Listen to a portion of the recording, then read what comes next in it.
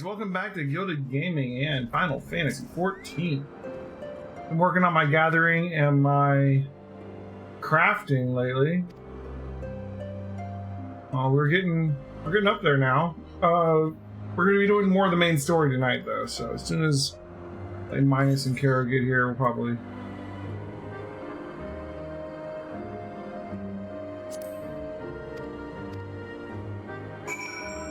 get on that. Hey, Minus. Does have 0 viewers, but Minus is in the chat. How's it going, man? What is up, my friend? So we've made some progress on these Disciple of the Hand and Land levels there. A little bit. Almost everybody's up to 60-ish.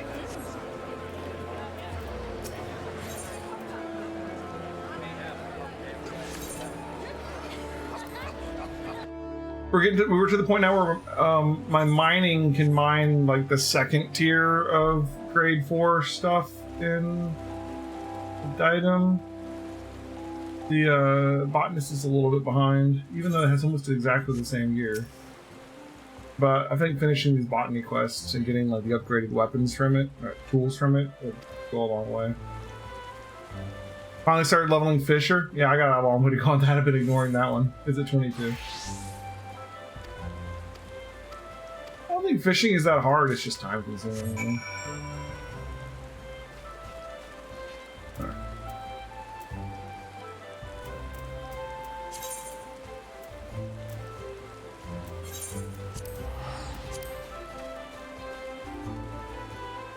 I don't know what's going to happen tonight in the story. We've absorbed all the Light Warden's light. We're turning into a Light Warden. Thankfully not affecting our world when we come back here. I'm just going to ignore that part. It's like, Ishgard is eternally in sunshine for some reason because the Warrior of Light has been working on his crafting. But, yeah.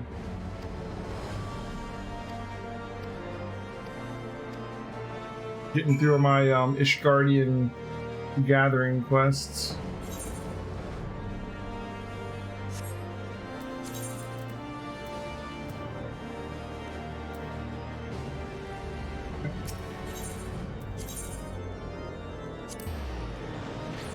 Ocean fishing trips give you 5-ish levels for about half an hour. Well, that sounds pretty sweet. Maybe we should do some ocean fishing, huh? I'm not really in a hurry to level my fishing right now. I don't know what I need fishing for.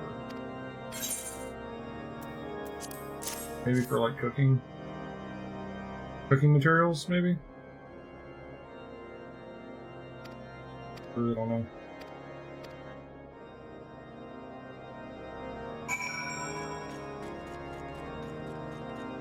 Use the level desynthesis. Yeah, I don't have desynthesis. Where do you get desynthesis at?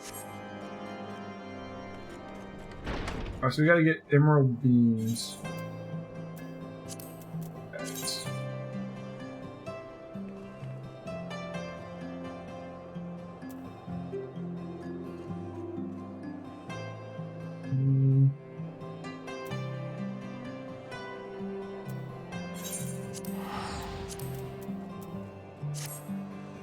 Level 30 quest, Ul'dah.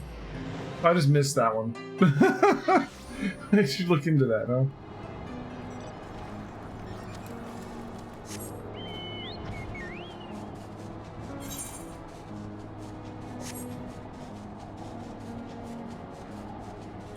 Seems like a useful skill. I've cleaned out my inventory a little bit.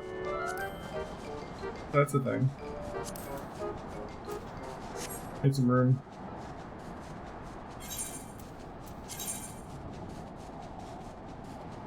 What?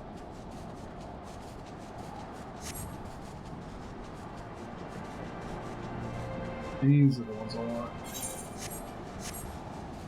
You believe?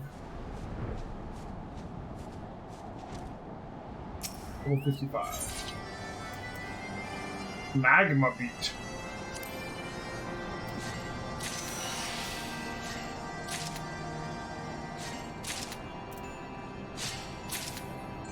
Okay.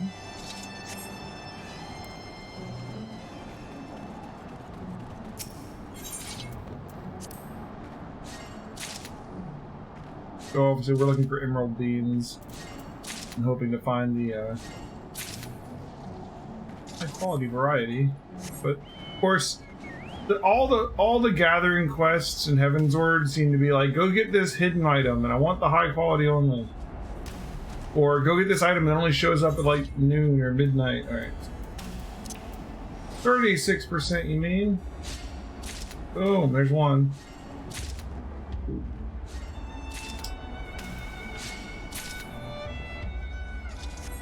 Got two there. I have to wait for our GP to regen so we can do that again. Otherwise, like, I'm gonna be dragging the bottom of the barrel here trying to get these high quality ones. We need better gear. That's for sure. You can probably craft better gear, but I'm also like, I don't know, I want to make like a level 60 set, I guess. Like, or mine are 64. Once I get to the point where I can mine the level 60 nodes in the diadem, I'll shoot up to like 65 or 70 really quickly just doing that. I've got a stack of these commercial survival manuals that we'll use in the diadem because that's the most efficient place to use them, I think. And we'll fly through a good 10 levels probably. But so I don't want to like jump the gun on getting better gear if I don't need it. And then I might need it. We'll see. In this right general area.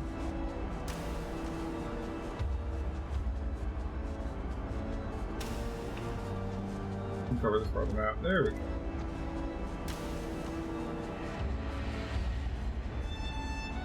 Cover this little chunk of map up here too.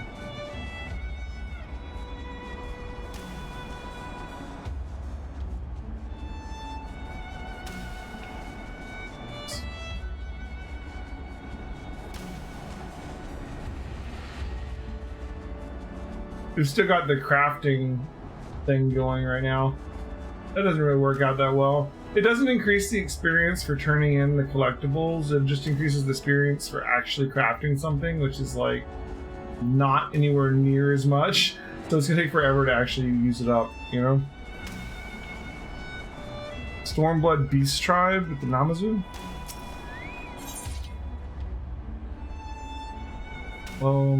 15-20 minutes daily for a level of XP. Could be useful. This 36% chance. Come on. Bad luck. Bad luck. Alright, well. Wait till that comes back around.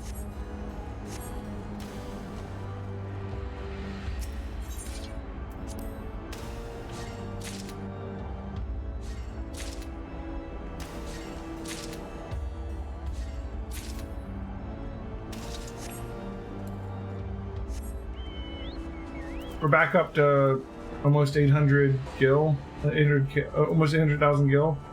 I sold a couple things for like $250,000 each. So that was nice. I had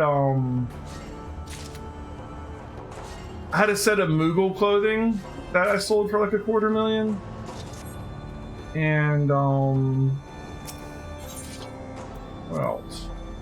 There was something else I sold that was worth. Oh, it was a divider, like a furniture divider for your house that has like vines on it and shit. I forget what it was called exactly, but that sold for $240,000.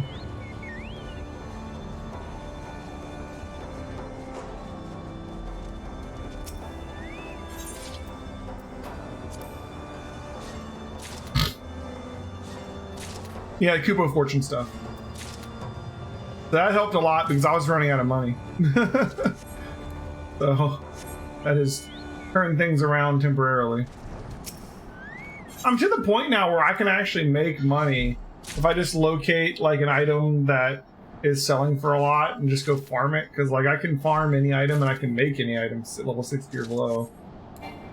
Pretty much, because I mean obviously we've got all these up to 60. So there's some things that I can, like, if I spend like a little bit of time, I can make a fair bit of gil now. I just need to like spend some time doing that every now and then. Some things are just like laughably cheap. Like some items are on the market for less than you can sell them to a vendor for, and it's like, why?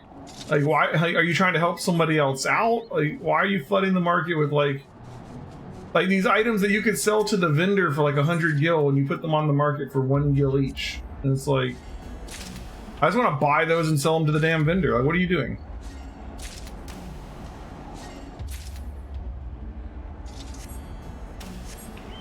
And we actually got a high quality one there without the gil going.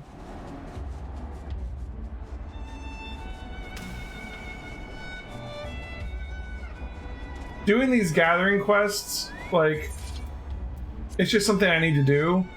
But also, I mean, they do, when you, it takes time, so it's not super efficient, but when you do finish it, you get like a level from turning it in almost. Like, it's about like 1 million or 2 XP for each one. So it helps a little bit in that department. But also it's giving me upgraded, like slightly upgraded gear and slightly upgraded tools, which is helpful too.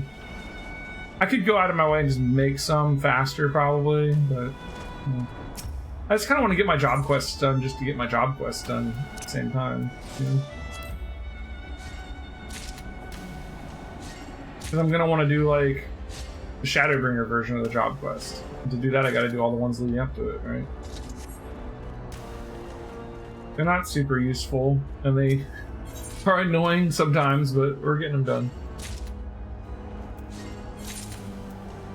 So the minor ones, I think I got the minor ones pretty much done through Heavensward, I believe. I think I got the minor job quest done through Heavensward, and then I got like 3 or 4 levels in the diadem, farming up my first set of the second tier of rank, like the level 60 grade 4 stuff from diadem for mining. So like if I look at like these, like, yeah, see, like I have 150 of this stuff, but like the third ones all take like the new tier of things, right? We're getting to the point where I'm gonna have to start making the level 60 items to keep getting good XP. So I'm kind of like, I'm slowly getting everyone up to like 63, 64 or so. And I'm going to upgrade all of my crafting and gathering equipment. And have another push to 70, more or less. That'll be the next hump, get everybody to 70.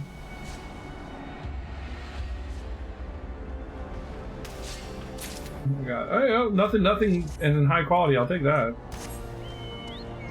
Can't complain there.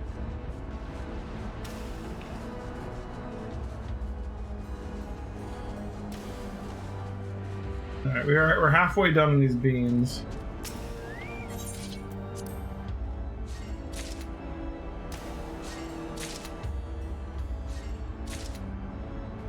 Have I been watching Asmongold's experience with Coils of Bahamut? I've seen pieces of it. I saw the part where he was fighting Bahamut and got to do the big shield to protect from the flare. That was pretty epic. You know, he was really... That was pretty good. You know, I feel like sometimes, like, I would be a bigger streamer if I had, like, those big reactions that people have on reaction videos and stuff, where it's like, oh my god, what's going on? I'm making the shield! And I don't act like that. I don't know. I feel like I'd be just being fake if I was doing that. Some people do that naturally. Some people fake it, and that's part of, you know, being a streamer or YouTuber or whatever. But I'd rather just be myself, you know? This is my reaction. It's not over the top. Yeah, he does. And it works for him, and, you know, to a certain extent that is him. You know, so... more power to him. I wish I could do it. You know? But I am what I am. So here we are.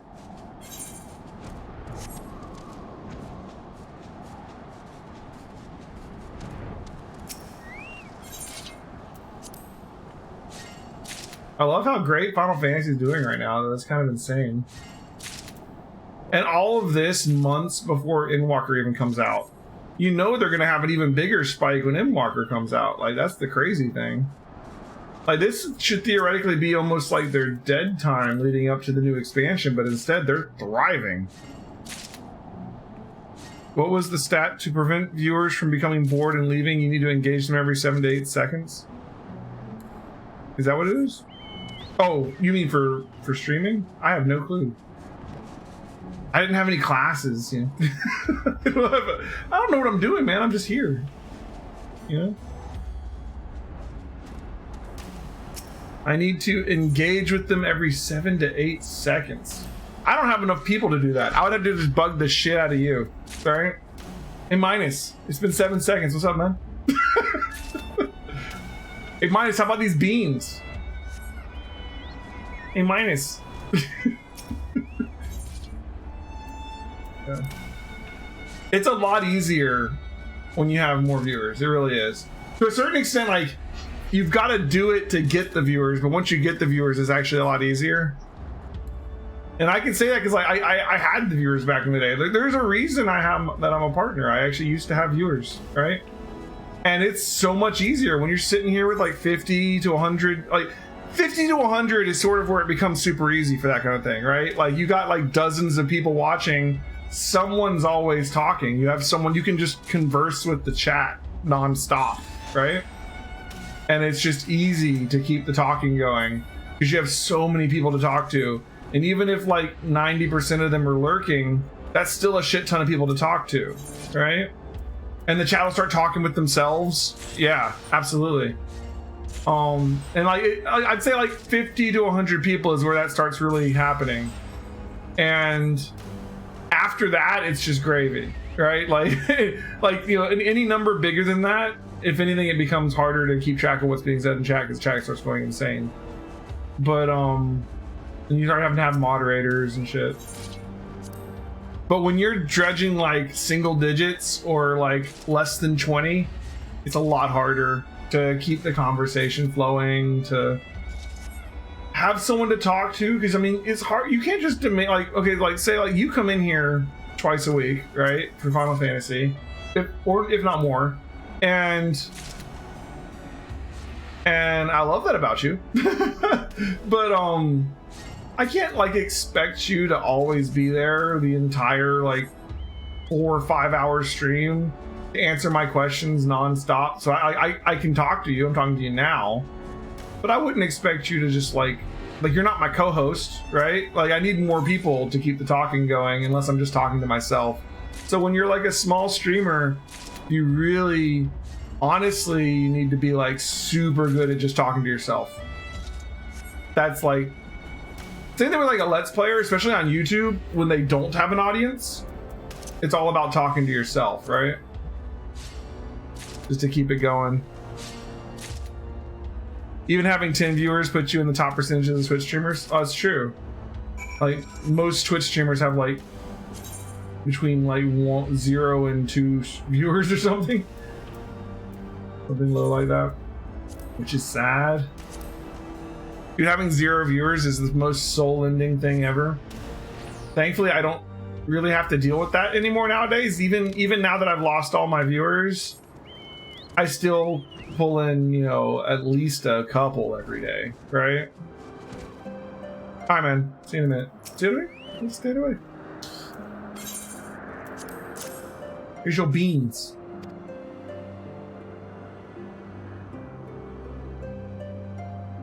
All right. Beans complete. Let's turn this in. We should be able to keep getting more quests. We should be able to finish all of the Heavensward gathering quests.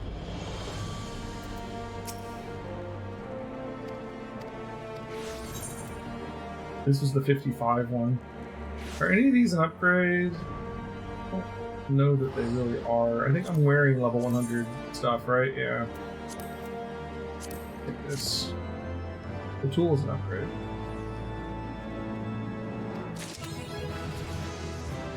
Here's level 60.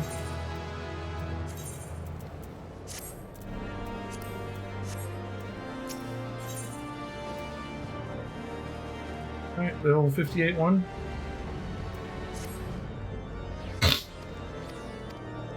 Get to it. Back to Palm Top.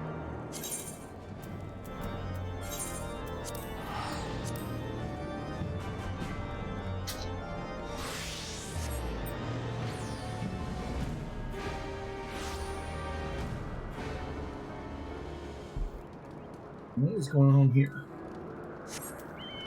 What are we gonna have to get this time? Please don't be at a certain time of day. I hate those ones the most. Just having to wait for Eorzea time to roll around. Dang.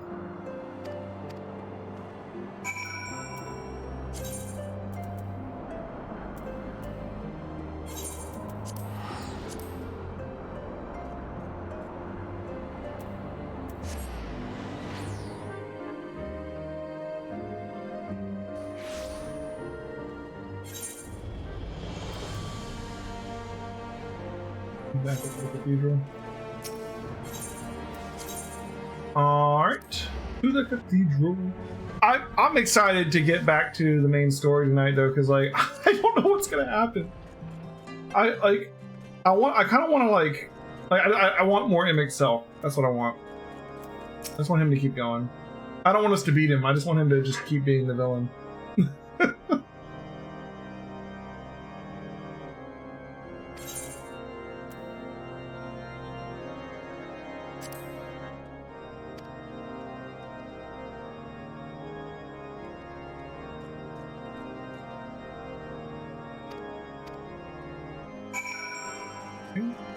Birch logs. Birch logs. Maybe this one. Boom.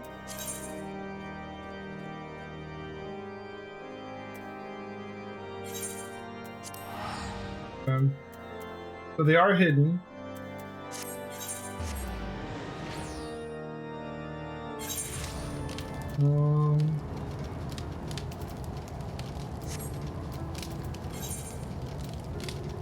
They're not a certain time of day. We just need 10. It's just like the last quest, basically. They're hidden. We need high quality ones. They are level 60. Are we going to have good enough gear to get high quality ones out of it? That's the next question.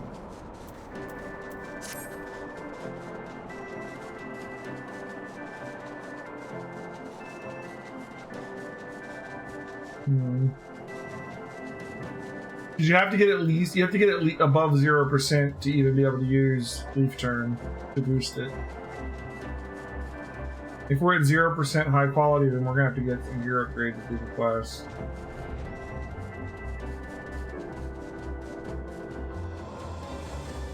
Welcome back. Oh, that's cool, man. Like it's like, you know, it's just what I was saying. Like you have things that you're doing. I mean, you're watching the show, which is awesome, but I can't expect you to be here constantly. It'd be weird. Alright, so we need to get birch logs, but they're hidden.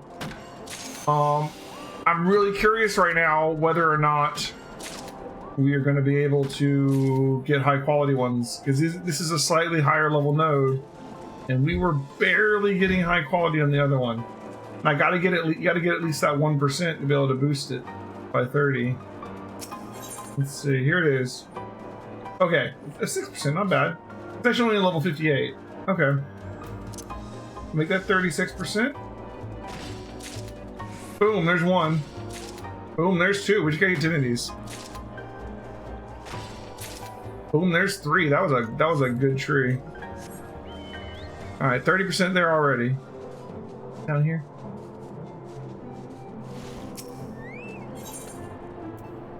More birch logs. You can't boost it this time, but still have 6%. 6%'s like what, 1 in 19 or something like that? Math, right? So this is our level 58 quest. There should be one more quest after this, right? For Heavensward. The big thing with the final mining quest in Heavensward was it was like get like 3 high quality items from this node, but it was one of those like it only shows up at noon and midnight. So like I hate those ones where you have to like wait to like it's like, oh, okay, in like 20 minutes I can try to attempt this one node and I have to get like 3 high quality. That's like, oh my god, I had to wait twice to get all of the high quality ones for that. It was just a pain having to just sit there and just like, oh, I'm just gonna sit in as it's law and wait for this node to pop up, you know. Oh, you just bought them? Yeah, I mean, I guess that's one way to do it. I bet you those ones are worth some money just because people don't want to have to freaking wait for them.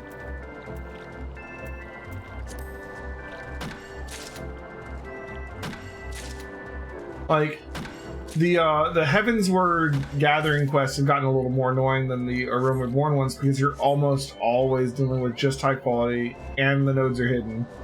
And maybe the nodes are timed, right? If it keeps getting harder, like what's it going to be in the next one, right? Like when we go on to Stormblood or Shadowbringers, it'll be like, well, they're all timed and they're all hidden and they need to all be high quality and you know? I don't know how they're going to keep increasing it. Heavensward Crafter Gatherer quests are by far the worst. Okay, good. Because I didn't like them. We're almost done with them, thankfully. And we'll never have to do them again, so... There's that. There's our birch logs. 11% to start with. All right, 41%. Boom. Bad luck. More bad luck. Oh, there's one. All right. We got 3 of them from our first one. We got 1 there. Well, 40% of the way there. Cool. Need 6 more. This one could give them to us. I mean, 6% is not nothing. We've gotten them off of 2% before. Come on, come on. I love like things where it's like if you had GP at like 600 or if you had over like 2,000, you know, perception or something, you could get these great bonuses. And it's like, okay, so like when you're in in-game gear, if you come back here, we'll give you a shit ton more stuff. I gotcha. You know, it's like why don't you just say, get lost, Loby.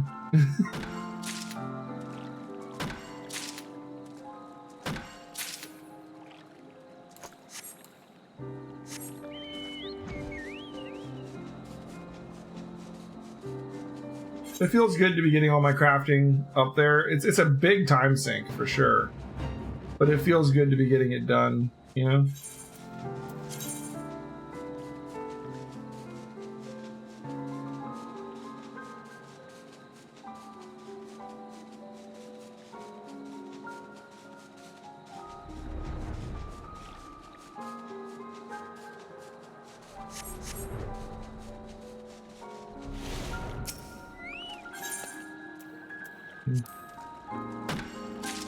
You would say the goal is to get through the next 7 main story quests tonight and leave the last 4 for Wednesday. Really? Are there only 11 main story quests left? Holy crap. Holy crap. I mean, there's still patches after that, but like we're almost to the end of the main story. That's insane. I don't know what we're gonna do with myself once we get to the end of it. Like raiding and then I don't know. Yeah, finish getting my crafting up. Start working on best in slot gear, I guess. Or as close as I can get. I mean, we're not that far off from Endwalker. We gotta work on other jobs too. We got other jobs to work on. Ah, 280. You know what? Let's just. We're gonna wait a second before we do this one. Because this will go. We need 300. 290. 295. 300. Alright.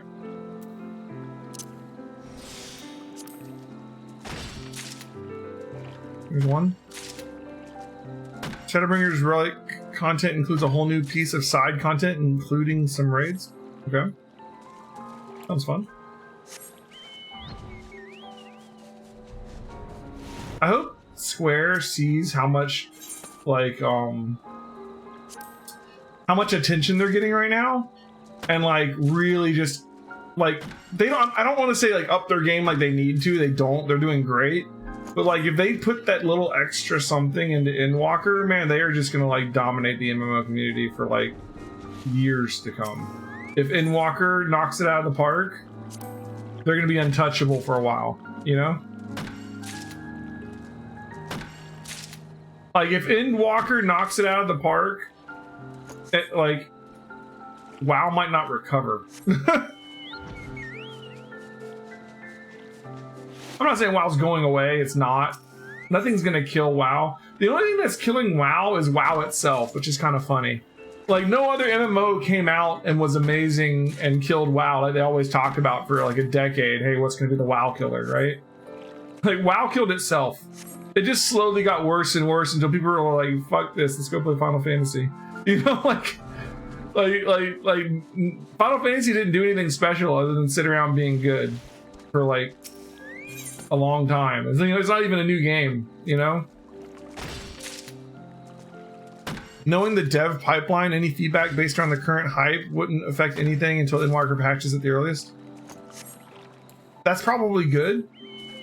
Like you don't want them trying to change something this late in the game. I don't mean that they should change anything. I just mean like I hope that everything is perfect. You know what I mean? I don't think they need to change much. They're pretty consistently quality, and they've pretty consistently just been slowly raising the bar. So just keep doing that, and they win. You know.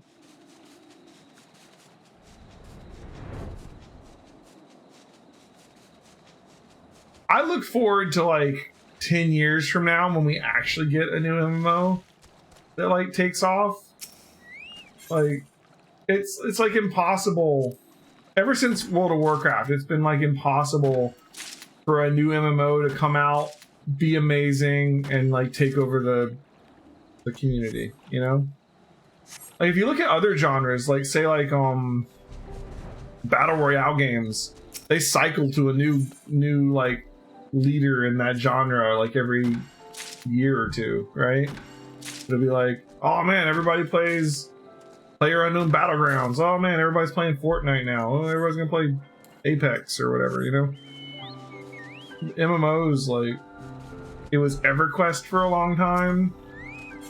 Then WoW came along, and then WoW's just sat at the top. Untouchable up until this point.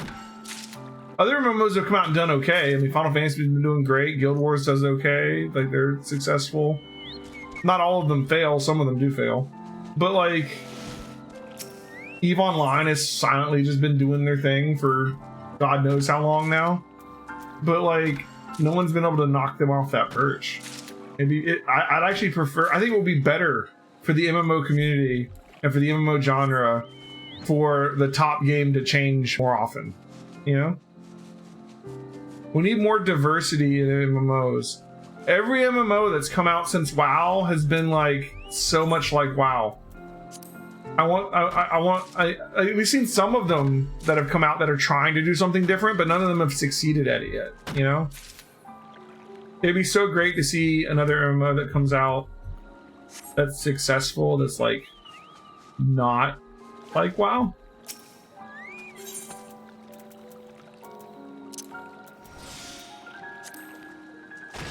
And most of the current expectations of graphics quality and content just takes so much money to produce. You can't expect the level of graphics that you get from like a single player game or even a multiplayer console game. You can't expect the level of graphics that you get in like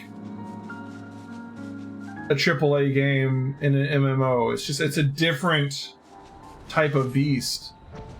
Like, they have a lot more concerns than just the graphics, and if an MMO tries to focus on the graphics, they're gonna drop the ball somewhere else.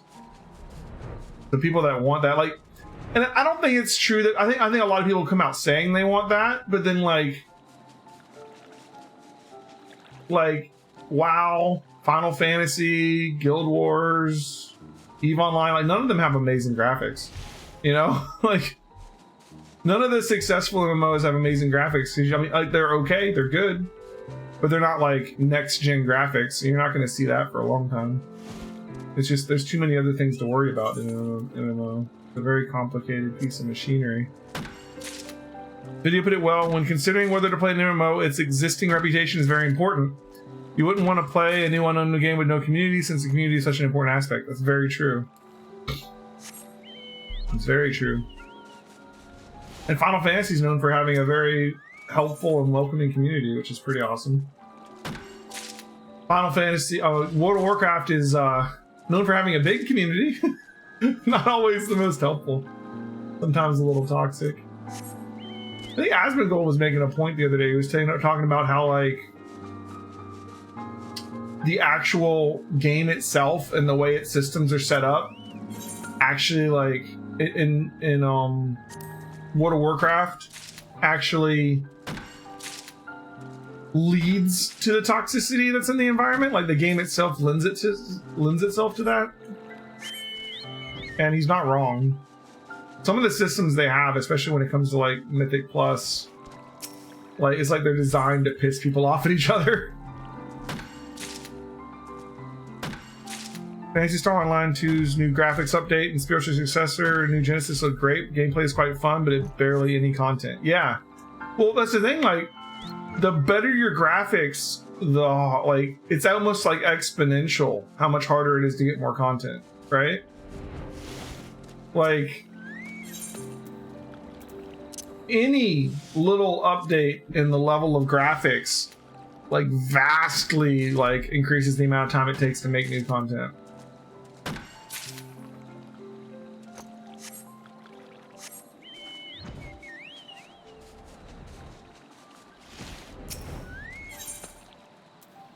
At least on the graphics side.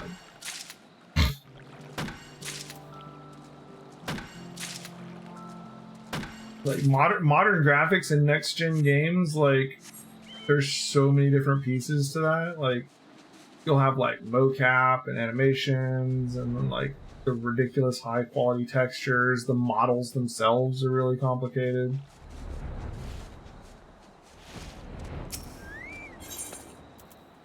Hooking all that together and making it work and making sure there's no issues so you don't end up like Mass Effect Andromeda or something. Also very important.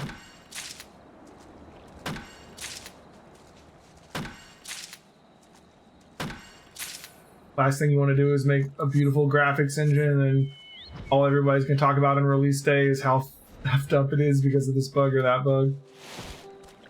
You know, people's eyes outside their head or something because of some stupid little bug, and like, and all everybody's going to talk about, instead of talking about the fact that the game's actually really good. It actually looks great when it's not glitching, but they're just going to talk about the glitches. So that's just the nature of how the internet works. At some point, you need to consider the size of the install. Destiny 2 had to take a chunk out of their game so that the install size didn't continue to grow out of control. Yeah. Well, especially like if you want to make it a console game too, like it's got to fit on the damn console, right?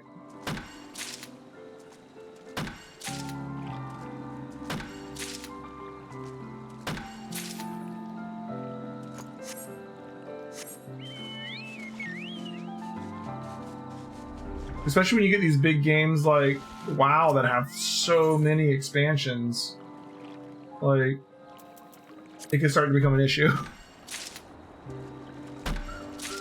Or like, how many expansions did Final Fantasy XI had? Its graphics were kind of crap, but I mean, it was old. It's an old game. But like, how many expansions did it have? You know, and it was a PlayStation game. So like, if they had modern graphics, would it even have fit on a PlayStation? Probably not.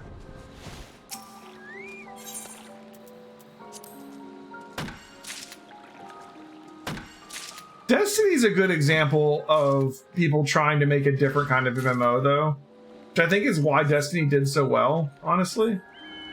It's because, like, it's a competent, well-made MMO that isn't, you know, the standard action bar, tab targeting, World of Warcraft style combat system. I feel like I haven't done enough Destiny, so I can't talk super coherently about it. I didn't play that much. I played a little bit. I'm nowhere near enough to really talk about it, but from what I've seen, it doesn't have quite the level of like systems as like a full MMO does, like a Final Fantasy or a WoW or something. Like it had like rating and it had item the inventory and item drops and all that. But like, and the gun combat was awesome. But like, I don't know if it had quite as many like other extraneous things. Yeah, it was unique. That's why it was awesome. It was awesome because it was awesome, but like, that's why I did so well. It's not like it's not been an attempt at a shooter-based MMO before, too. I mean, you have like PlanetSide 2. Although, I don't know if I'd consider them MMOs. They're more like massively multiplayer shooters with a somewhat persistent world, but like, there's not a huge amount of other MMO trappings to them. Like your character could level up and you could get gear to a certain extent, but you're really just fighting over control of the same maps over and over again, and that was the entire game, right? They've leaned more and more into the MMO aspects. I assumed that they had. I haven't played it enough to know about them. I think Destiny 2 is a great game. I'm glad it exists. I want to see more diversity in the MMO genre. That's really, I think that's going to be the next level for MMOs in the next decade. Is going to be like someone's going to make some more diverse ones and they're going to do really good. It's just getting that person, the right person at the right place to have the right idea, right? That's always the thing, though. Welcome back, Elheim. Another day, another job well done. Good attitude. Okay. So I don't care which one of these I get. Yeah, let's get this. Problem will be marketing those unusual MMOs and attracting a community. Yeah. That's true. Here's our level 60. Gives us 2 million XP and the prune too. Hello, Heim. Come for a task, Abby. Well, aren't we enthusiastic? It makes me feel all the more sorry to disappoint. There's been no word from Basil. Until just now. Speak of the devil. What? Terrible news. Got into trouble with the vault. These my articles were brought to the attention of some dignitaries and they're taking issue with the recent ventures. Yeah, it'll be fine. Alright. Back to Camp Cloud Top. Let's get this thing done.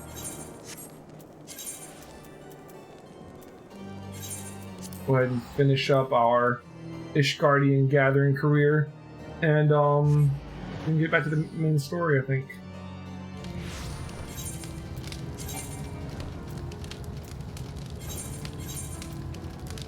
Mm-hmm.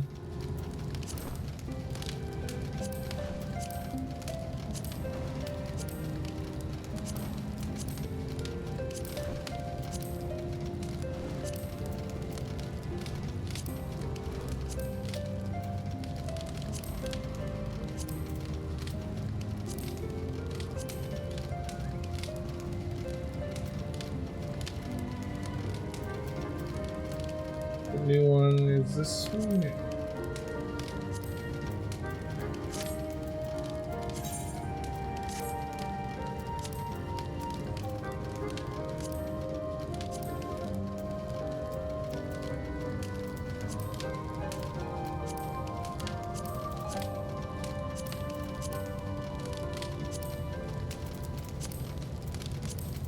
A bunch of stuff we don't need anymore.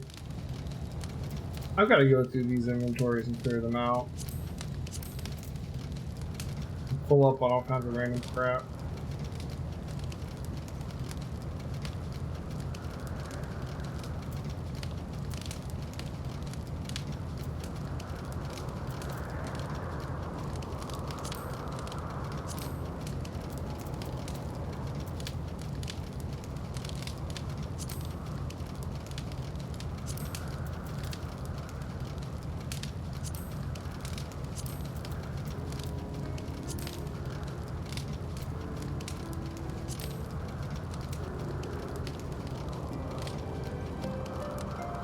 I'm not thinking about my fishing. I'm like,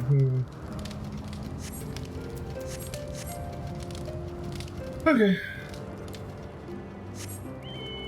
I guess fishing uses gatherer gear too, huh?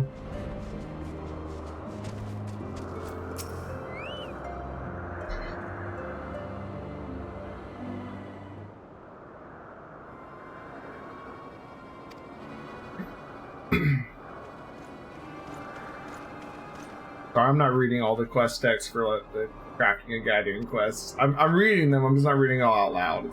I'm saving my voice for the main story, man. I think it's weird that the botanist only ever like harvests wood and plants and stuff. He never actually like plants them. Like there's no growing plants. It's all just going out and finding them. You help other people grow plants, but you don't do it yourself.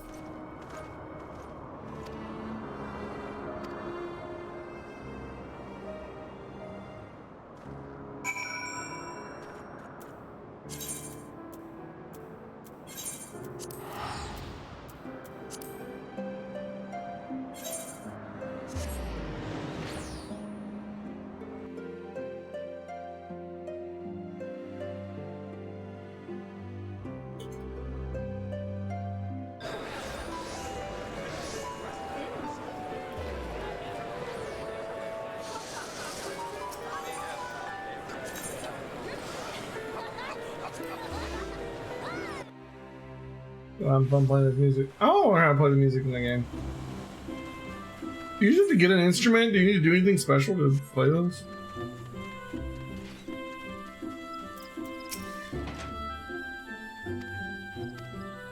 You need to be a bard, really.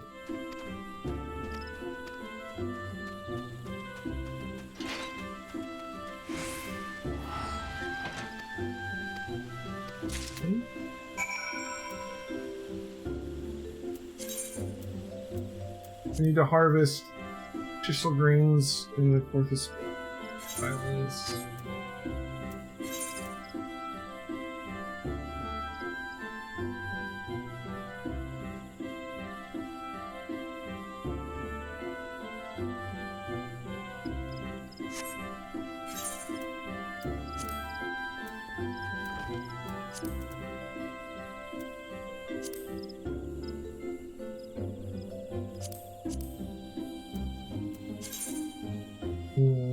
Okay, there's one of those.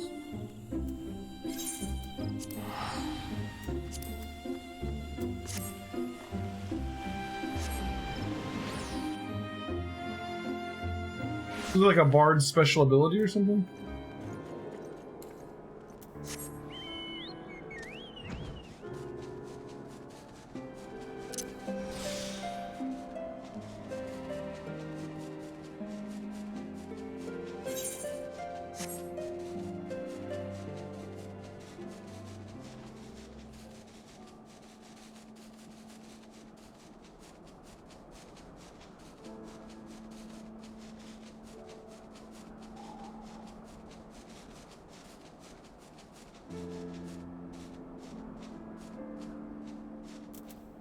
Yeah, there's a certain time of day. Damn it. It was like 8:30 p.m. We have a long ass wait. Shit.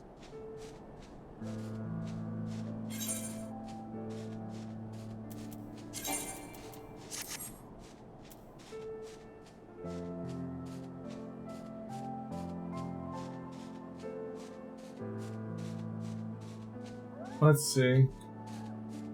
So 8:30 p.m. So we're talking what, like 18 and a half hours? Each hour in Eorzea time is 2 minutes and 55 seconds in our time. 54 minutes. It'll be 54 minutes before I can get this. So we'd have to just set like a timer or something. Ugh. And then come back here. We'll go check the market while we're waiting. 54 minutes would be like 9:50.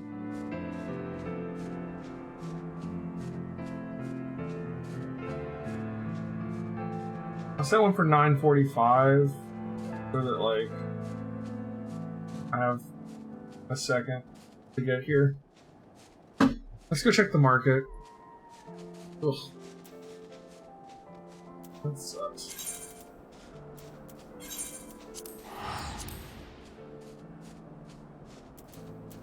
The other one's quest told me what time. I guess if I went and talked to that guy, maybe he'd tell me what time. I went and just looked it up on a website.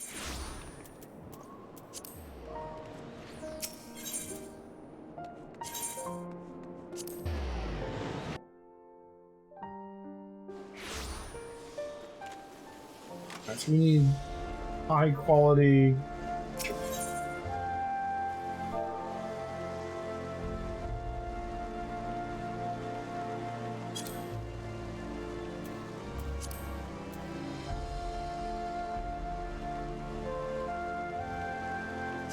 Fine. Quest complete.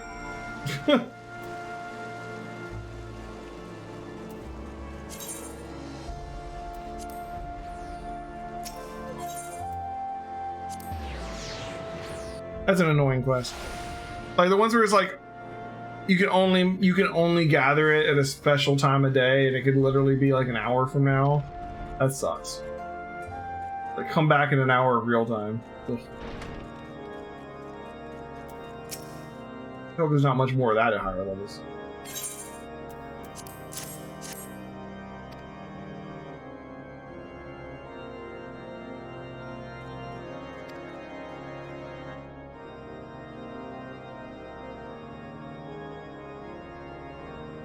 I'm ashamed to call those zealots my countrymen.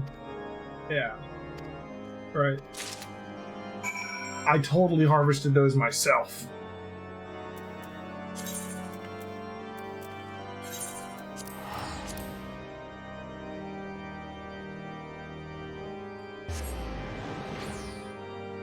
We should look into what I gotta do to get that ability to break items down too. That seems really useful.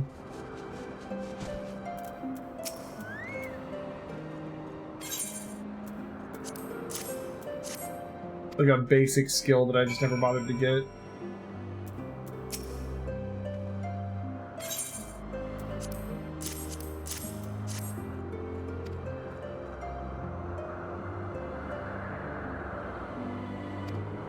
Uh-oh.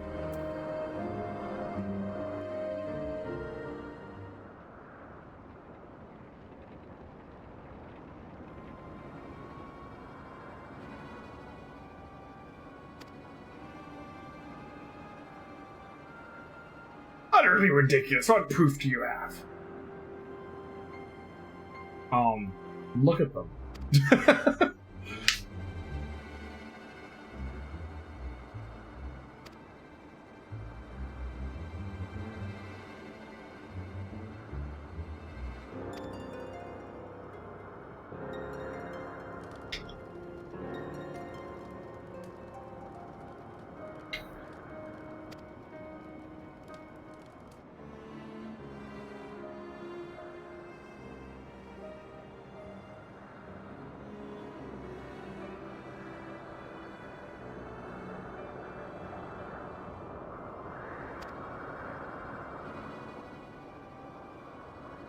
Are you ridiculing our nation's policy? I wouldn't dream of it.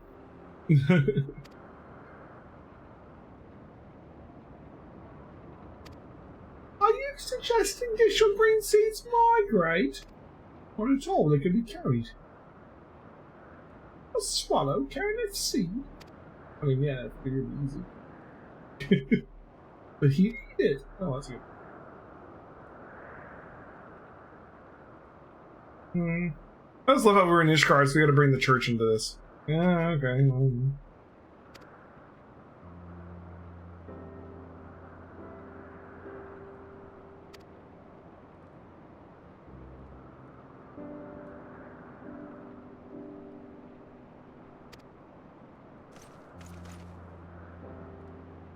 Father, you surely cannot mean to withdraw the accusations.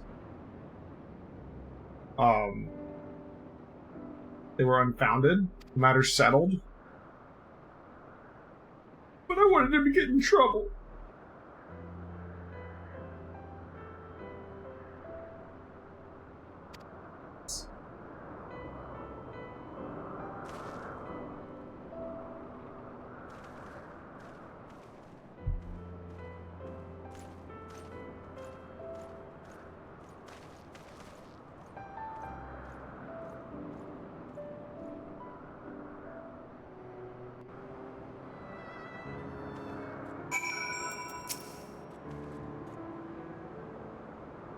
Without your help, I'd be a dead man. We're serious about the greens around here, guys.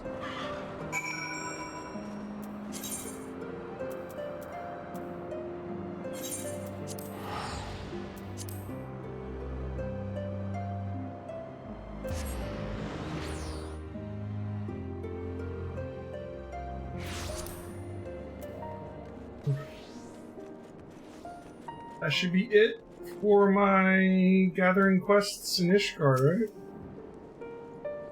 Not green yet. All of this happened? Seeds, no borders. Seeds without borders. Reminds me of Metal Gear, right? No trees sans frontières. Gotta finish Metal Gear sometime this week too. We're about to fight Peace Walker, so I feel like we're almost at the end of Metal Gear Peace Walker, which is good because I'm ready to play Metal Gear Solid 5. We could spend a lot of time trying to like S rank it and platinum it, but I kind of feel like I'd rather do that in 5. Let's see. All right, we'll return to the Botanist Guild and finish this up.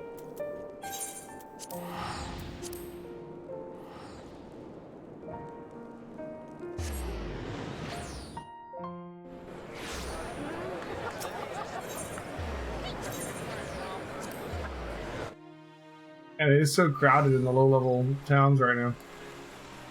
Kind of awesome. Lol, Tiamat. That was a good name.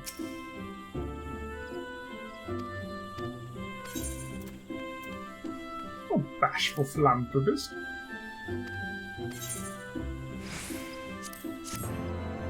Alright.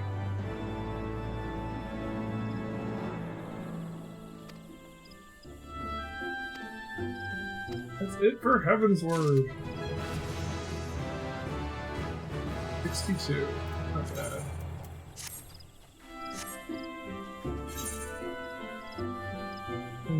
Okay. Pretty boots too.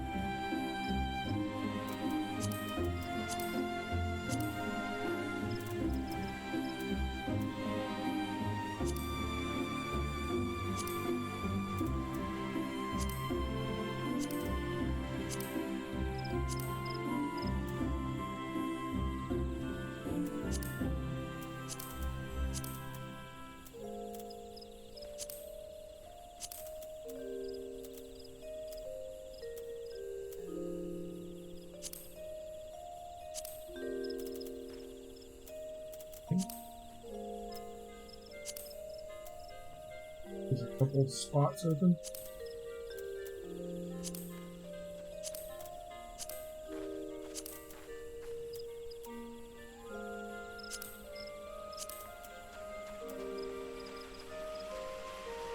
Who still has initiate slots on their list?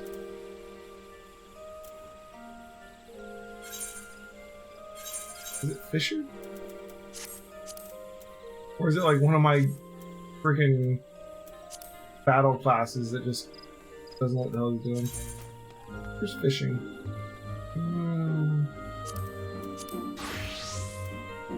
Yeah, it's fishing. What are you gonna do?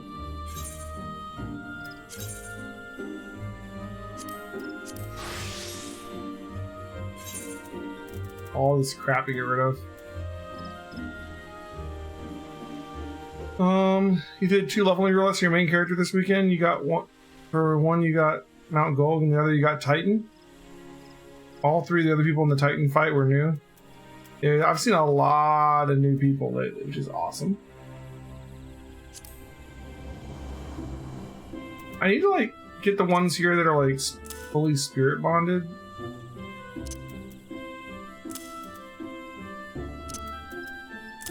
That means I can turn them into materia, right?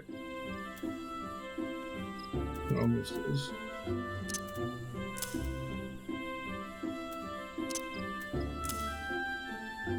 It almost is. These are like almost spirit bonded. 98%.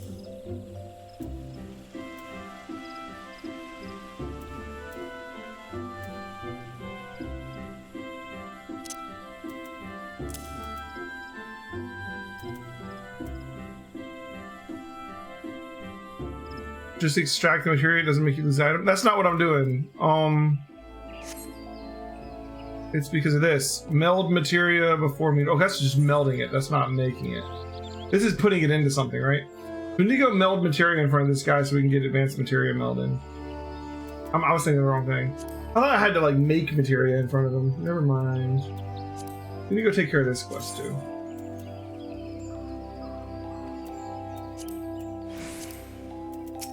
Might as well grab this next one. Idleshire?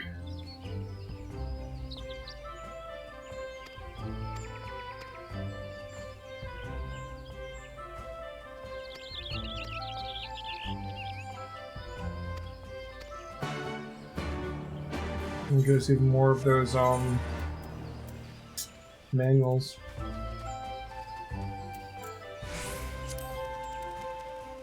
If I extract materia,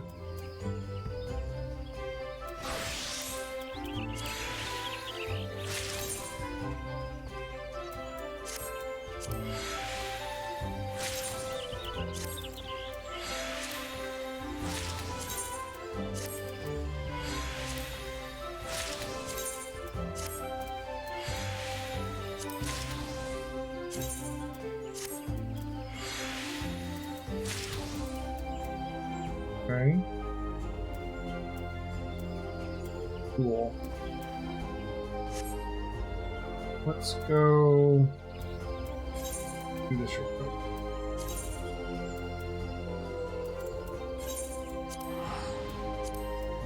I'm gonna meld some materia.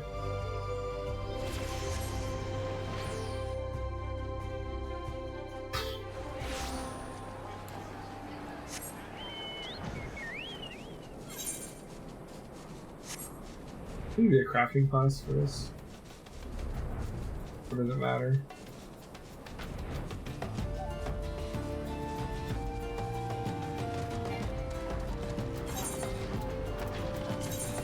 What's the gold stuff?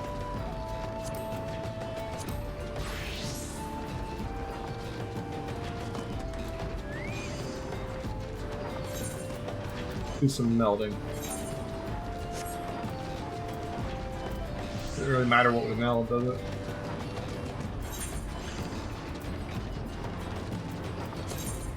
Keep that in mind. That's...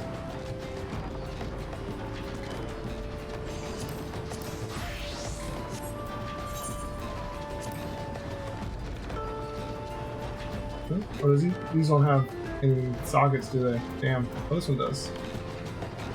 The belt. Belt's low level, that's fine.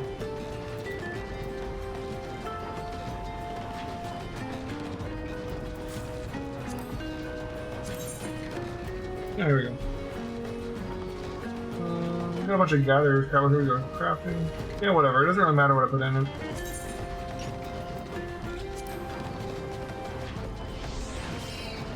That gives me credit. Cool.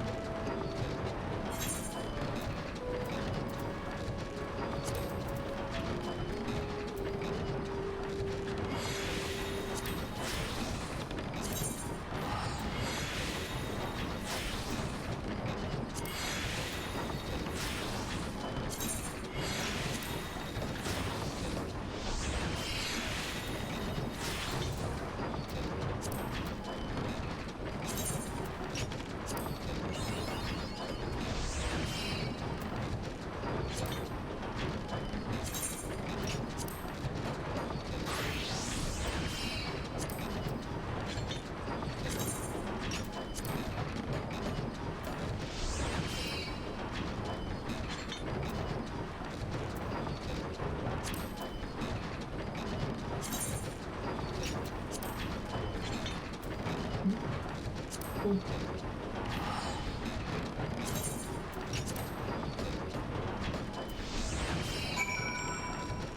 Alright, cool. That's enough for me to mix.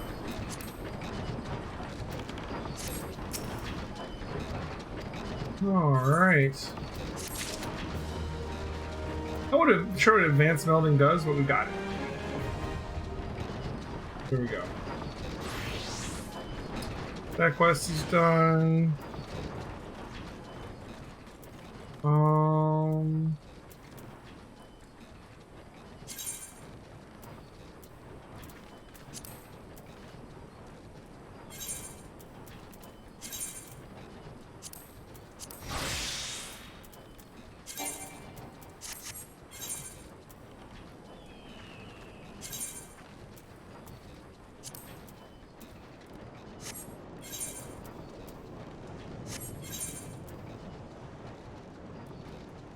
Oh, do those not stack?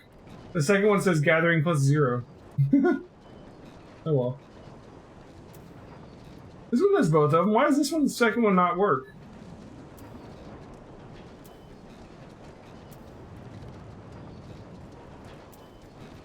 They're both the same level item.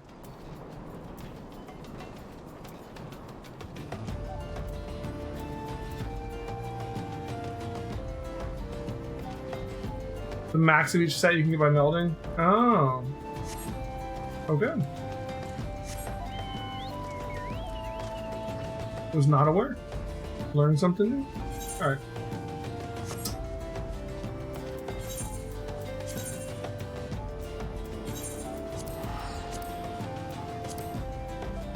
You said that quest to break stuff down is an old DAW.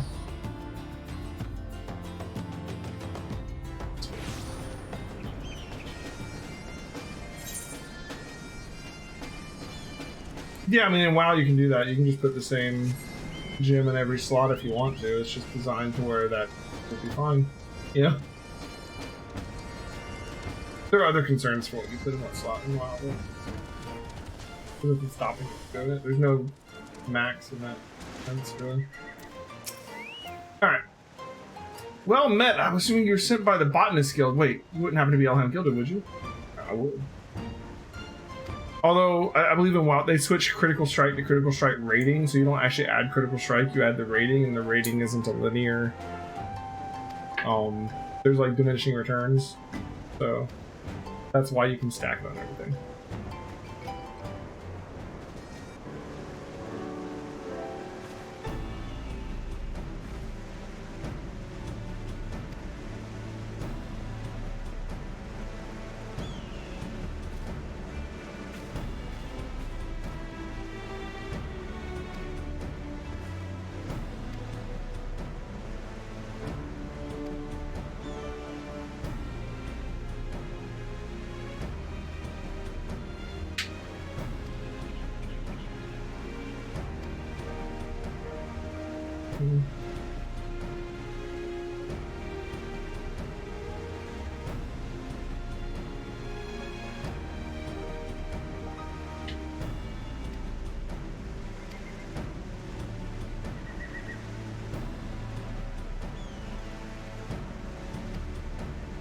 Absolutely. Yep. We have an interesting gathering outfit. We have the same one for our miner. Right? We got a lot of pockets. You got the sort of like cowboy hat kind of thing going on up here. It's not a cowboy hat, but like I don't know what to call this. It's a. I guess it's a miner's hat now. This first quest is just like an introduction. It gives us the manuals, so I figured I'd knock it out. Boom.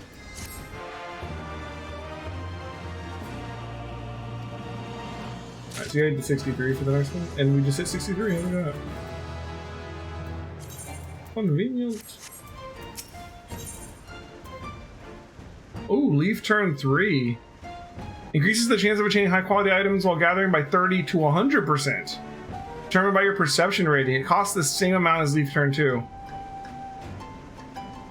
Interesting. So like it just replaces it, right? That's amazing. That's a really good upgrade. It's just like sometimes you get a new skill and it just replaces an old skill. Like the old skill's useless now. Like why would you ever you would never use Leaf Turn 2. It's no good, right? Like with Leaf Turn 2 is just 30. The other one's 30 to 100. They cost the same amount. Like there you go, right? Same thing with like here.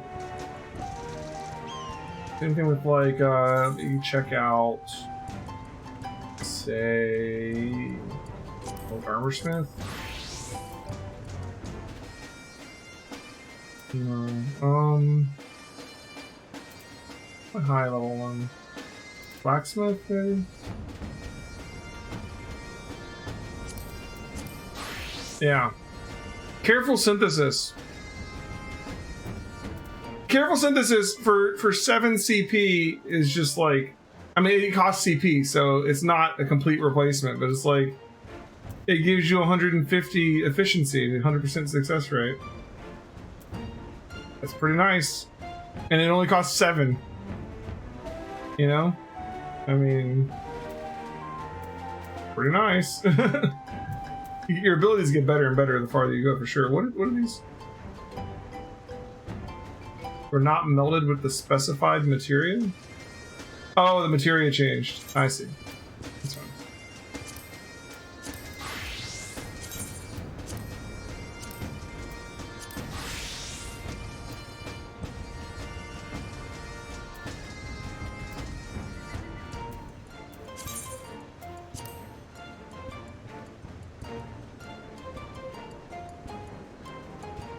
Compare manipulate to waste not. What level do you get manipulated at?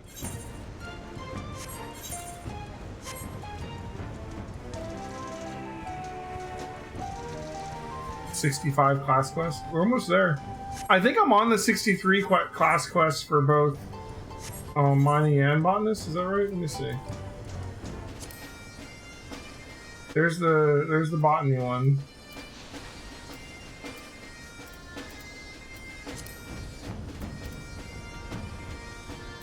Maybe I haven't picked up the mining one.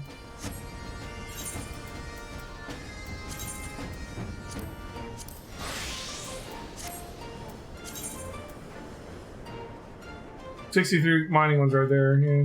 So I'm on the 63 class quest for both of them now. Yeah, I know you're talking about crafters. I get that. I'm way behind on my crafting class quest. We have to work on that. Unearth 3. Oh my god, it's the same thing. Yeah, I mean, of course it is. They're all exactly the same. I don't know why I'm acting like I'm surprised by that. All the crafting jobs have the same skills. All the gathering jobs have the same skills. They might have slightly different names. Like Unearth versus Leaf Turn. It's the same thing. Alright. But yeah, as far as crafting, we're nowhere near the job quests being done. Like, take Blacksmith. Blacksmith is like our highest. I guess Leatherworker is technically our highest level one. They're both 63, but Leatherworker's about to hit 64, right? Leatherworker's a little farther along in its job quests too. We're already up to Perfect Pitch, which is a 55. Leatherworker's probably my farthest along one for whatever reason. Ended up that way. But ways to go. I do need to catch all of my job quests up, but that'll be like a couple nights worth of content, right? And we want to do some main story tonight, so let's get to it.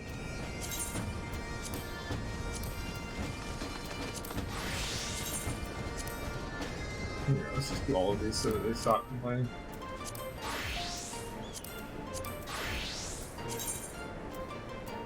Yes, I put materia in some of the gear. Go.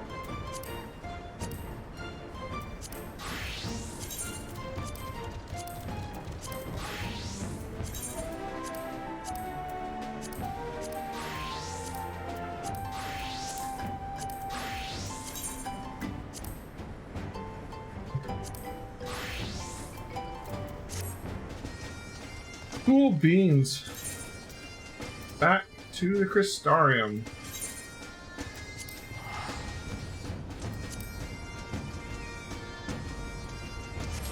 Main quest time, guys.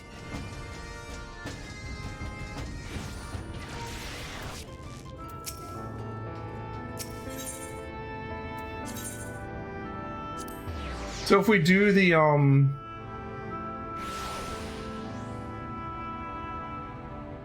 many quests did you say? Like 7 quests tonight?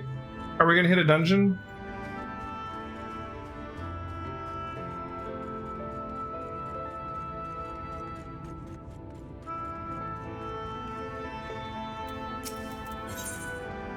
No more group content until the very end. Gotcha. Then there'll be a lot. So. Oh, miss, you're awake. You were injured during the foray on Mount Gold, yes? I was here at my station, as always, when they carried you in on a makeshift stretcher, looking disturbingly bereft of vigor. And to compound my worry, the sky is, well, I'm sure you've seen, everyone's rather concerned, to say the least. Seeing you up and about is the first good news we've had in a while. Assuming you feel strong enough, would you mayhap consider a stroll around the city to reassure our anxious citizens? Bragi was one of those who helped convey you to your chambers, and he has visited several times since to inquire after your condition.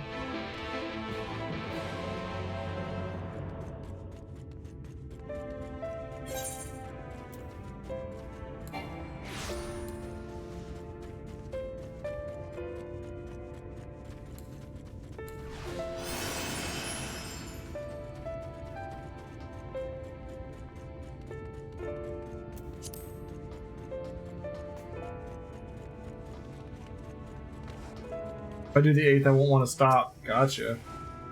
Well, well, look who's back from the dead. Aye, that was a grim sight. Your companions looked fair ready to drop when they brought you in. I offered a helping hand, couldn't bear to see them struggle, so... And you, my friend, I feared you had one foot in the grave, cold and lifeless you were, like a corpse. It was something that was somehow still breathing. Then they told me some evil bastard went and snatched our poor exarch away in the midst of the chaos. Wicked white, what is this world coming to? Yeah.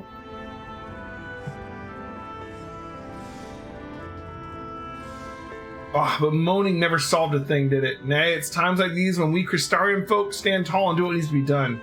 Trade with Yulmore is back on the table. We'd best make use of those resources to fortify the city against the Eaters. Whatever misery the fates seem to throw at us next. Speaking of misery, Chesamil was worried sick about you. A healer wringing her hands is not a sight you ever wish to see, let me tell you. The thing is, like, the Sin Eaters are attracted to the Light Wardens, right? And, like, I have all of the light. So, like, I would almost expect the Sin Eaters to just start attacking the Crystarium at this point.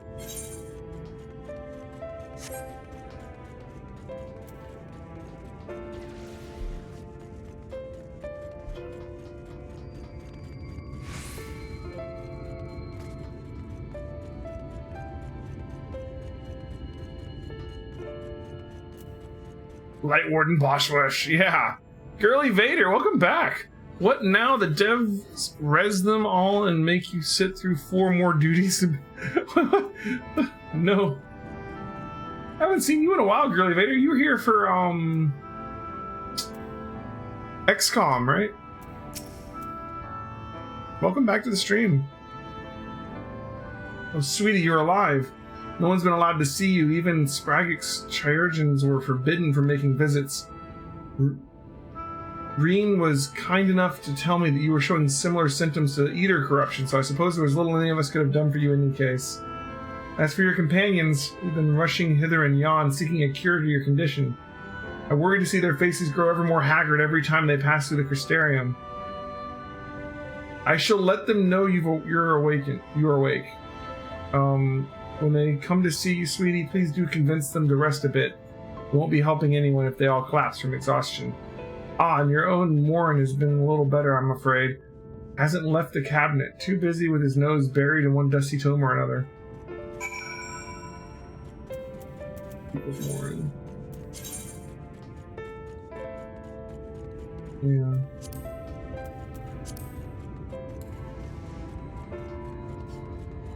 You show up in random streams and get told the last time you were there 4 years ago? Fair enough. I mean, it was a couple months ago. It wasn't that long ago. But fair enough. I'm just glad to see you back. Didn't know you liked Final Fantasy XIV, so that's cool. Following since 2011. See, that's just a hardcore viewer. I like it.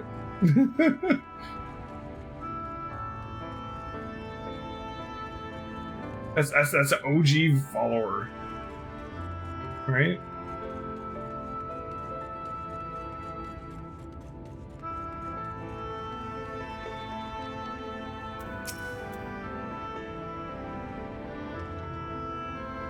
Confound it. This says the same thing as last.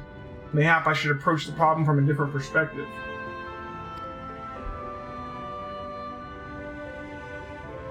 Elheim, is it truly you and not some figment of my imagination? Oh, but this is wonderful. It would seem our prayers have been answered. Feeling otherwise helpless, I've been scouring our shelves for the wisdom to explain this most worrisome conundrum. Why, with all the Light Wardens defeated as the light returned to our obscure sky? I must have pored over 100 tomes, but no definitive conclusion seems forthcoming. So many questions I would pose to the Exarch, thus do I feel his absence all the more keenly. Now that you are awake, however, I'm hoping the search for our stolen steward might begin in earnest. Catelys, meanwhile, leads the crystalline mean in preparation for battle, though against what foe we are as yet uncertain. Why not pay her a visit? I expect seeing you upright would be a much welcome relief. Like, it sucks that we're, like, not telling everyone what's going on. You know, like, because we know more than we're letting people know, but we don't want them to freak out. But they're like, why is the sky like this? Didn't you defeat all the Light Wardens? And it's like, well, kind of, sort of, yeah.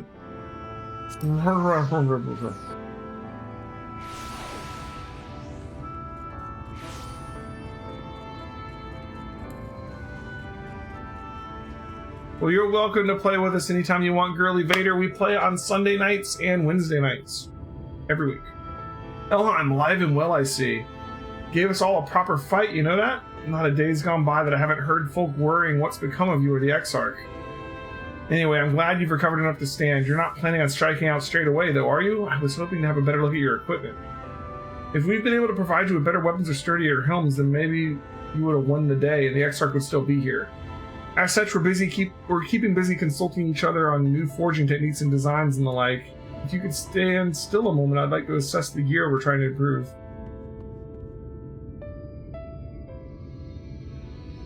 I gotcha. Oh, yeah, you can just watch for sure. I'm not saying tonight, I mean like just in general. Every single Wednesday night and Sunday night we play Final Fantasy XIV in here. Starting at 8 p.m. Eastern. I play other games on other nights, obviously, but Wednesday and Sunday are Final Fantasy nights, at least for now. It wouldn't be impossible to make something better, but we need to experiment with different patterns and materials. I'm not sure that we have that kind of time. Sounds like a challenge that he would enjoy.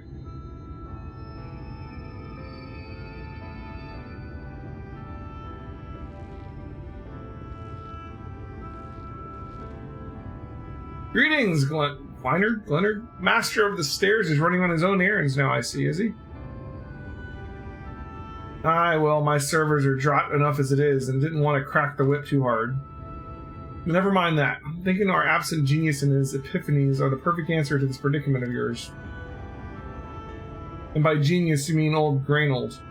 He is a man of unrivaled gifts, I won't argue it with you there.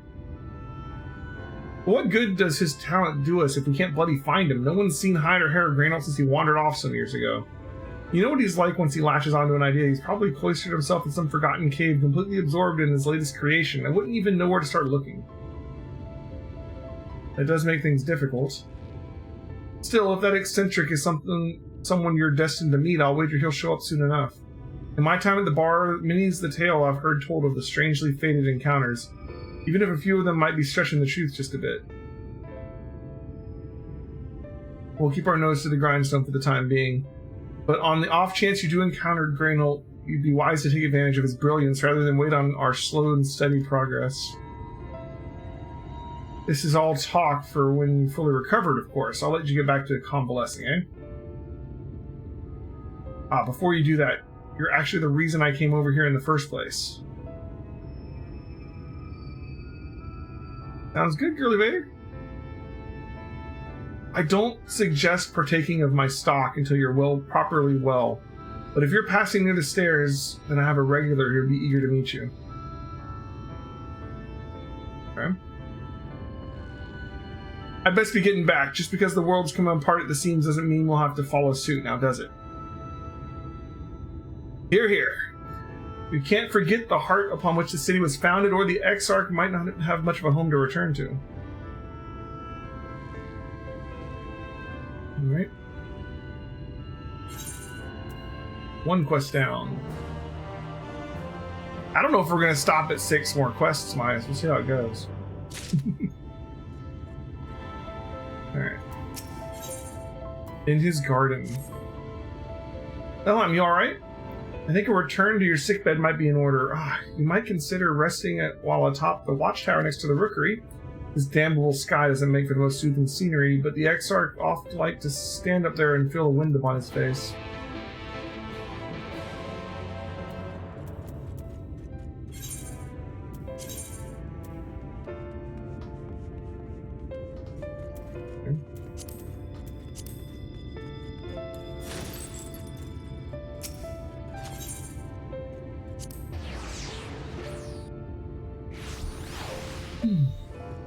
You're just kind of like in a holding pattern, letting everybody deal with the situation, and I'm just like, what's gonna happen next, though?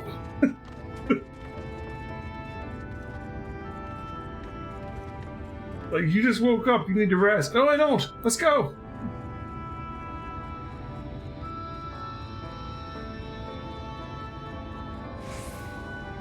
Moving me to the side. When I jump, it like doesn't jump straight.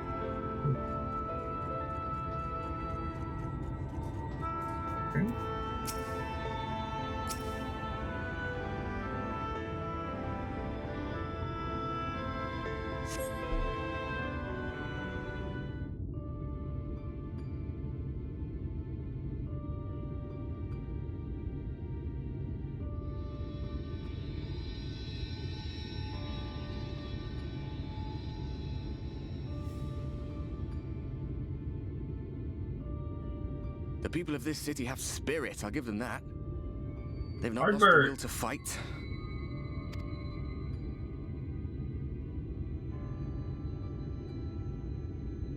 I can imagine how torn you must feel, looking at that sky, knowing what it means to everyone, and that you're responsible.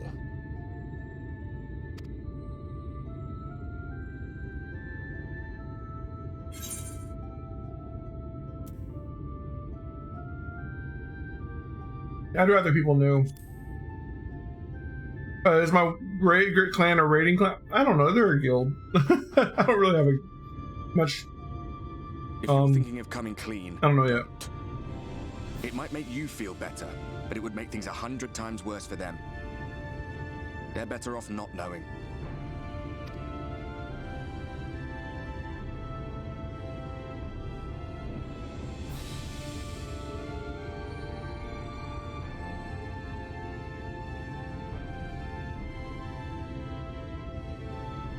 You're in a corner, and there doesn't seem to be any obvious way out.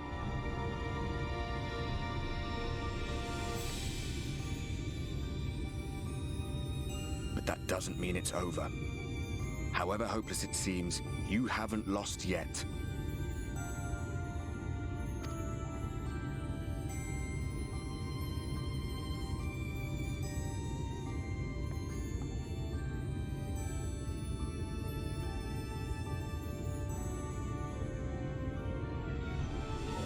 I remember looking up at the sky like this before.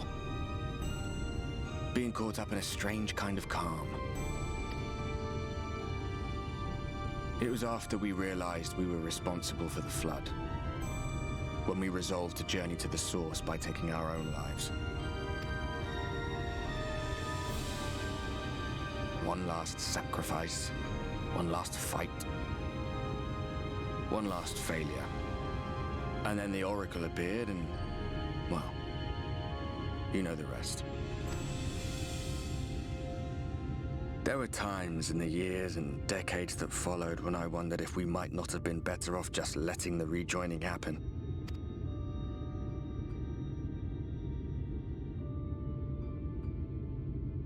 That we'd made one last mistake. But seeing that giant Talos stir to life cured me of any doubts I still had. Always, Always we took the burden of fighting upon ourselves.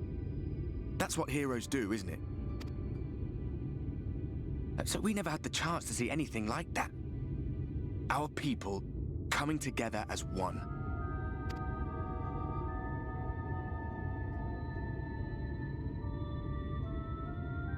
To think that their hope still burns so bright.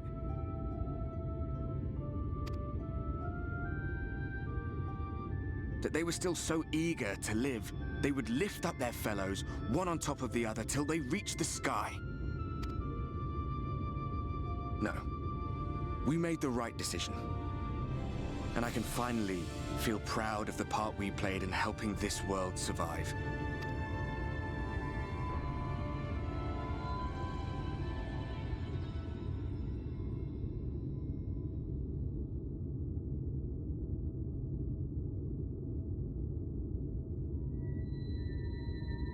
Well, come on then. Bump it.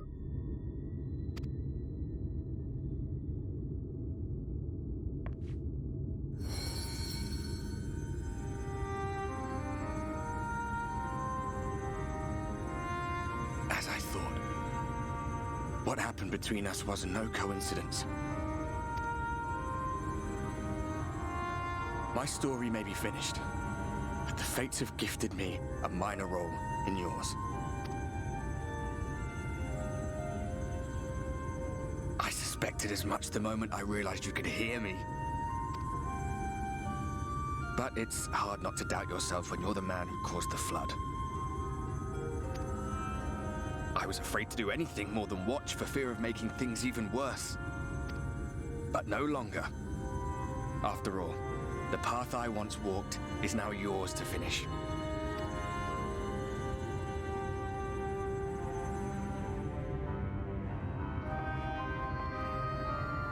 For what it's worth, I cast my lot with yours. If you need a push, I'll be right there behind you. If you lose control, I'll do my best to stop you.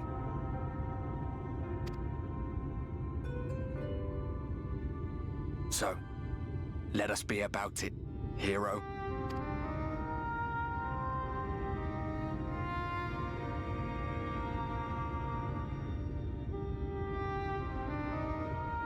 Oh, I was worried you were up here all alone, brooding and fretting and wallowing in your woes. But look at you, grinning at nothing like a pollen-drunk pixie.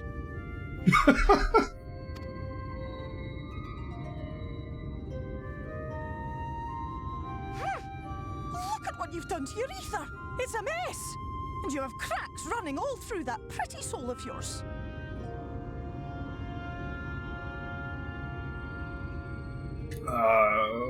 That's not good. My poor little sapling. Whatever am I to do with you?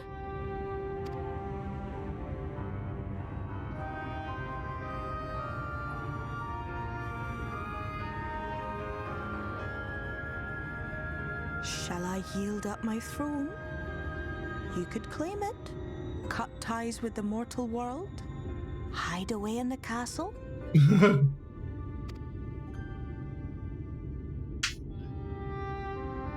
Ella, Queen of the What's the Fairies. problem? But would it really matter? If any pesky heroes come calling with steel and magic, all of Il Meg will rise up in your defense.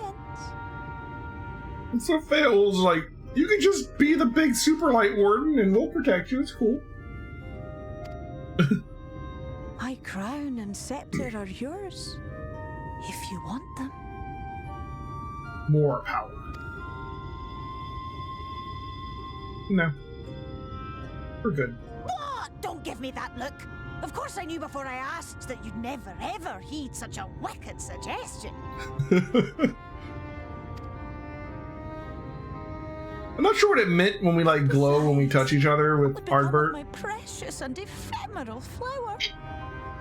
Can we actually touch him? What was that? I like that she doesn't have to appear as Titania. Oh, my dear beloved sapling. You are lost, confused, and have precious little time to gather your wits. Your Mankind is always so preoccupied with what lies ahead, and so we muddle your vision with fog and glamour. But such trickery is easy to see through. Stand very, very still. Think not of where you need to go, but where you are right now at this moment, at this time, in this place.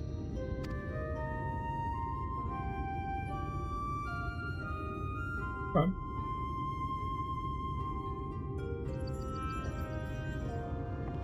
Oh, you're dropping some life wisdom on us.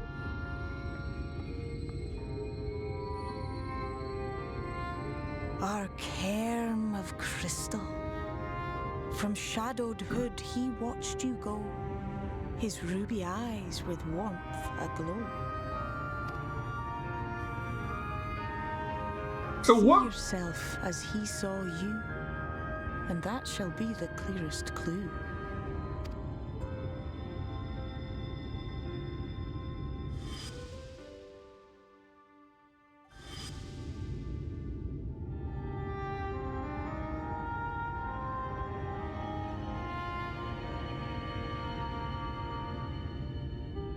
How did You the... stand in his garden, dear sapling. Ask his flowers what they know, and you will surely find an answer. But what will you do with it, I wonder? I'll be watching and waiting. Waiting and watching.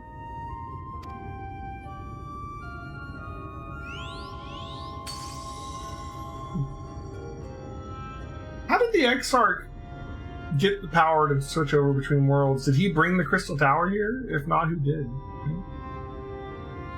Did Hydaelyn bring the Crystal Tower here?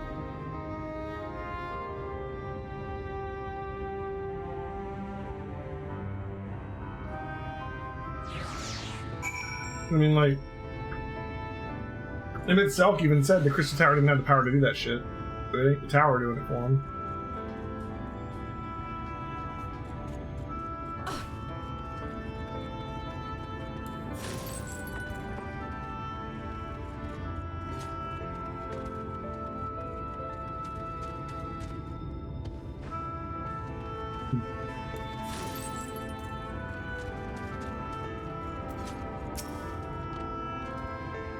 Oh, I did not expect to see you on your feet so soon. Surely you had not come in search of him tomorrow.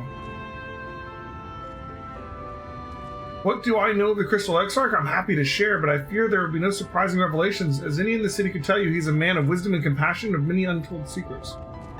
But none can doubt his generosity. When the Crystarium was being constructed, he even allowed folk to plunder the tower for resources. He has imposed no restrictions upon us but one. No one except the Exarch is permitted to dwell within the spire. Many seasons past, a comrade of mine was bold enough to ask the reason why. The Exarch merely smiled and said, because one day the Crystal Tower may vanish as suddenly as it arrives. Interesting.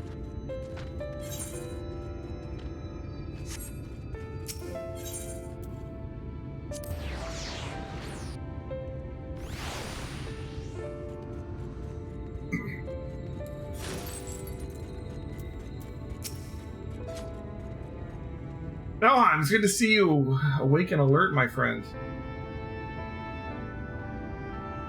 What's this about? You're not writing the Exarch's memoirs, are you? I'm not sure how much I can tell you, considering we avoid asking too many questions, unspoken rules, and all that. If anyone has fresh insights to share, would it be Captain Lena, I'd say. She lost her parents to an eater attack not long after she was born. The Exarch saw her to her upbringing. Outward appearances aside, those two are like grandfather and granddaughter. I imagine the news of his predicament has hit her doubly hard, not that our proud captain would ever let it show. If you decide to go talk to her, she'll be at the usual post in a censor gate. Okay.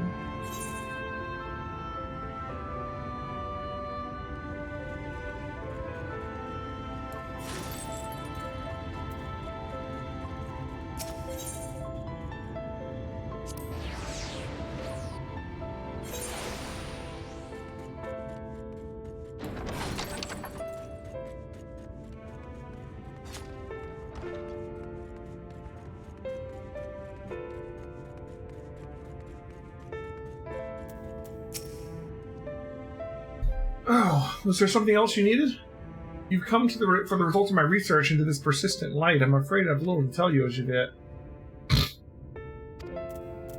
Records pertaining to the Exarch. Well, I need no documentation to relay what little I know of his history. If that's what interests you. Less than a decade has passed since the coming of the Flood, when the Crystal Tower first flashed into existence. Its summoner, the Exarch himself, became known to the refugees of in the Lakeland soon thereafter. He welcomed all who sought out the Spire, be they locals who had lost their homes, or Vivarites fleeing their ruined kingdom. Together they did found the city which would become the Crystarium. Some thought to call him king, for he refused to share his name, but the summoner did not deem himself worthy of royal address. Thus did people consider his scintillating skin so akin to the tower he had summoned and bestowed upon him the title Crystal Exarch. As for his true name, well, it would seem that is a mystery that remains unsolved to this day. We know his name, but we're not supposed to tell our secrets, so peace. Alright. Let's go to the gate and see Luna.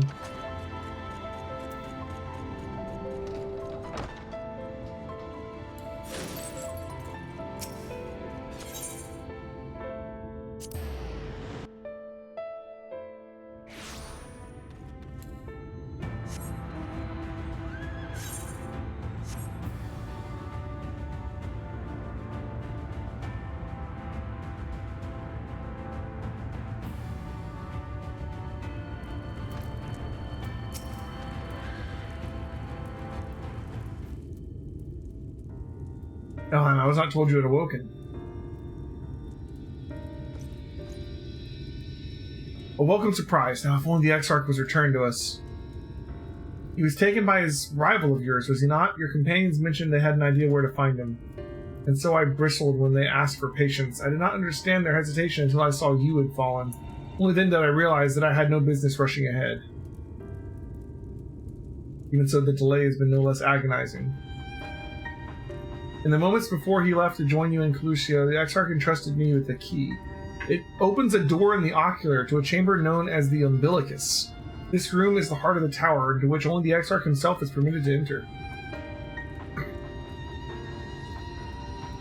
He bid me allow none into the tower once he had departed. Only in the event that an army of eaters descended upon the city was I to access the Umbilicus and awaken the defensive barrier. Never before had he left me with such instructions, but the battle with Vothri loomed near, and at the time I accepted the key without much thought. Since then, however, that moment is all that occupies my mind. When I recall the look on his face, he knew that some terrible fate awaited him. Tell me, Elheim, I need to know what he feared. What battle you or your companions are truly fighting? I don't think he expected Emmett. I think he expected to take all the light from the Light Wardens and die. Right? Like, send himself into the void or whatever.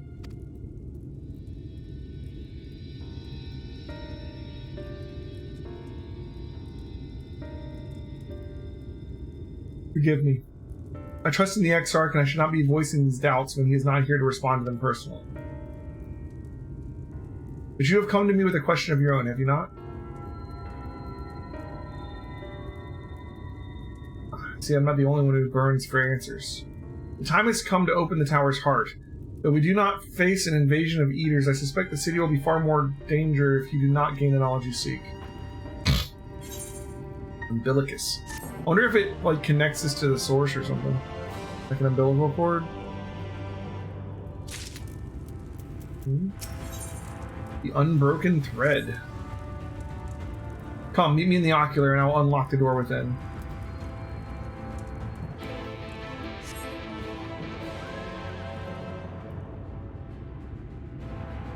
It would feel so crazy after so many months to finally be getting towards the end of this crazy story. Or at least the current. Right, it's not going to actually be over.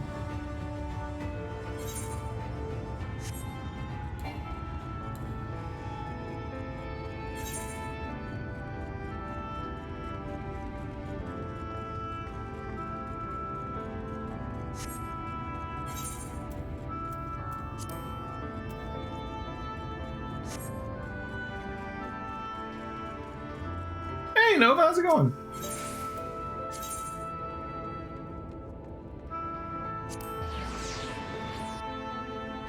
What is up, sir?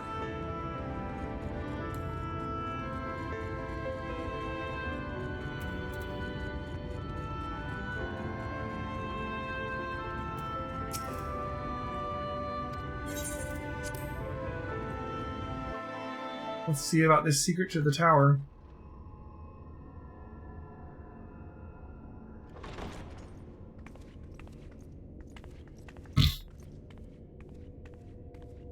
I have unlocked the door to the umbilicus. You are free to enter. Once you have what you require, I'll see it sealed once more. Until then, I will remain without. Our eyes only. What are we gonna find out in here?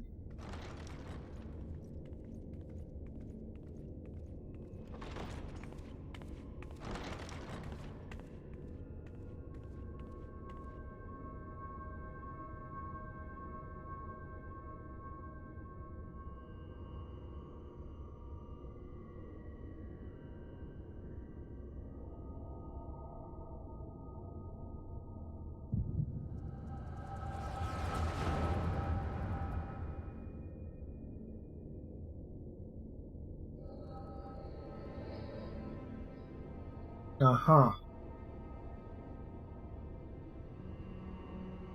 A moment to collect my thoughts, I prithee.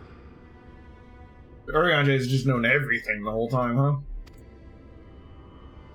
Was Urianger the first one to come through? Is Grahart here, then? By thy claims, thou too art a native of the Source, though from an age beyond our own, when the 8th umbral calamity hath visited devastation upon our star. Thancred was first, that's right. Thou hast, by subtle means, reached across the boundaries of time and space to unsow the seeds of catastrophe, ere its creeping vines drag our champion unto an early grave. But how? How did the Crystal Exarch bring the Crystal Tower back through time to the first before it fell? Like, how? In essence, yes. A difficult story to swallow, I am sure.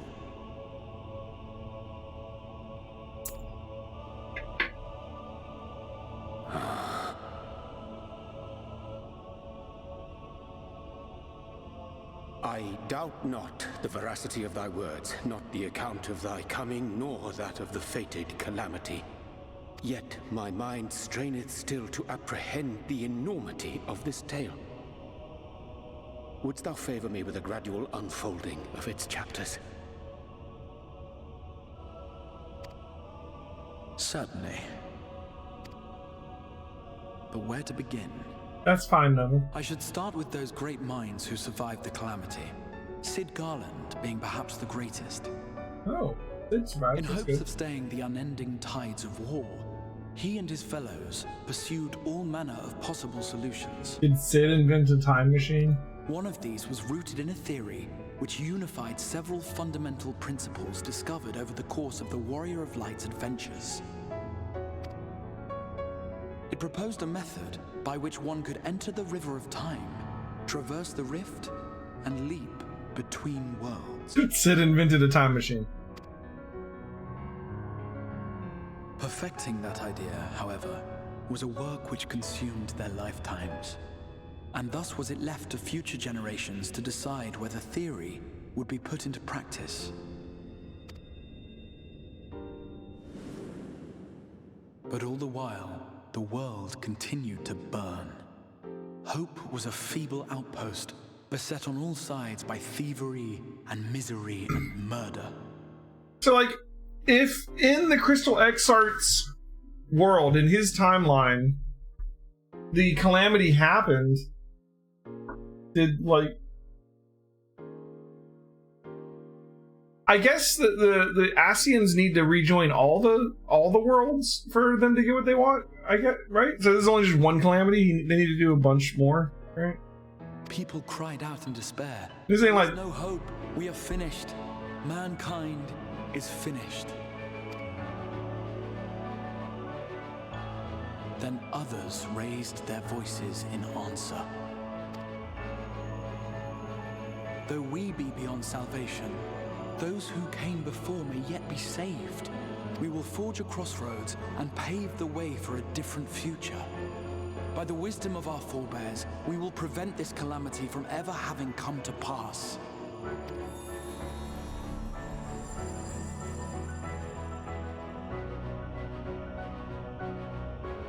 The fighting went on unabated, but some few took up Sid's research and labored to realize those impossible ideas. After 2 centuries of labor, their descendants finally succeeded in awakening the Crystal Tower, an integral part of the process, and in doing so, roused its caretaker, me.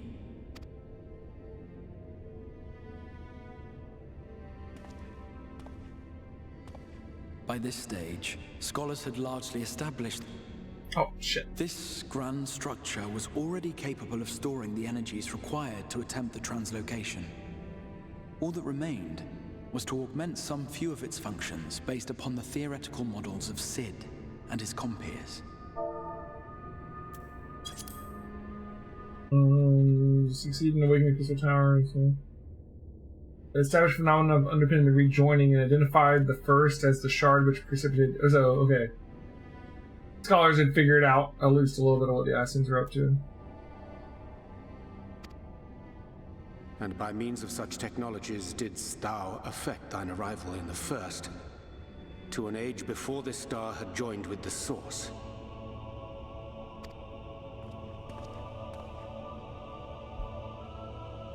Some while before, as it turned out. 'Tis all but impossible to predict how time will flow between one world and the next, and we missed our mark by almost an entire century. But this only worked in our favor. The Sin Eaters could not be defeated without the blessing of light, and summoning the only woman who might stand a chance against them would require decades of preparation. An undertaking of scarce credible endurance. That thou hast kept thy plan from falling into disarray these many years bordereth on the miraculous. Yet howsoever history be rewritten, thy present self was shaped by events which followed the calamity. Should said catastrophe be averted, the very skein of thine existence will unravel. Surely thou hast foreseen this. I am aware of the consequences. 'Tis for that very reason Sid and his colleagues bequeathed their legacy as an offering, and not an edict. To give all of oneself for the happiness of others, and with no promise of reward. 'Tis a hard thing to ask. Harder still for those condemned to survive in a world which pitted brother against brother. Indeed, you are right to call the execution of this plan miraculous, though the force which held it together was nothing so inexplicable. It was her. The warrior of light has been our unbroken thread.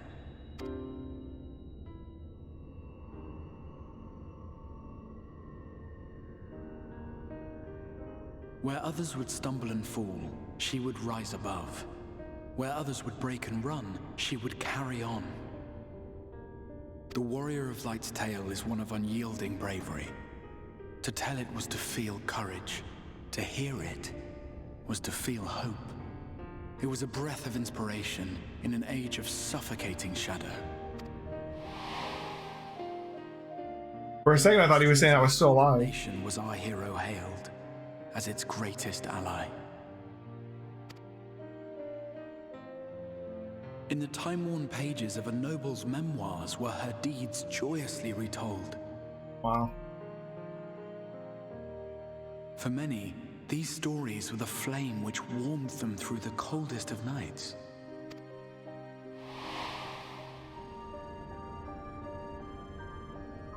And so it should come as little surprise that the plan found no shortage of volunteers, concerning as it did the Warrior of Light herself.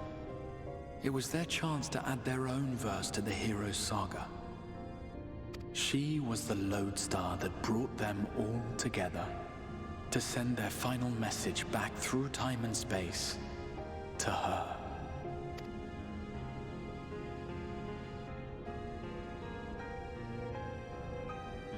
The light of your legacy was our torch in the darkness. Burn bright again and live.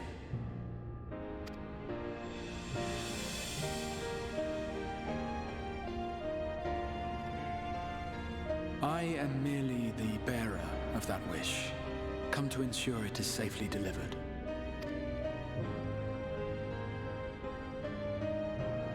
Wherefore sharest thou this burden with me and no other?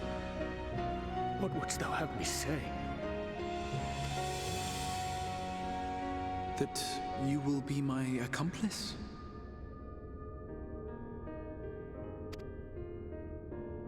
'Twas you yourself who convinced me of your suitability when you spoke of how you learned of the Flood and of your part in arranging Minfilia's journey to the First. Your actions showed uncommon resolve. 'Twas clear you were committed to the cause of saving this world.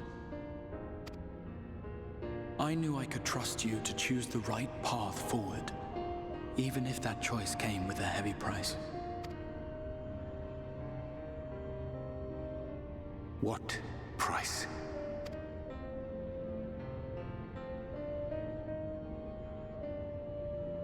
When all is said and done, and the last of the Light Wardens lies slain, I will absorb their corrupted ether, and then I will die. Knowing what I know of your companions, not to mention your champion, they will try to stop me. But in saving one, they would save none. Therefore, I implore you to aid me in concealing my identity and ensuring this tale ends as it must. To this end, I would have you take what I have told you of the Calamity and make of it a portent, a prophetic vision you beheld in the swirling chaos of the Rift.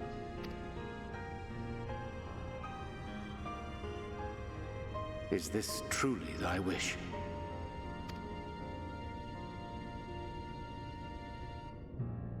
History remembered the Warrior of Light, as I knew it would, and I will suffer no other to rescue the champion whose star has charted my course.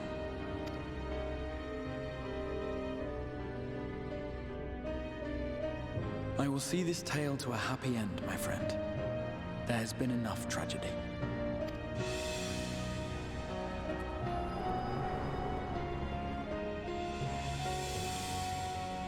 All right. Ardberg's back. Is Ardberg going to be the one that takes on all the light to save us? If you lose control again, the light could claim you for good. Although it's probably only a matter of time before you succumb to the change in any case.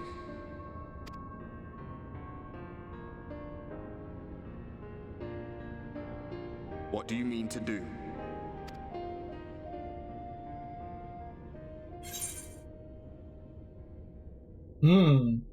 Hunt down the Element Cell. Rescue the Exarch.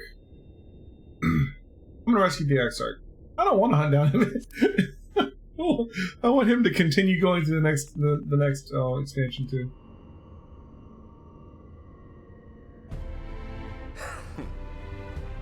Then we should be on our way. Diassian mentioned the Tempest, did he not? Yeah, what is the Tempest? That's the stormy seas around Calusia to you.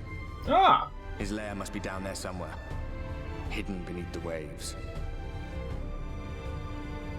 Okay.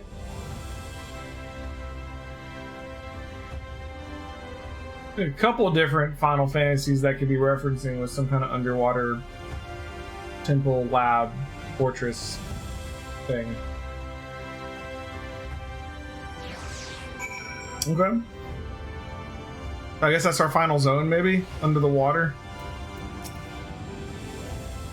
Did you find the answers you sought? Is there nothing more you need? I will go unlock the door. I need some directions. You wish to know the way to the Tempest? You mean the sea itself and not the island of Calusia? If you make a request to the Tamers, they'll provide you tomorrow, but... that'll do. Do you mean to leave right this moment, alone? I'm not sure that... Nay, I will not seek to stop you. Go with the blessings of the Shadow, and I shall await your safe return. So, like, with the whole thing with like how the Warriors of Light here defeated so much of the badness that Light overtook the world and almost destroyed everything. It's like, so what are we supposed to do? How do we take that on as like, okay, this was a mistake. We don't want to make it in our world. So every time we defeat a big evil, we need to like plant a seed of corruption to replace it, right? You know? Like we defeated Ifrit and stopped their evil plan. I'm gonna need you to corrupt this baby. Like, what do you... Like, you gotta balance it out, right? Like, how do you do that? Like, what made them go over the line there, you know?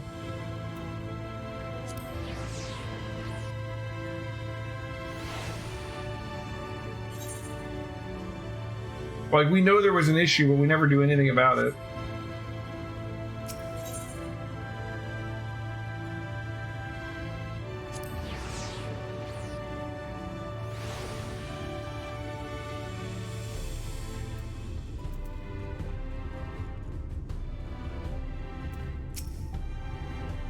You require tomorrow. Just a moment, I shall saddle our swiftest beast to fly you to the island. The open water? To the depths of the Tempest? Our Amaro can swim, yes, but to reach the ocean floor... Don't worry, I don't need to breathe. The bird may, though.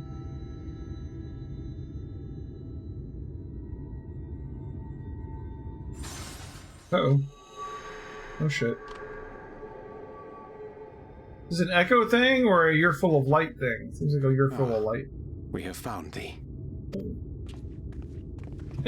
Look who's coming with. Big surprise. Word reached us of thy recovery, and thus did we gather with all haste. If we fail, do we become the scions of the 8th Dawn?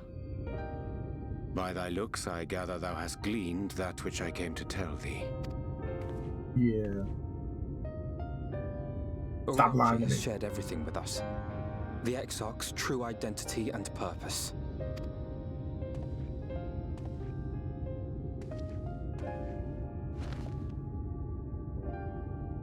I offer no excuses. When I agreed to aid the Exarch with his plans, 'twas in full acceptance of the condemnation I would face when my duplicity was laid bare. Yet it is not rancor, but resolve that I sense in thee. Thou art fully intent upon walking thy path to its end, art thou not? Yeah. If thou canst forgive my deception, or, failing that, set aside thy displeasure for a time, I do beg leave to follow thee. What strength and wisdom I possess are thine to command. I forgive you, let's go. You're good, bud. Don't worry about it. I thank thee. Doubt not but that I will do all in my power to repay thy kindness and fulfill the Exarch's wishes.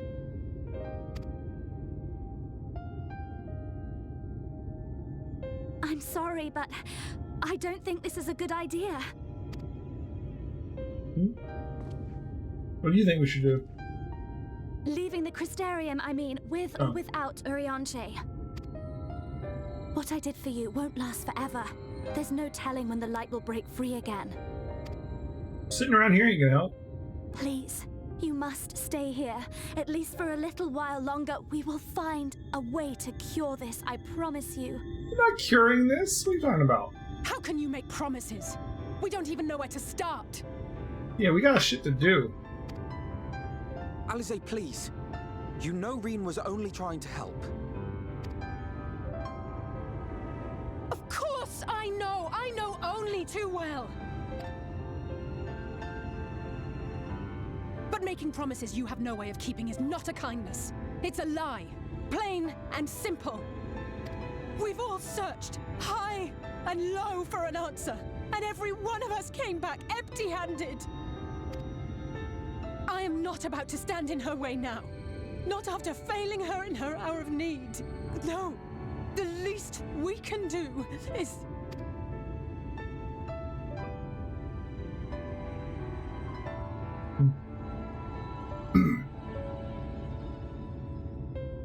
We will go with you as well. There is naught to be gained by standing still. Exactly. Indeed, we have exhausted every other avenue. Lead, and we shall follow. If there is any hope to be found, then we will surely find it at your side. Are we all in agreement then?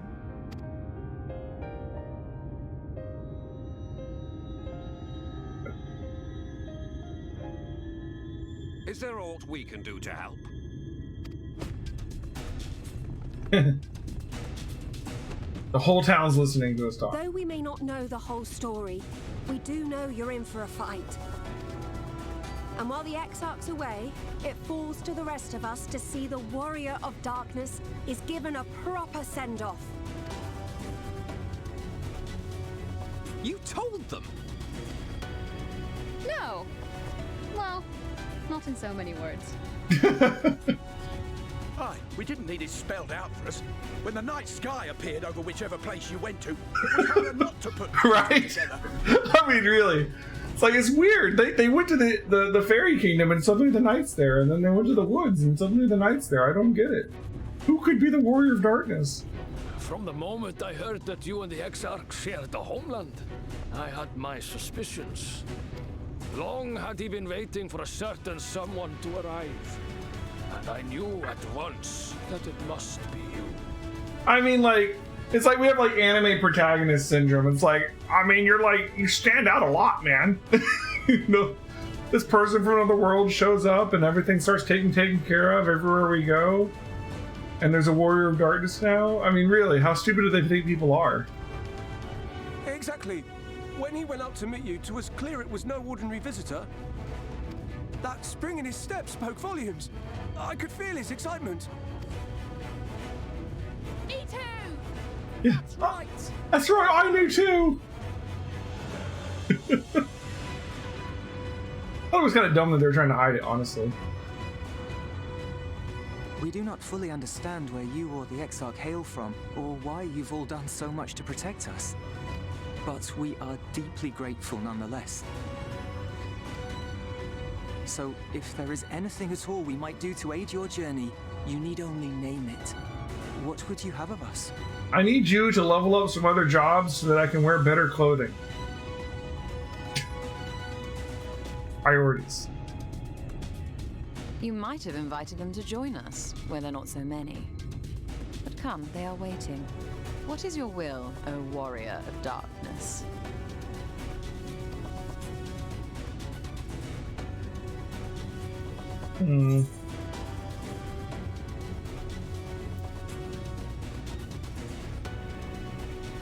Defend the Crystarium until we return.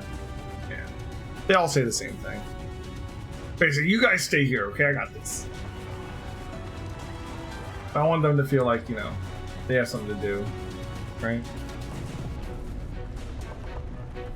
Plus, I mean, they'll probably get attacked by sand eaters, right? That'll probably happen. Alright. Thou didst plan to commandeer tomorrow for thy journey to the open sea. I fear the following dive down into Imixelt's underwater abode would drain even thy legendary stamina.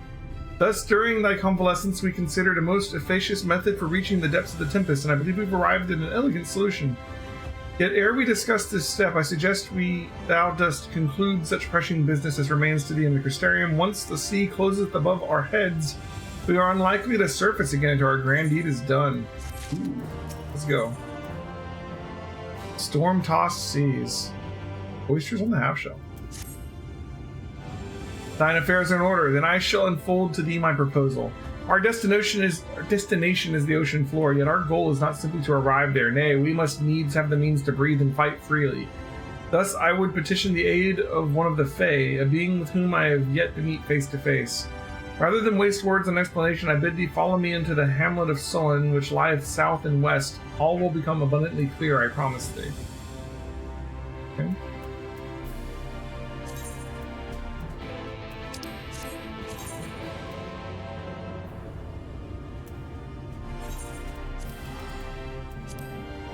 Let's go.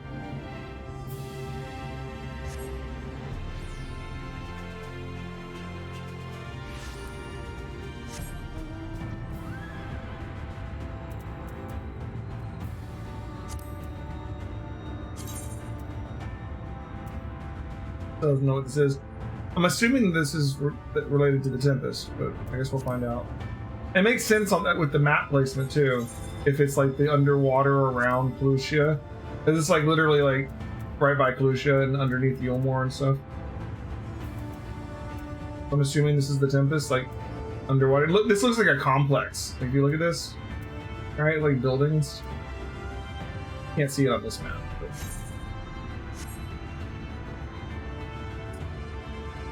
very cool, very cool.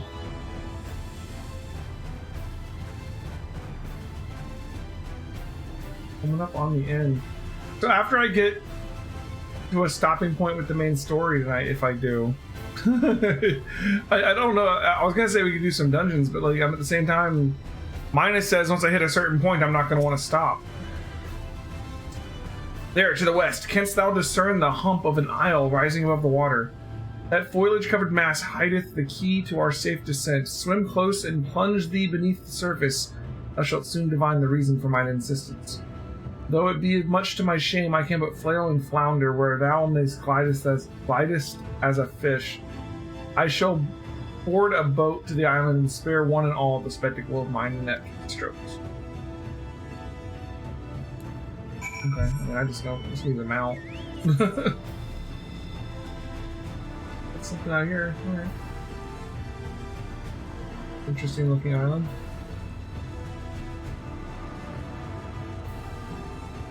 It looks like a big fish. Is this on the back of a big fish? I think it is, isn't it? It's freaking Xenoblade Chronicles 2 all over again, guys.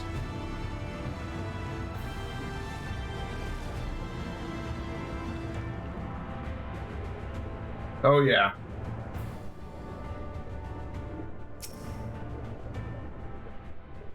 Well. Yep, it's a fish. We got it. Alright.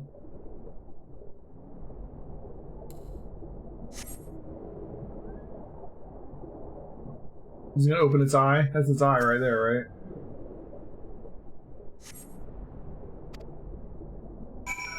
Mm-hmm. Not fooling anybody, fish.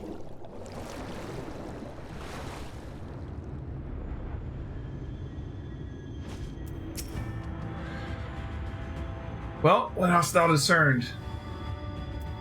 Reminds me of a certain primal.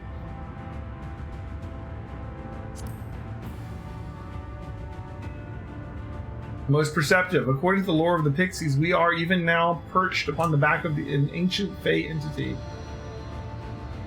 Its name is Bismarck, the self-same title by which we know the great feathered whale revered by the Vanu of the Source. I would enlist its aid to bear us into the deep and thence banish the water with an airy sphere, alike the form of the domes which do shelter the hamlets beneath the Ruby Sea. Within its compass we may move unencumbered and defend ourselves when the hour of battle cometh, as it most surely shall. Now, I must needs ask for silence whilst I make my supplication.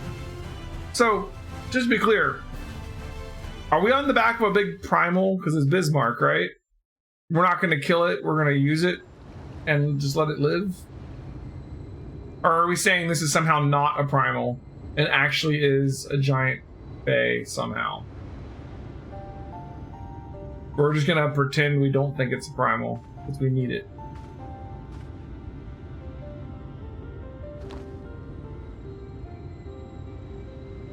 Wir Sach, Bilan Bismail.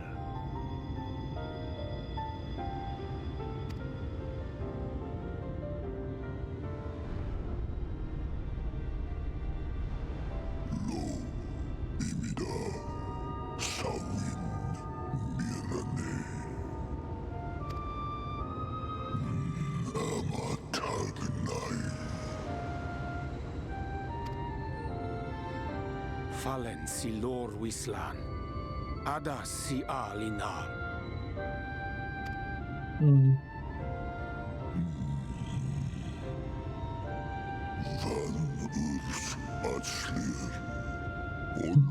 This world's ending. I just want to sleep. Oh dear. I don't need to speak Fey to know that didn't go well.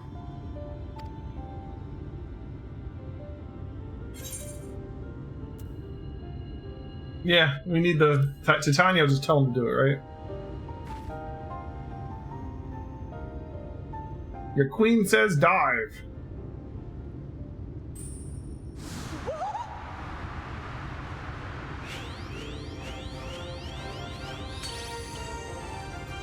Oh, my snake yak! You've learned to call me at last! Nice. And where do you go? On a trip? A journey? I knew you wouldn't give up without a fight. Oh, my precious mortal, I shall help you in any way I can.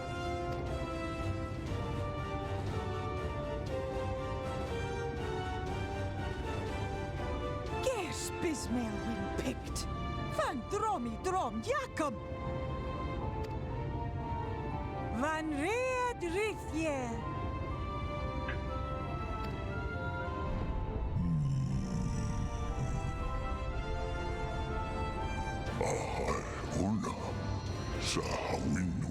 Nice.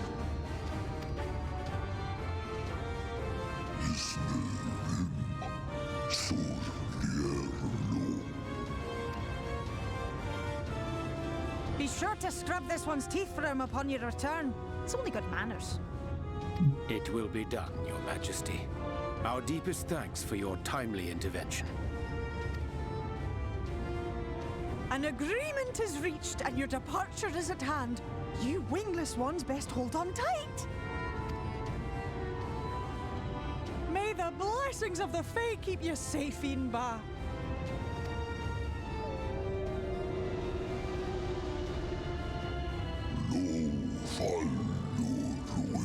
To the western sea we go, wrapped in my breath, I will see you to your destination. We got like a little cave to go hide in. Nice.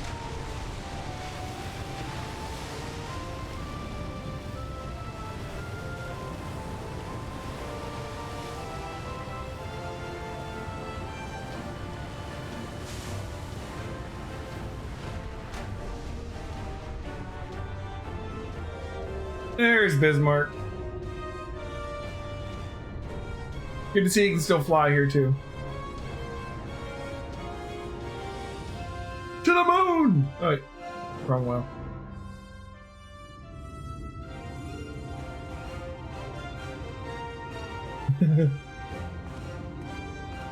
And just like that, it's all gone back to the way it was. What was you expecting? 100 years of honey and rainbows? Seeing them Yulmore types wake up and smell the ashes was miracle enough for me. Ah, the magic in the air when that ladder started moving. And when that great hulking Talos rose up. Gods. I could live 1,000 years and never behold anything so amazing.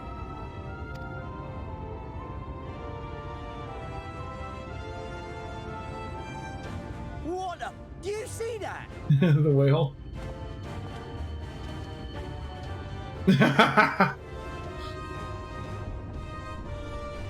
Nice.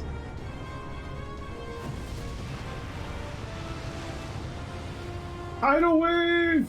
What a monster! Where did it even come from? Guys? Whoa there! It's not stopping! Why would it? Run! Run! Nice.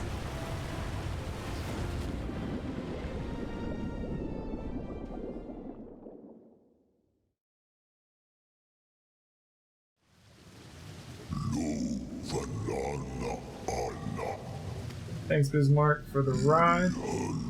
Not flown in an age, it was pleasant. May your journey be a safe one, little neighbors. Alright. What is this zone gonna look like? We have an underwater zone, huh?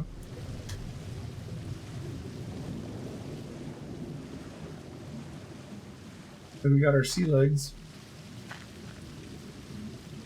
Or are we already in like a bubble? Can you see water pouring down? Looks like we're already in a bubble.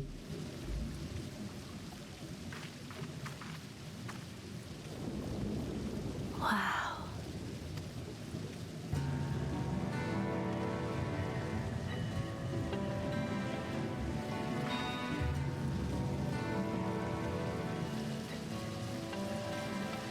The breath of Bismarck. See how it swells to form a dome beneath the waves? The waters recede. The tempest's floor is laid bare. Okay. In defiance of the blinding sky, this place holds fast to its gloom.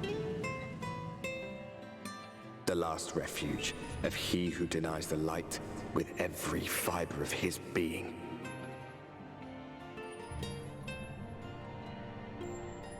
You I hope we don't kill him. Precipice, hero.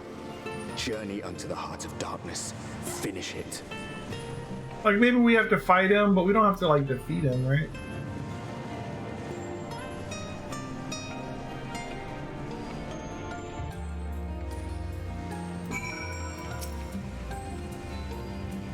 Full glad am I that Bismarck was true to his word. We arrived at the Tempest safe and dry. Is here we shall find the lair of Emmett Selk, and I believe the imprisoned Exarch as well. For an Ascian alone, it is of course a trifling matter to flee into the rift.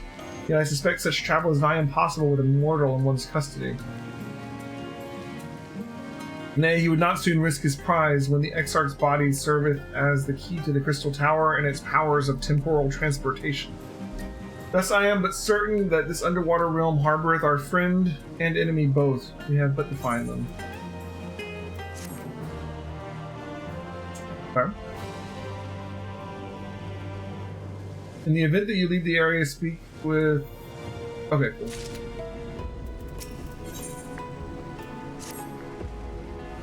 Now, as for where we should be looking, I rather doubt Emmett Selk will be sitting around in the ocean. I suppose we follow the slope toward the deeper trenches and keep an eye out for rock formations large enough to house a stronghold. Okay.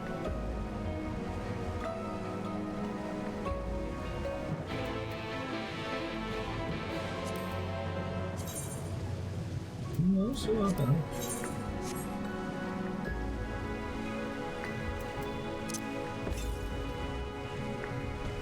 There's 8 currents here.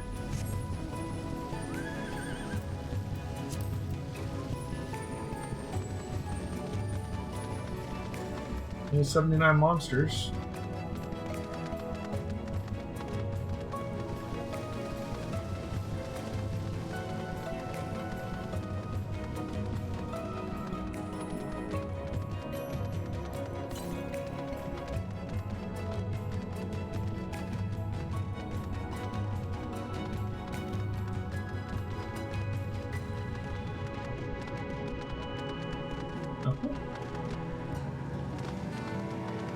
Okay.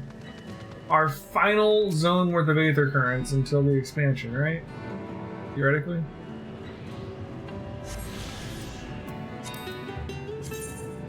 The Tempest. Alright. Here we go.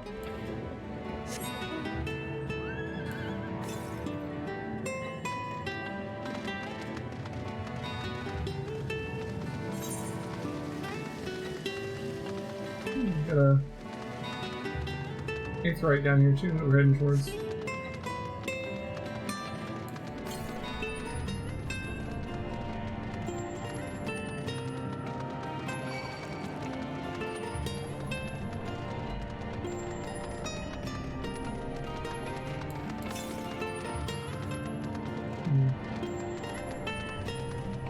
You get up higher on these rocks, it looks like.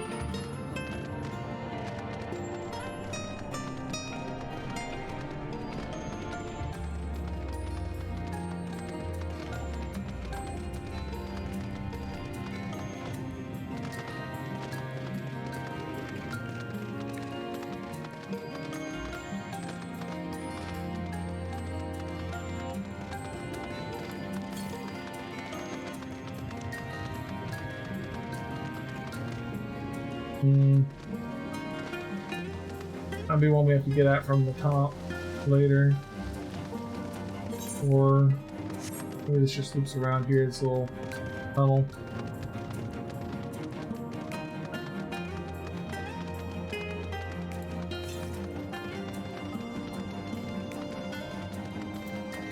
Where the dry return.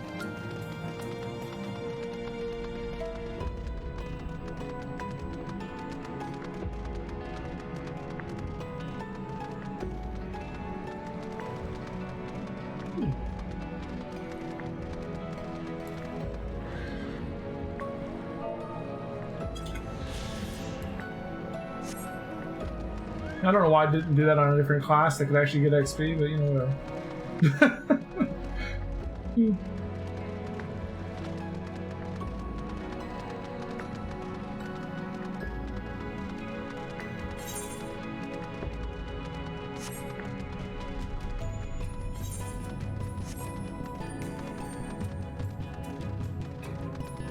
I wonder if there's a quest to come in here, or if this entire little cavern is just for this Aether current.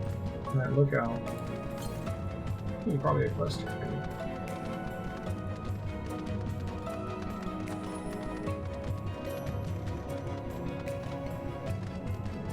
Here it is.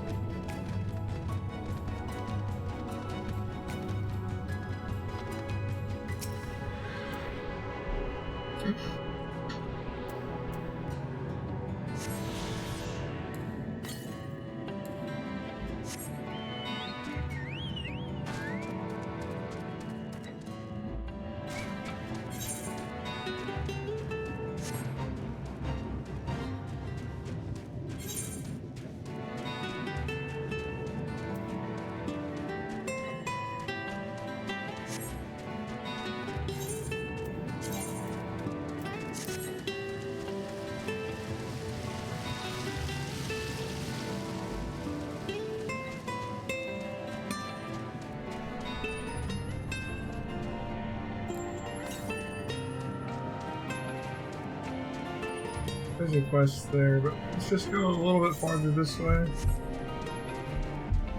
For this Aether current.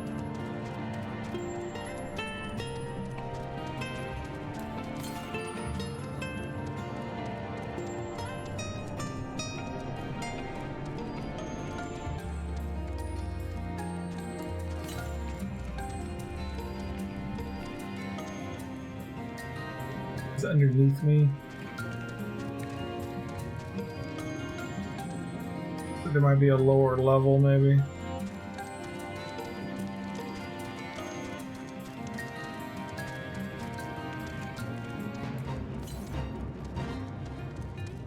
Yeah, like we're literally right on top of it. Okay, let's just go to the quest. There's like a lower level. It might be attached to this Aether here. Windows. Frickin' Sahagin? Oh, well, oh my.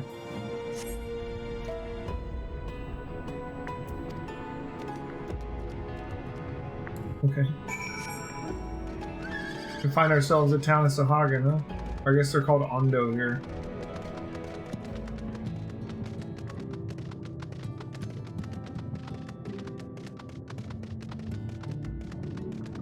Gotcha.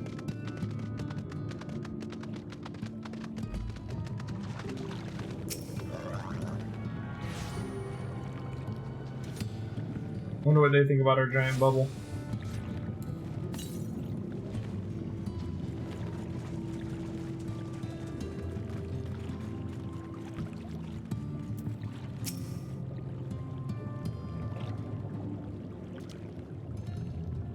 The finless ones, they followed me. Why have you come? Was it you who took away our water? Yeah, sort of.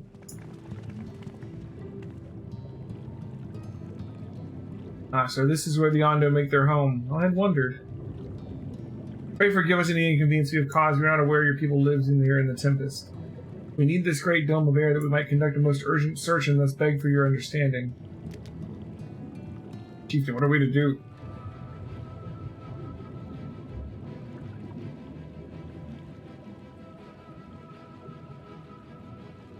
Are you emissaries of the Ancient Ones?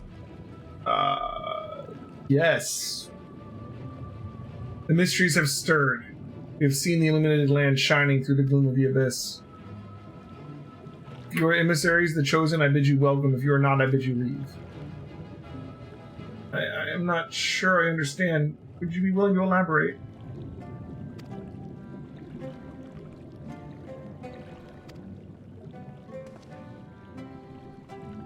It would seem not. I suggest we withdraw for the moment.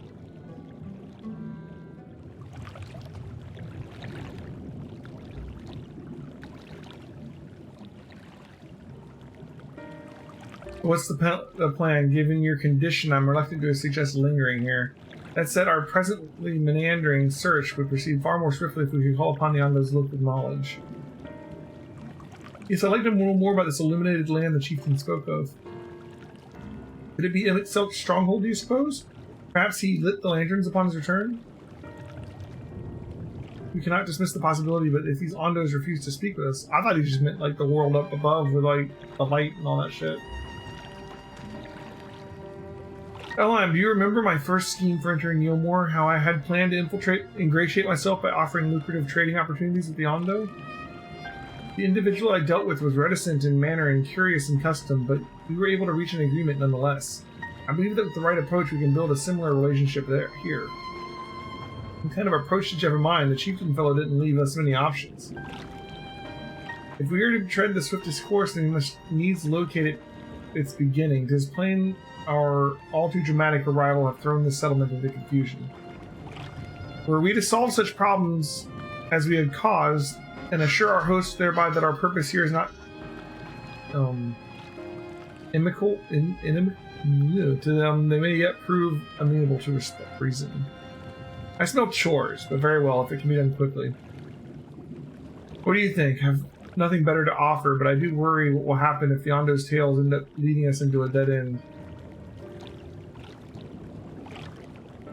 I cannot say for certain, but I sense this tribe has a deeper connection to the Asians than first meets the eye. It warrants further investigation, thus I cast my vote in favor of aiding the settlement for the time being. And we will make allies of the Ondo. Okay.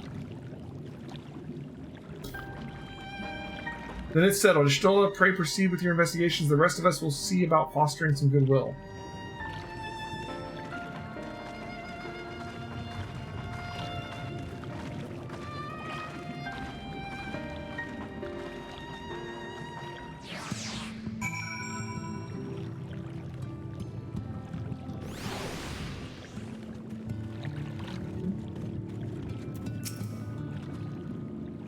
Elheim, you don't believe who I just bumped into.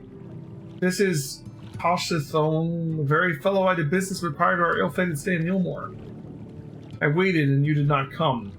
Then the misspell came, but his visits did not continue. I'm truly sorry. Did things not proceed as planned? Is there aught we could do by way of an apology?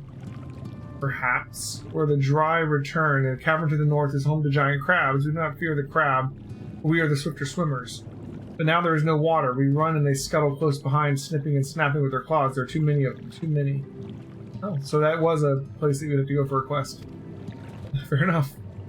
What of you, Heim? If you've not found a task, you're most welcome to join me. Indeed, I should appreciate the company. Where the dry return is a rather ominous ring to it. We've really already gone through there. Welcome to the in-game zone that is way larger than it needs to be, number 3. Yeah, I'm getting that feeling. Like, if the number of quests that you're saying is right, then we're gonna fly through this zone. Also, I already know, like Emitsel's place is like right over here, right?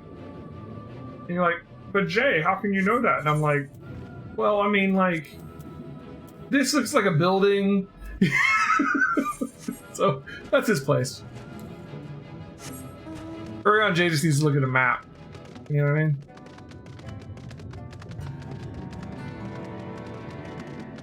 No, we gotta help the fish people until we figure out where it could be. And I'm like, guys, it's right over here. Welcome back, Minus. They try to hide that as well as possible. Unfortunately, they couldn't hide it from the zoomed out map. Yeah, they did a good job. I had no idea that we were gonna have an underwater zone. That's pretty cool. Talia Pline, welcome back to the stream, bud. I literally ran through this cavern just a second ago, so this is kind of funny that I'm doing it again. I ran up here to get a Aether Current. This time we're gonna kill some people though. That's totally different. And you get a blue circle to the dead. And you get a metal circle to the head. Everybody gets a metal circle to the head!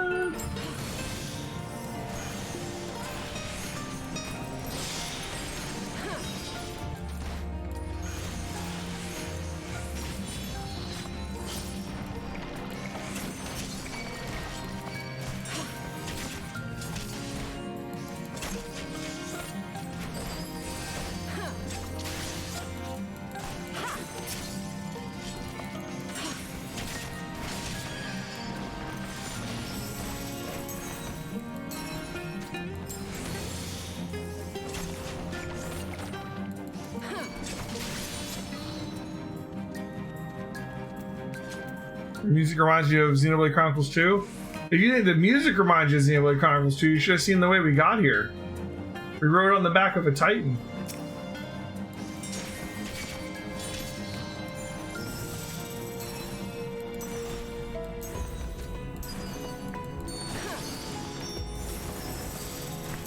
An underground city or something. So very Xenoblade Chronicles 2.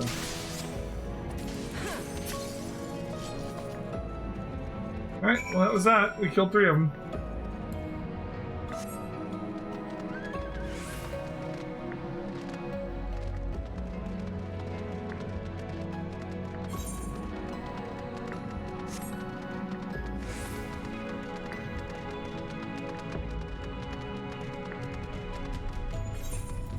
Actually, just...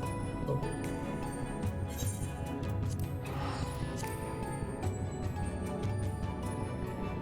Yeah, I agree with Minus. Tantal's music was a little more upbeat.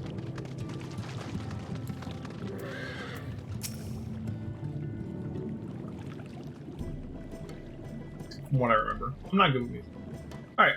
You could crack their shells. You must be stronger than you look.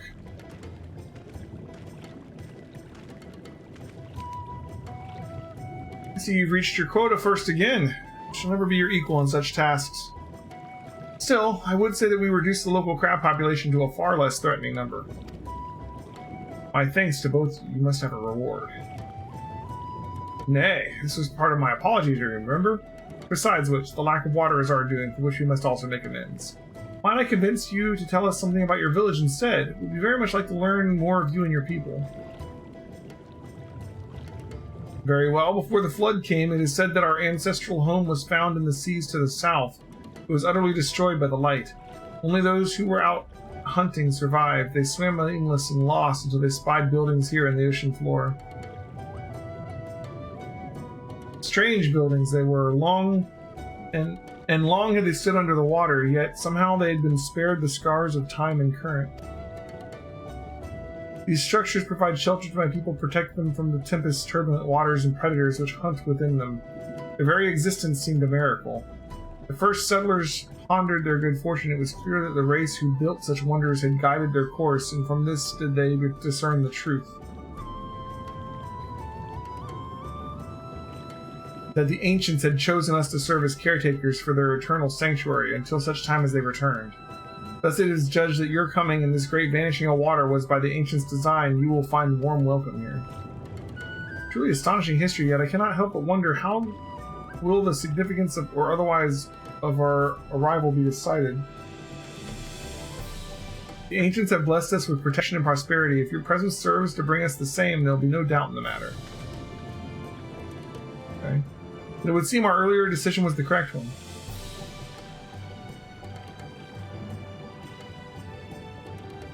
This music is Limsa's music in 1.0. That's kind of cool. We thank you for the lesson. We will continue to do all we can to assist your people. Should you desire our help with any other trouble, pray do not hesitate to ask. Well, look at this architecture down here. We should return to the task at hand. Only do not try to overexert yourself, my friend. The risk is far outweighs the gain. So, these buildings were just down here and they discovered them. They said the ancients built them. When I hear ancients, I think of the Ascians, right? Interesting.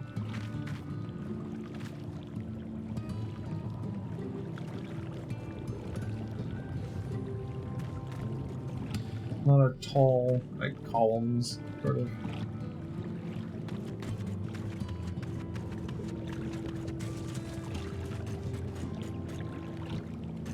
Like, 1 second.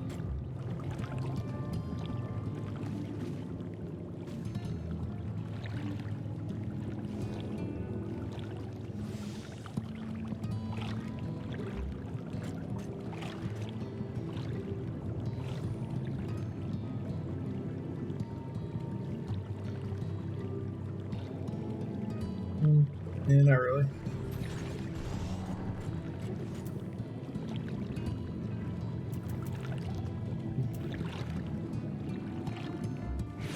Alright, well, let's just keep going. We got a ether current quest probably here. Yep. Hail, Finless One, and welcome to the Cups. Long have I wanted to converse with one of your kind. I am called Narosh Cole. How may I address you? Elheim Gilded, curious. Before we speak at length, there is something I would show you. Let us leave behind the cups and head due west. Come. Okay. Back a little bit.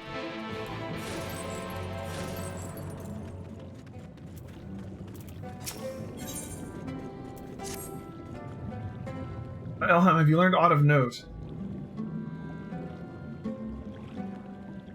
Fascinating, and precisely the sort of information I was hoping to hear. In fact, if you have a moment, I'd like to borrow your eyes to confirm a theory I've been working on. Come.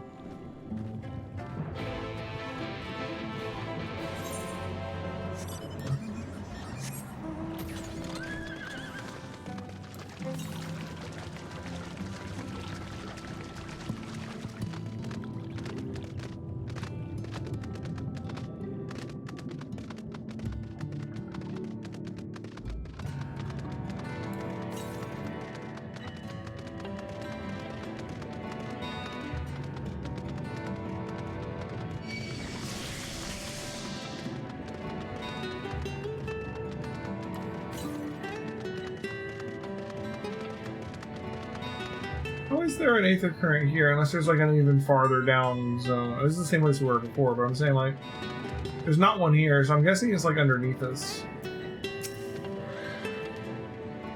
These are relics of your kind, yes? Yeah. The leavings of a ship that sailed to the seas long, long ago. They lie as they fell, untouched by any Ondo, for most have little interest in the affairs of the Finless. I, however, do. Ever since I was saved by one of yours after being washed ashore, weary and near death. Such kindness is a rare and wonderful thing, and I would know more than people who showed it to me. So I ask you, Elheim Gilded, teach me of your ways. These objects, for example, what purpose do they serve, and how are they used? Okay.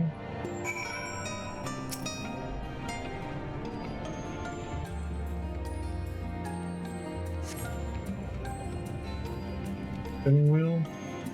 That was carved from the wood of many trees, yes? What purpose does this particular contraption serve? Used to steer a ship at sea. The vessel of your kind uses to traverse our waters, and without a wheel, is at the mercy of the wind and currents, I see.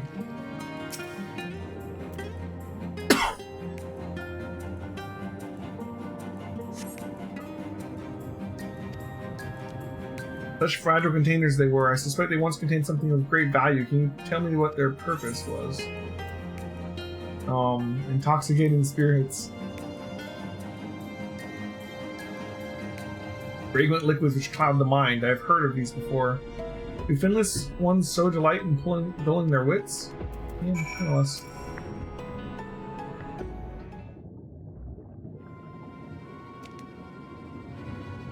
Thank you, Elheim Gilded. In our short time together, you have already taught me so much.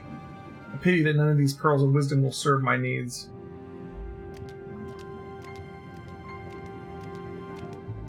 I'm guessing there'll be a beast tribe with these guys too.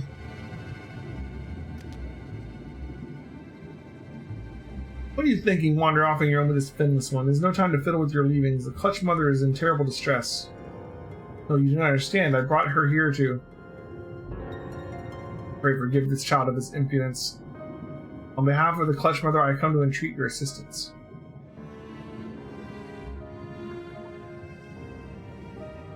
Did you not realize that in driving back the waters of the Tempest, you have placed our beloved Clutch Mother, leader of the Ondo, in mortal peril? She's pregnant. Here in the depths, she will give birth to many, many eggs. We male Ondo will then take them into our care and raise them as our own. But absent the flowing waters, we know not if she'll be able to deliver them safely. If not, the future of our people will be in jeopardy. Good. The flood of light claimed many Ondo lives. Though we have rebuilt our numbers somewhat in the decades since, it would be devastating to lose an entire generation, or worse, the Clutch Mother herself.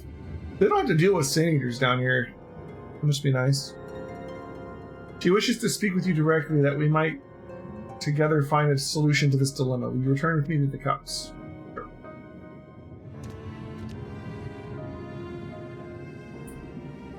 I'll not let you trouble our guest of the Clutch or the Clutch Mother further. Oh.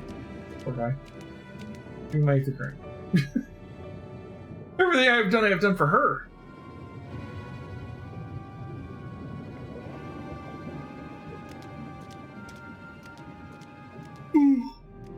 Ooh, excuse me.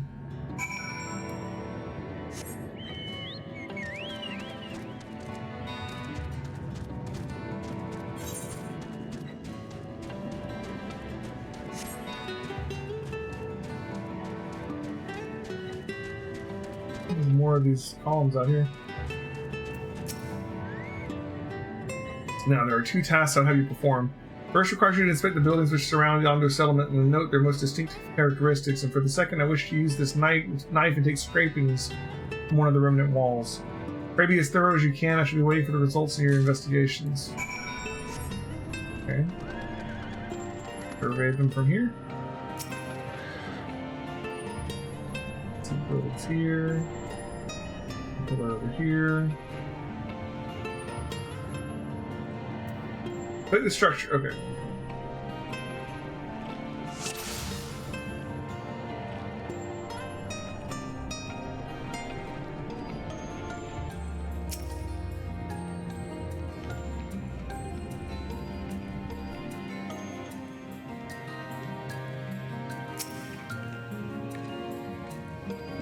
All slender towers feature many elaborate windows, the likes of which you've seen nowhere else.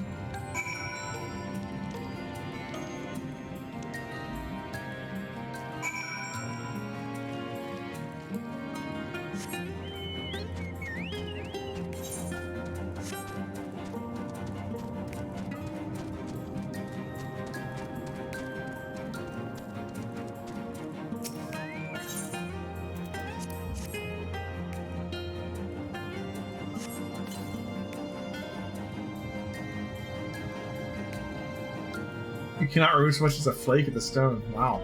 A tough-ass wall.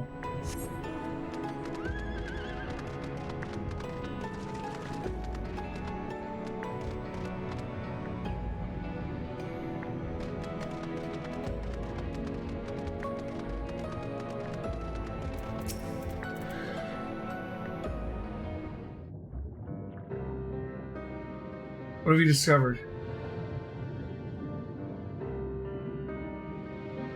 Yes, I would agree that the windows are most distinctive. It would seem the structure appeared the same both to your side and mine. And you say you could not so much as scratch the wall, even with all your might behind the blade.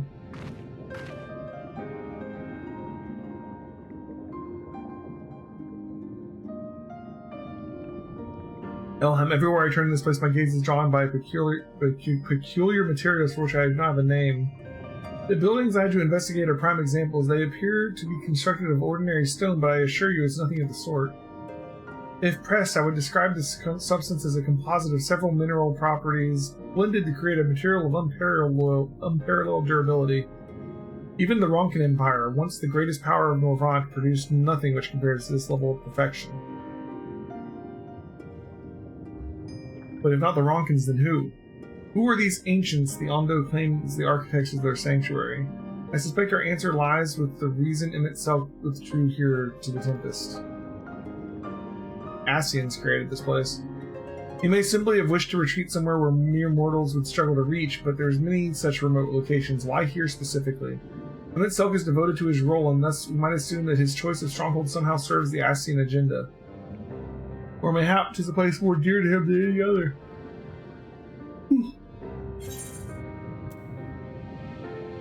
You say this place was built by ancient Ascians.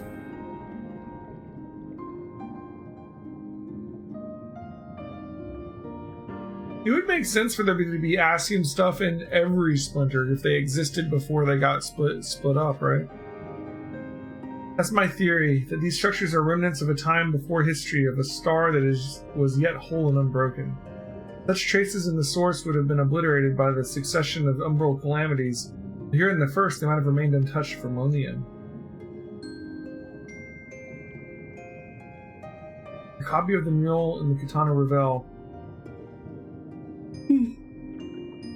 Olmet presented it to me during my visit to Fano with our king after our victory in Clusia.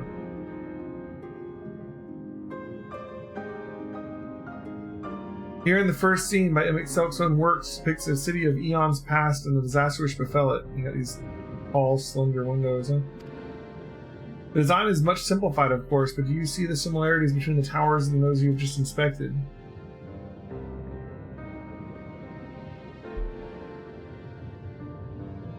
We are close to the truth, I feel. Let us search the surrounds for another tower, one which matches the picture near enough to remove all doubt. From what I have seen, not more than sand and more sand lies to the east and the south, and held no such structures. I suggest we try to look further to the northwest.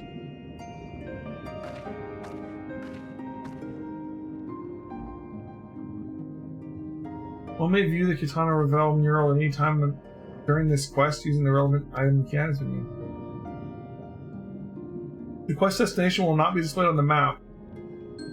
You must search for a structure which resembles the buildings in the mural and inspect it from a survey point. The survey point will be found nearby in a location which allows to view the full view of the structure.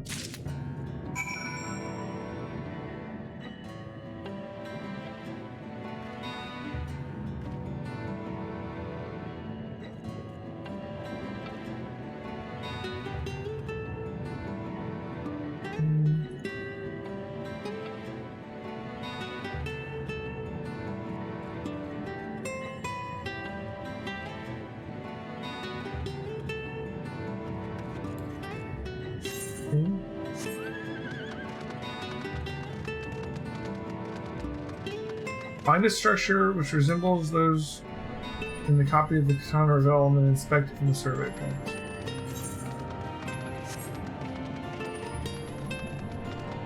point. Other than the one we already looked at, right? And should I just head south towards where I know the big thing is, or? I don't know where they want me to go with this. There's some stuff here. This big thing. Where would the vantage point be?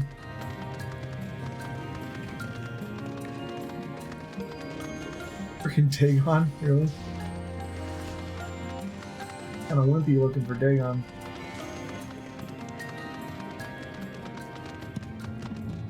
That's the cops. We don't want to go down into the cops.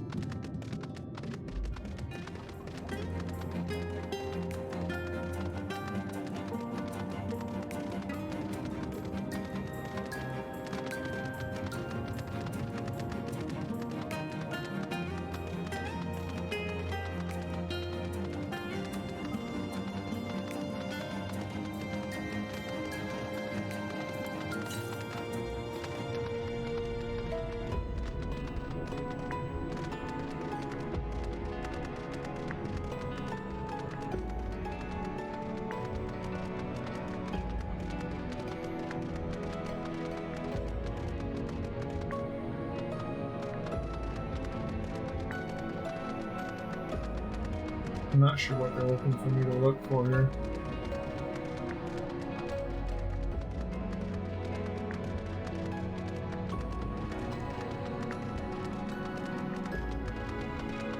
I mean, there's some structures around here. Look at this thing.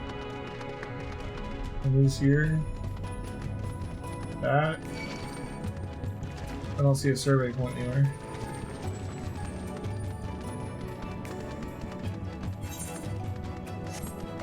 What the hell is this thing? It's like a freaking elevator.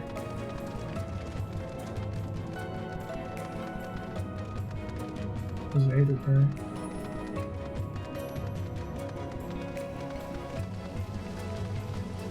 Well, the one aether current that it keeps leading me to over there seems to be like under the ground or something. Like when I go to where it says the aether current is, it's not there, so I'm assuming it's on a different level.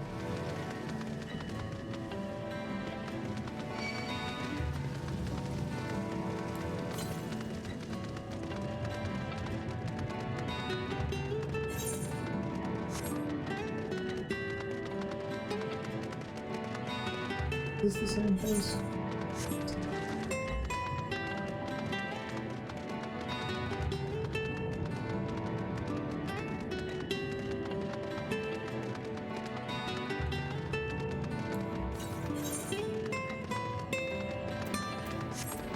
City of the Ancients.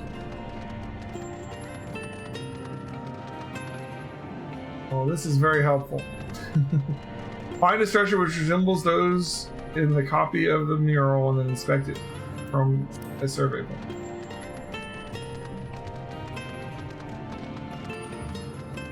What's this?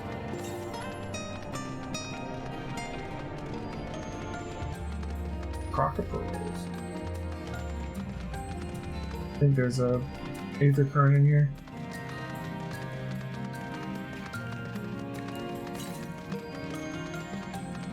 Maybe. Yeah, right there.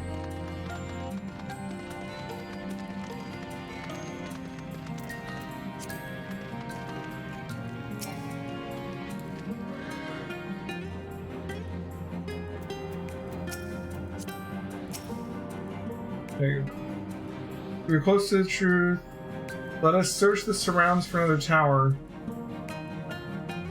From what I've seen, not more than sand lies to the east and the south.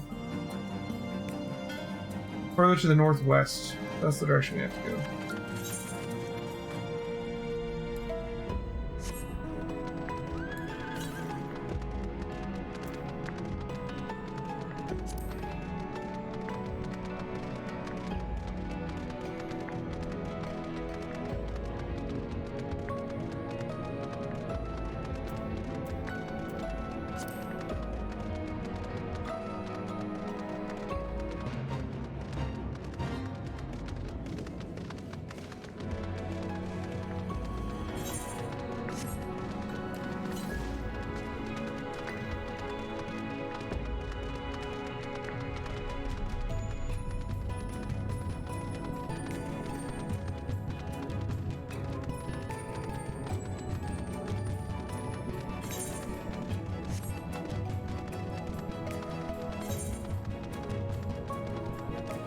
Work towards this pin right here.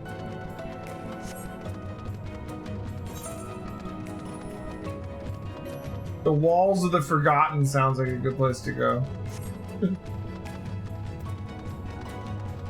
So this is where we were talking to her at, and she said to head northwest. This also kind of lines up with that.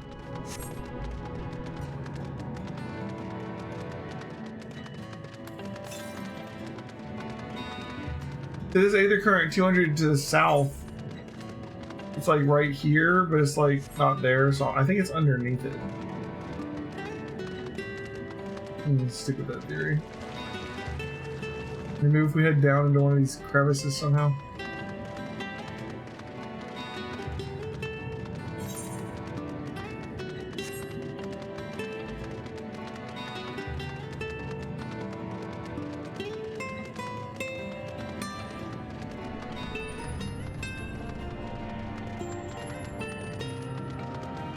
Another aether current.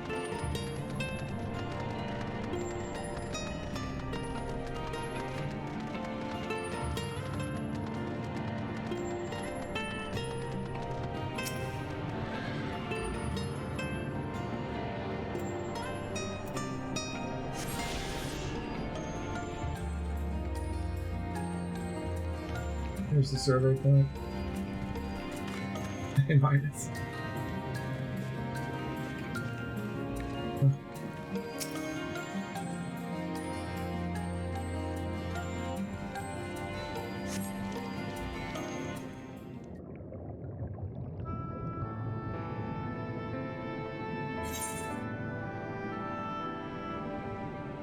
Yeah, this thing in the front looks like this.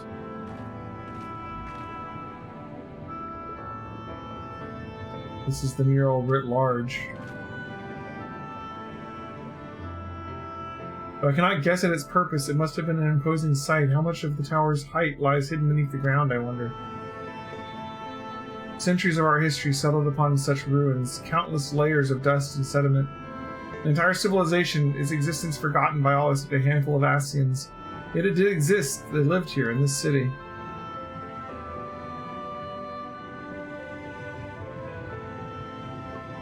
But let us focus on what we've learned thus far. The Ondo chieftain spoke of mysteries stirring and of land illuminated. Judging by his words, he believed the phenomenon related to the ancients' return. Thus we can surmise that what Ondo saw shining in the abyss was, in all likelihood, yet another remnant of this age-old civilization. And who else would light the lanterns, as Ring put it, than Emmett Self himself? It is almost certain he is there.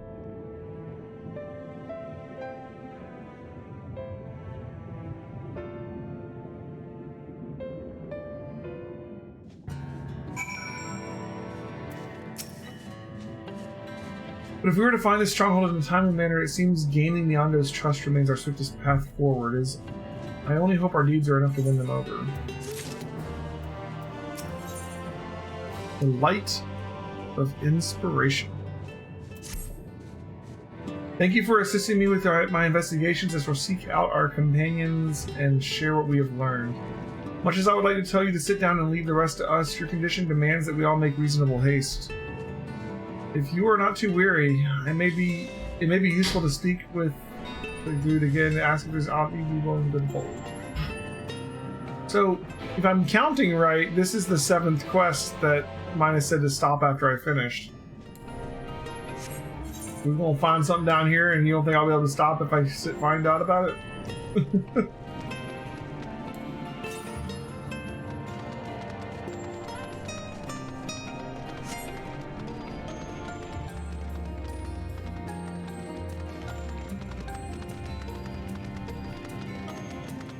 If we head in the right direction from down here, maybe we can get to that Aether Current that I didn't see before.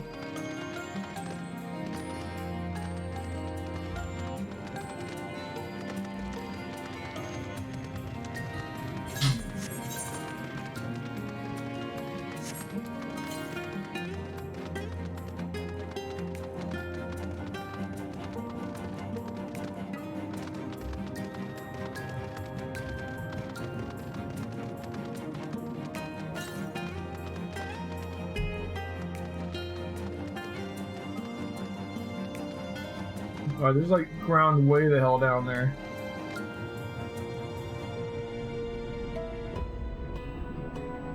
How do you get down there?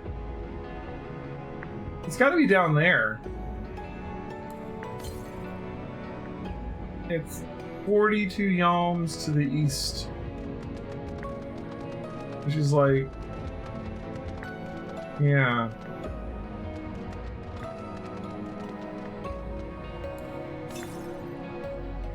Southwest. It's literally like just below us down here.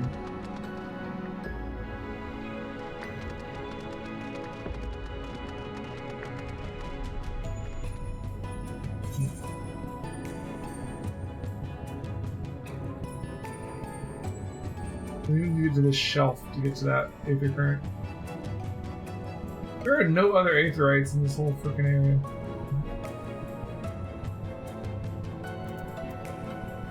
Sorry, I'm just looking at like... We've only got half the Aether Currents that are out in the world. And this one's annoying because it just keeps popping up. Actually, there was one like right here and then one like right here. So there's like 2 of them down there at least. Let's go over here. And... like this might be the way down right here.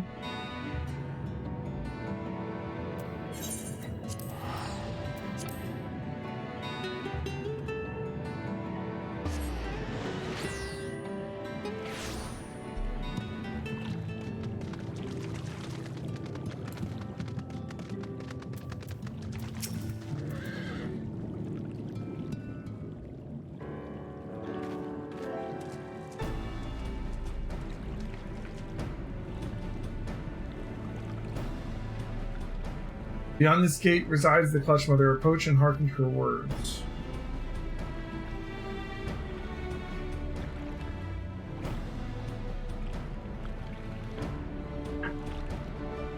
Honored guest, I, Clutch Mother of Leondo, do bid you welcome to our realm. You will forgive me receiving you in this fashion, but for the safety and well-being of my children unborn, I must remain within and away from dangers without. As you know, under normal circumstances, this place will be filled with blessed water, which will draw strength and support to bring these eggs into the world. Alas, I am but half submerged now, and fear for the ability to fully fulfill my sacred duty. I am given to understand that you and yours are the ones responsible for drawing back the waters of our realm, with good reason, I am sure. However, it is my sincere hope You will agree to aid us, given that you are responsible for this state of affairs. Fear not, I desire no direct assistance. Rather, I would beg a boon of your people's knowledge of childbirth and how the finless ones ease the burden of their struggling mothers. Okay. Sure.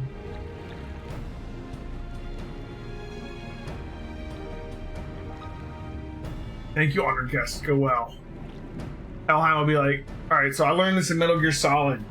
If you want to cut the baby out, you do a scar all the way up the chest, shaped like a snake. Right?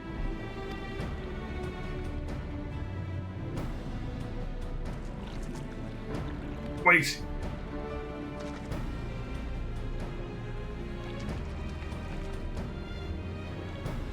Have you a moment to converse in private outside the cups, please?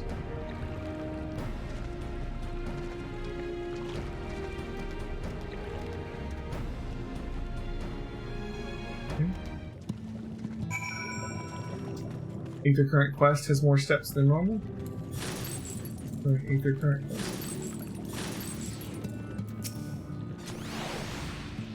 Alphino's friend, you and your companions have done much to repair the damage caused when the Marauders parted.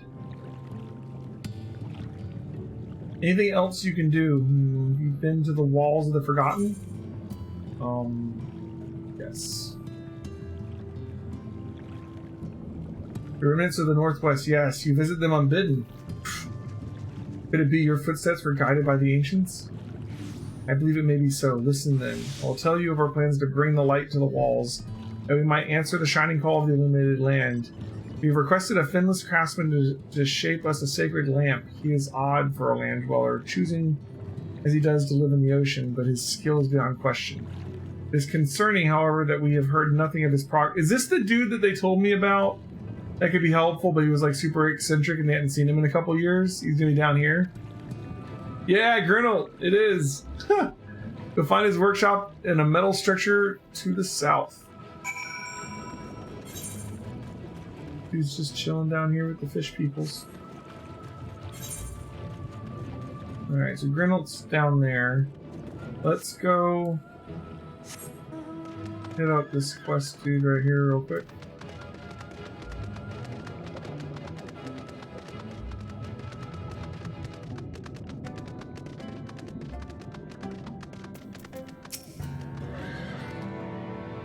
Is a rare thing indeed to be granted an audience with the Clutch Mother. I hope this serves to help you understand how important the eggs are to us. Before you came to the cups, I've been searching for a means to assist her in giving birth, and that's why I've been studying the relics of your people. Unfortunately, I found nothing that seems suitable for this purpose. I cannot stress to you enough how important she is to us. She is the mother to all Ondo, her every egg brother and sister. We would do anything and everything to welcome them into this world and see them grow into healthy, happy Ondo. There must be some way in which you can help us achieve this end. Maybe, but I got what I came for. Peace!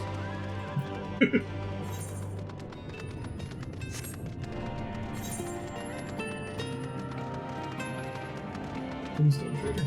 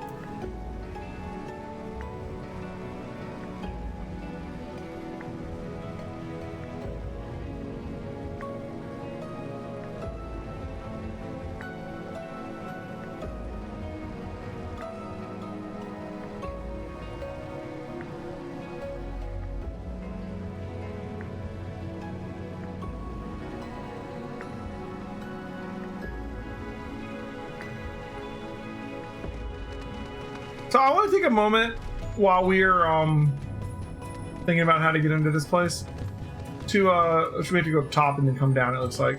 But let's talk about Final Fantasy XII. Can we talk about Final Fantasy XII for a second? So Final Fantasy XII and Final Fantasy XIV are in the same world theoretically, or at least a fractured piece of the same world or something, right? We've got Rabanastre here in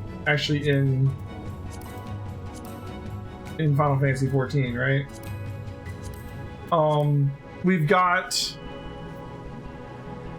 this is Ivalice, at least sort of, on some level, right? And which means that Tactics in 12 happened here. Well, I just saw something that I was like, what? I knew that it sounded familiar, but I'd never put together where I had heard it from before. 1 second. Do I have my Final Fantasy 12 book?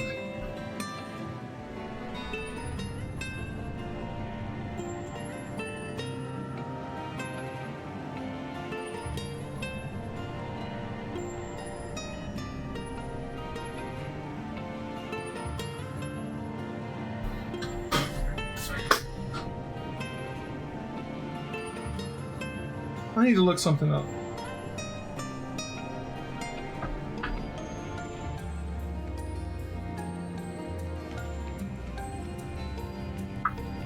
Sorry. We're taking a little break.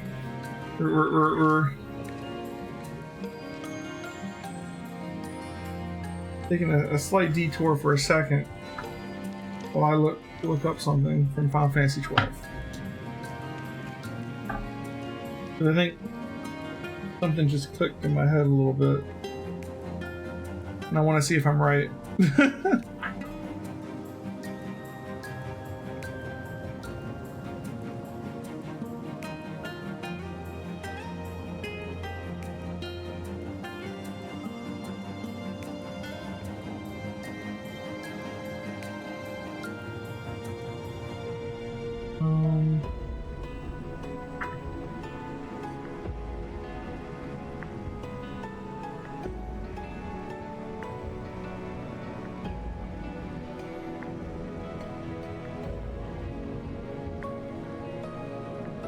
Yeah! Okay. Alright, so you know that the summons in Final Fantasy XII, most of them are named after the Lucavi from Tactics. They're the, see, I can't see what I'm looking like. Like, we got a Drimelech, right? We got a Kuklane, right? I don't know if you can see it. Especially because he's green, it's probably see-through, right? Okay, so then one of them is Zalera, the Death Seraph, right? Heretic Scion, who wrapped the world in dark energies, seeking to take the souls of all living things unto himself, created in opposition to Emmett Selk, the Angel of Truth, and Scion of Light. Emmett Selk's in 12! He's like an obscure reference from 12. There's more of them in here too.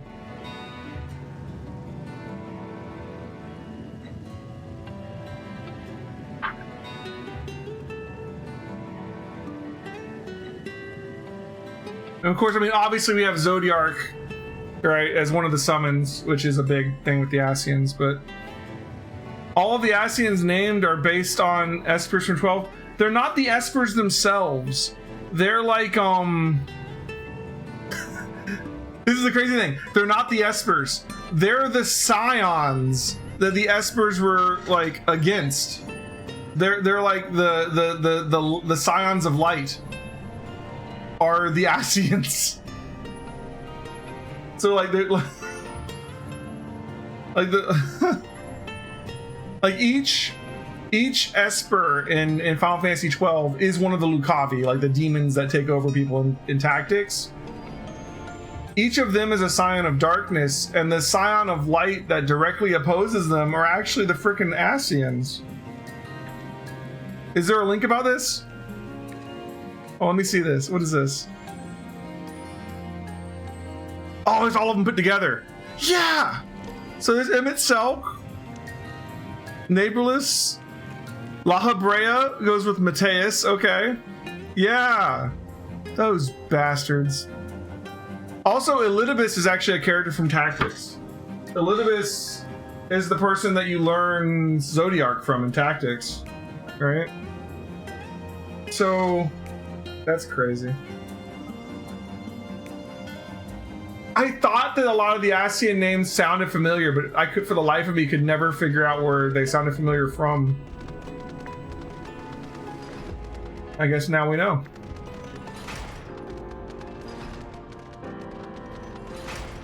Like, especially Elidibus and La Habrea sounded so familiar to me, but I could not place it for the life of me. Alright, Grinnell, what do you look like? Okay.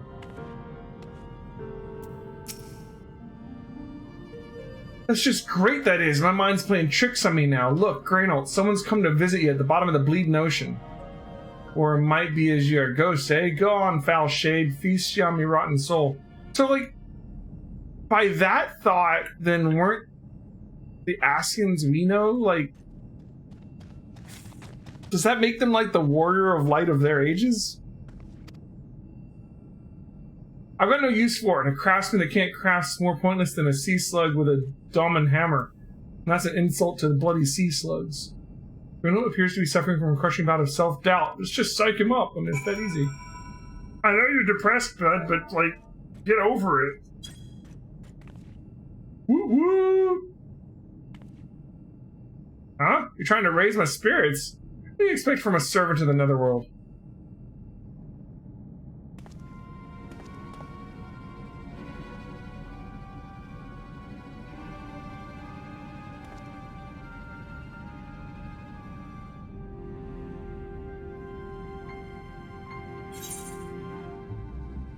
It really come to this? Have we met? Have we met before?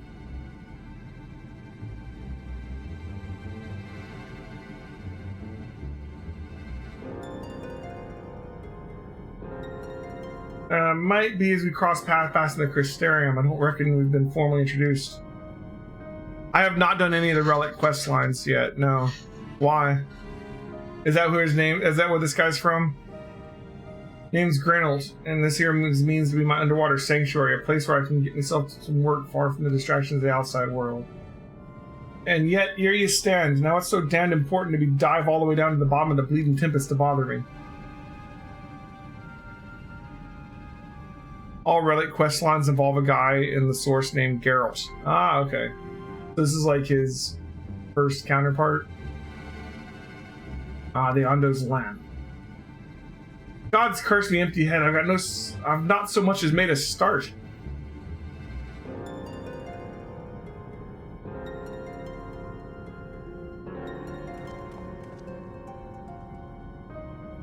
I'm worth less than a sea slug. I need a slime left by a sea slug. Need delivery dates long past me. Workbench is untouched, and I call myself a bleeding artisan.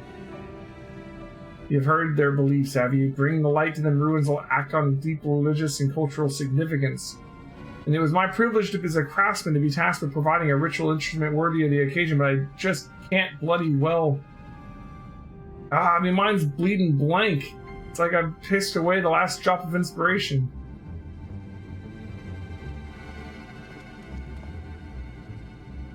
Tell me you got something to show me, something as much as muse as a right good kick up the arse.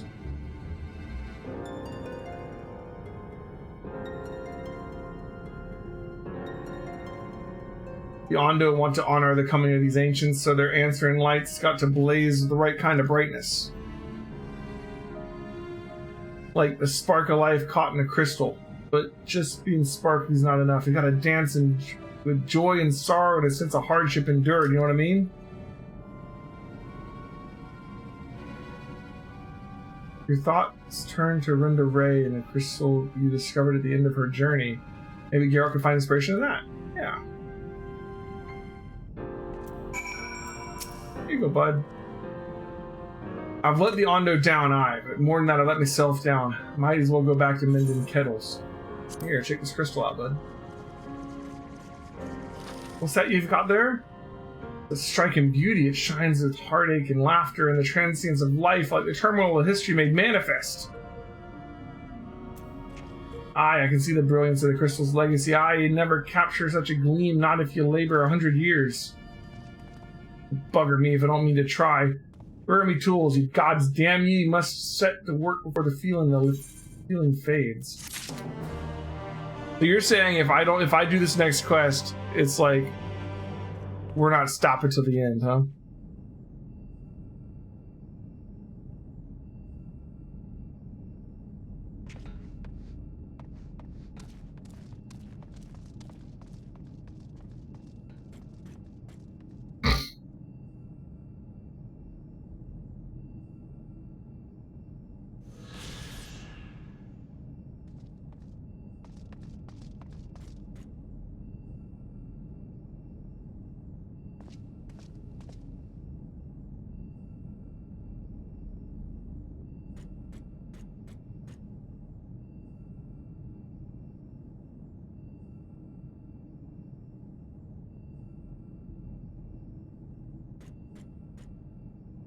Gotcha. Ooh. Alright. I can feel it, a vision forming in my mind. Step aside, lass. I got itching hands to get to work. Awesome.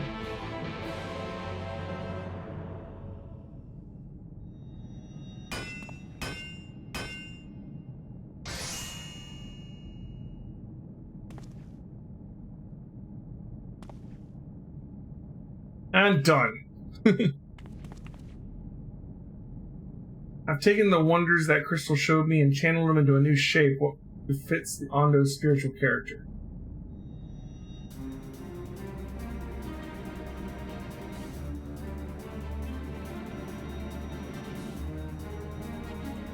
Not a bad job if I do say so myself.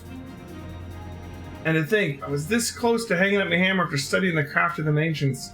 I've been across the length and breadth of Norvrant and gobbled up every scrap of craft and wisdom that I could find. No matter which technique I tried, my work was just no comparison. I couldn't even figure out how they put the damn buildings together. Mystery for the ages, that's what drew me here in the first place. Built me a workshop, got the forges burning, and then lost me bleeding will to craft. Thank the gods for that crystal of yours. I might never have gotten it back. I won't pry into your business, but I reckon your little miracle there has been through the kind of journey they sing songs about. The echoes of memory that just hold speak directly to your heart. I can still feel them coursing through me. The inspiration's not fading away. It's welling up stronger and stronger. Give me the chance and I reckon I can weave the Crystal Saga into another thing as well. But bugger me, I'd almost forgotten the Ondo's commission. If you could drag that lamp over to Tul Shazarath for me, I'd stay here and dream up new armaments for you to try.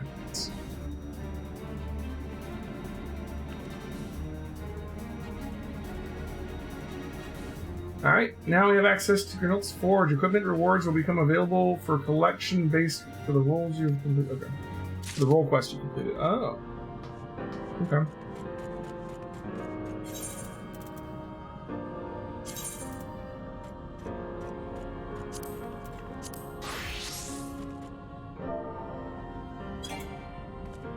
Maybe level 70 to do it. Look out. Fine.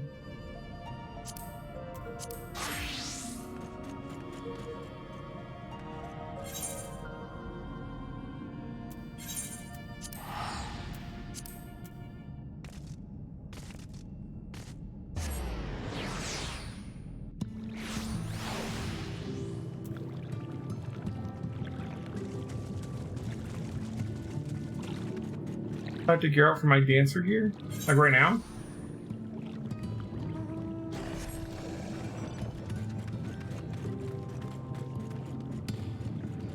Yeah? Oh, okay. Well, I guess I gotta go back out there. There's no quick way to it, okay. Oh. What is it you have there? It's a lamp. Sacred lamp! Then the finless one kept his promise. My people tell me of how many deeds you have performed in the name of aiding the cups. Now you come to me bearing the light we'd almost surrendered hope to ever seeing. We can doubt your purity no longer. Your arrival was the will of the ancients. As the time for fear is past, we shall take the lamp and unveil its austere illumination upon the walls of the Forgotten. Gather there with your companions, and we shall speak again once our prayers have been offered. Okay.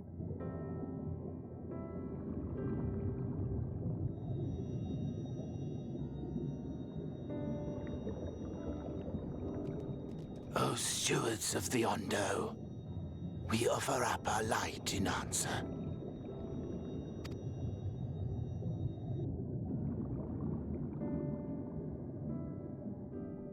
That crystal you showed the artisan.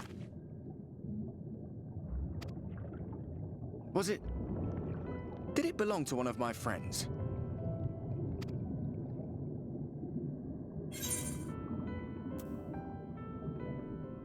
I thought you were always watching. I tried to give you a measure of privacy. No one wants a spirit looking over their shoulder every moment of the day. So tell me, if you would, how did you come across that crystal?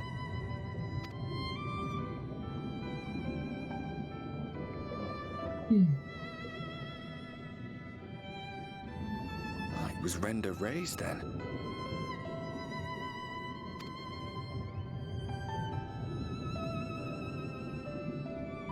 Strange that I should learn such things now, after they're long gone. They were fine friends, every one of them.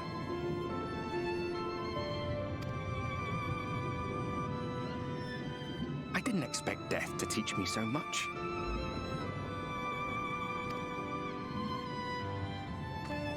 About them, about Seto, about you, about the hope that hides at the heart of this world. I've never been one for idle chit-chat, but if by some miracle I could see them all again, I doubt I would ever stop talking.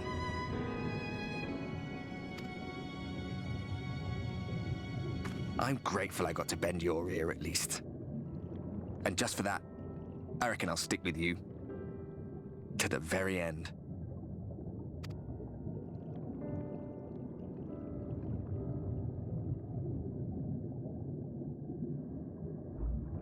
Apologies, we were a little late to the gathering.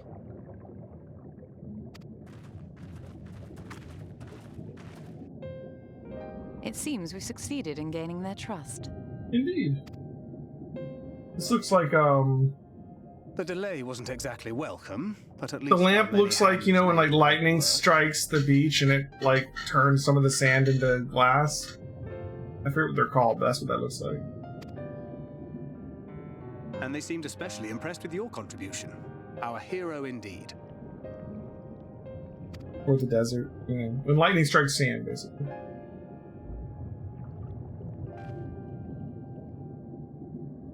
Y'shtola was telling us those structures may date back to the age of the Ascians.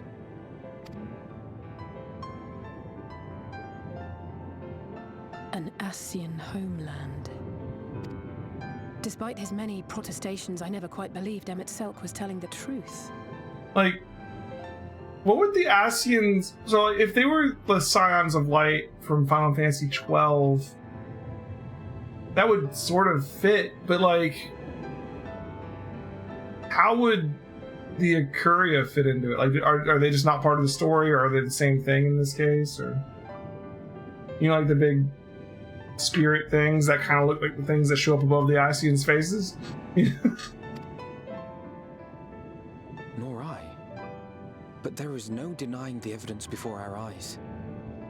Clearly this was once a great city. Like, these guys from 12?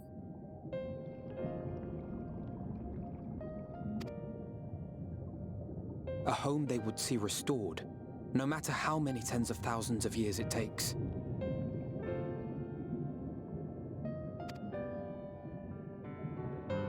It's a hollow dream when you think about it. Even if they manage to rejoin all the worlds, they'll never bring back the ones who were lost.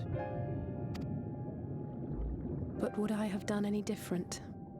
That's the thing. Like, I feel like if the Scions were part of the world that got split up, they'd do the exact same thing. I don't know that they would just kill off entire worlds to do it, but they'd still be trying to find a way to rejoin the worlds, right?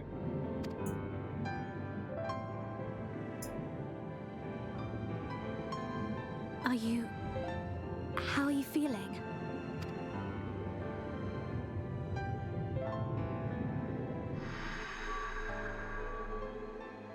Feeling great.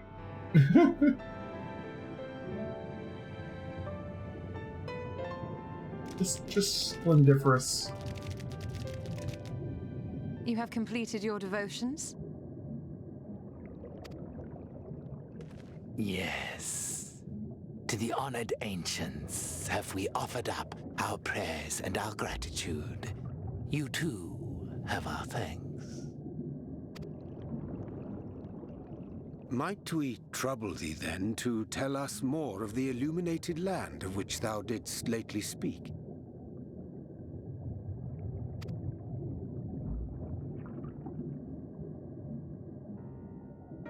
To the west of here lies a great trench. Some days ago, a light appeared in that endless darkness. Curious, we ventured closer and discovered in the depths an entire city.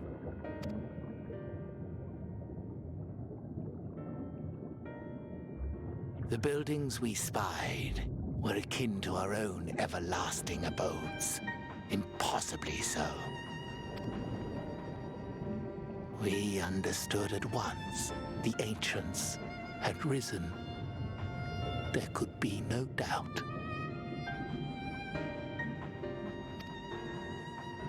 Taken with terror, we retreated to the cups, and I decreed that none should enter the trench until such time as we received a sign.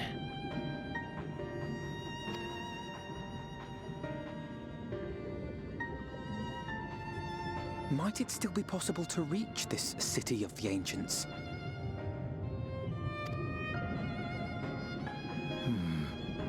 With no water to drown you, a finless one could now travel there. Yes. I am convinced you are the sign for which we have been waiting. My people will show you the way. Okay.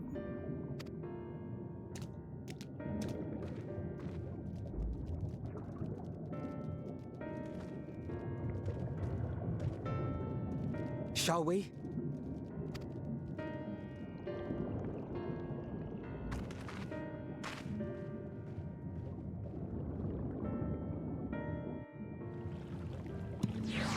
Yeah. I'm just like refreshing myself about the end of Final Fantasy XII. The thing is, like, theoretically, if they were the Scions of Light from Final Fantasy XII and the Akuria, they had a very different goal in 12, but then that would theoretically be 12 before the world got split up, I guess.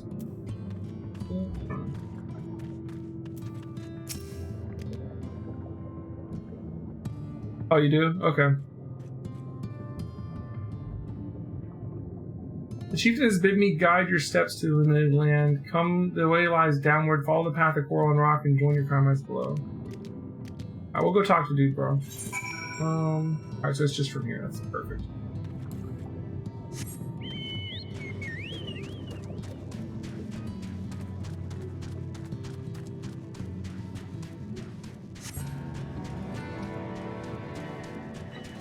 I was thinking I wasn't gonna be able to get anything from Grinnell until like the end of the story.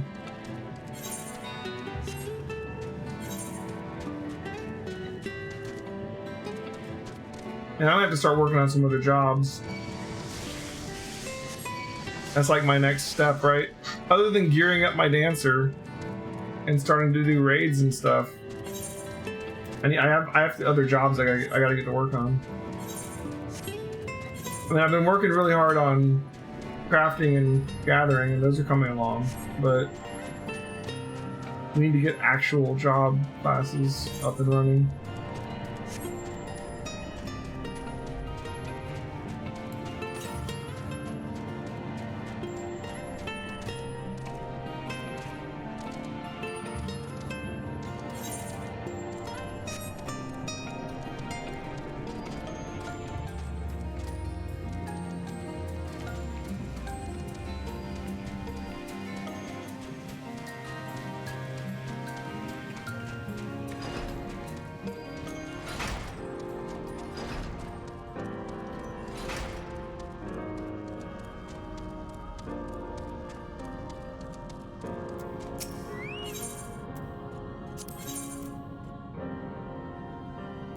Oh, do I just get all this stuff?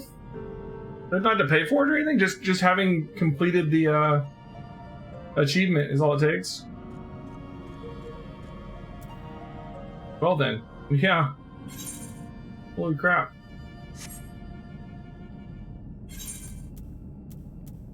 That's some upgrade.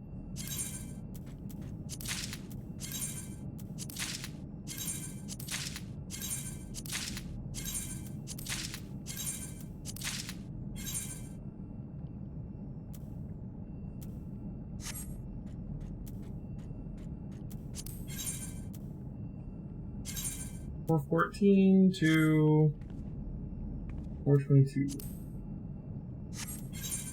Oh, we look like a dancer again. Look at that. We're actually in dancer gear. Yay!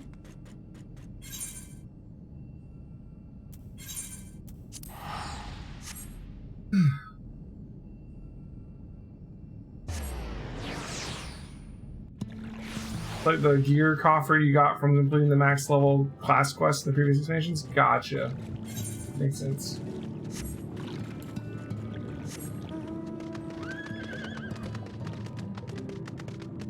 Quite the upgrade.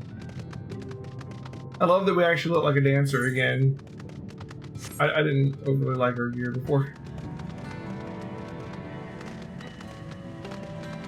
Like we're gonna be a dancer, we should look like a dancer.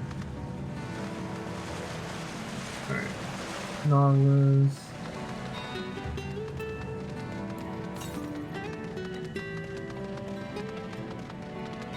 There's one of the other grunts right there.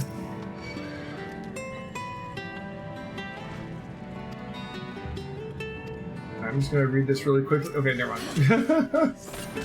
I was trying to get it done so I could kill this guy, but it was like he interrupted the conversation, so. I see you have chosen death, sir.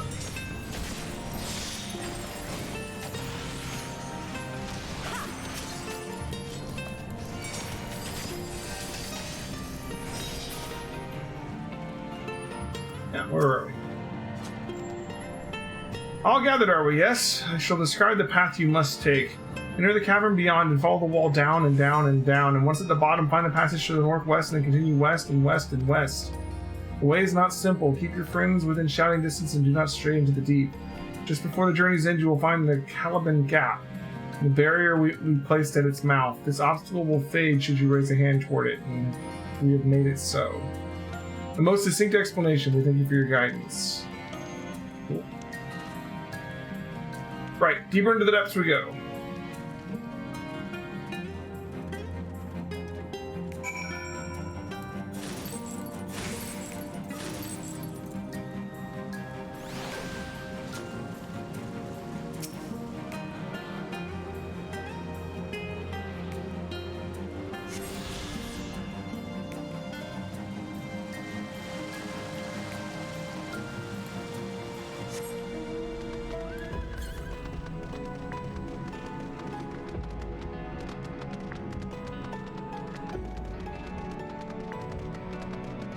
You finally found the NPC to spend new tomes at? That sounds good.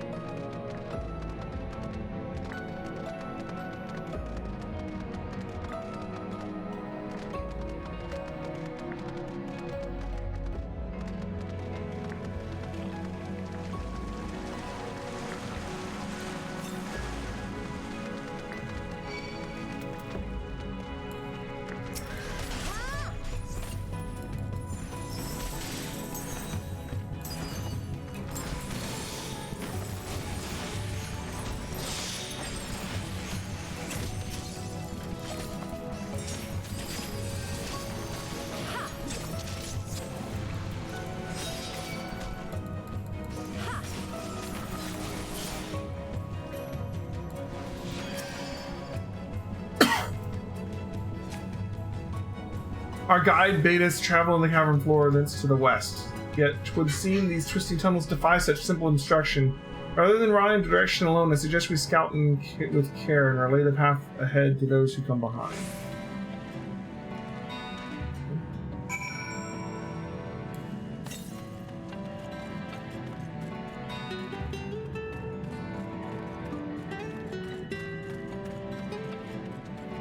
Not overly helpful at this point.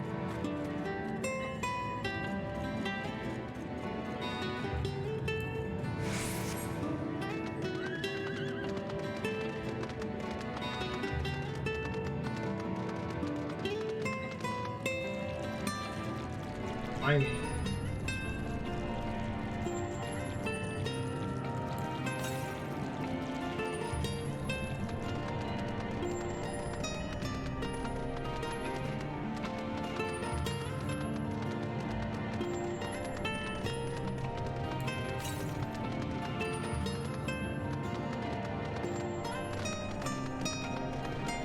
Vine, root, whatever it is.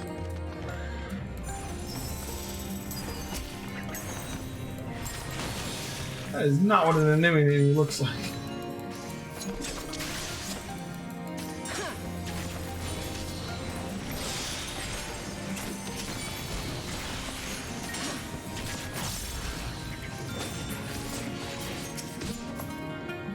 Elheim, you have a choice of 2 routes from here. You can either take the long way to the south along the rocks or skip along this coral branch as Alize has done. I, for one, shall be following my sister's example. The long way, too, huh? Interesting. Oh, there's an Aether Current this way, so we're going this way. I wonder if there's an Aether Current the other way.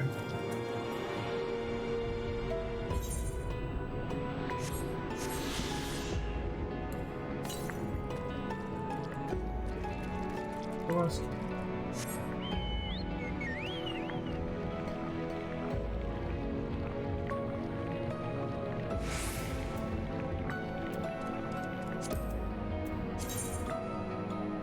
3 more.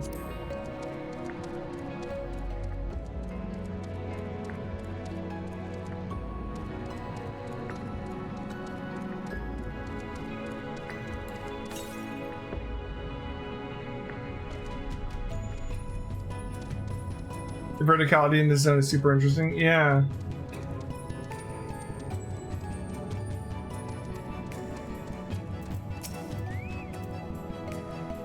There you are. Come on. I think I found the tunnel that we were looking for.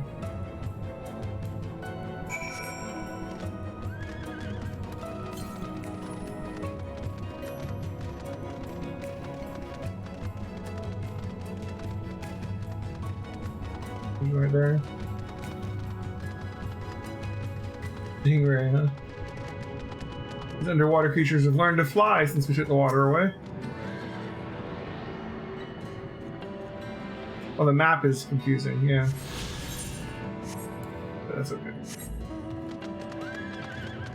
Speaking of cool maps with lots of verticality, I hear the Metroid Prime trilogy is coming to the Switch sometime soon.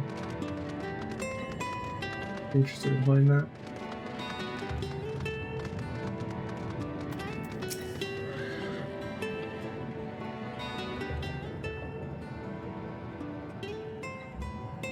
This must be the barrier the Ondo spoke of.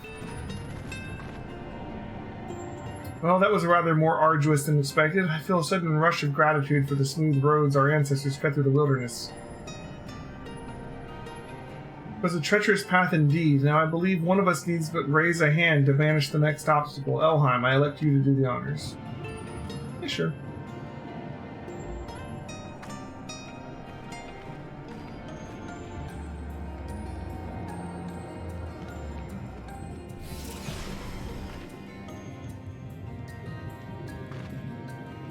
Okay. Gone, just like that. I suppose we should head in. I'm guessing that was what would stop you from getting down through here. Until you got to the right part of the main story, you wouldn't be able to get rid of the barrier. Like as not, this tunnel will be just as perilous as the road we walked to get here. Let's all stay aware of our surroundings, shall we?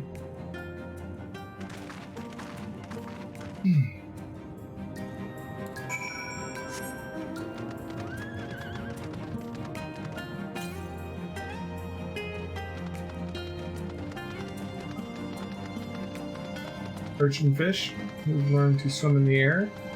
Barry. Anchor chilling over there. Arene.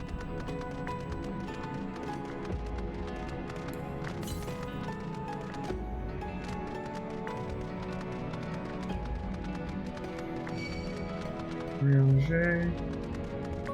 Bones on the ground there. Very cool.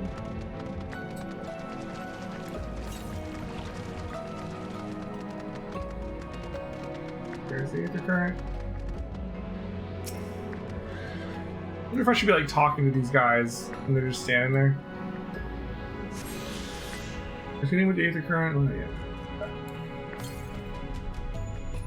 Health. Okay.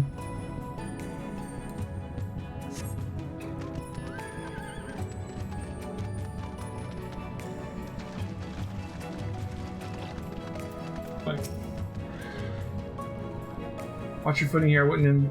Yeah, so it's just random stuff.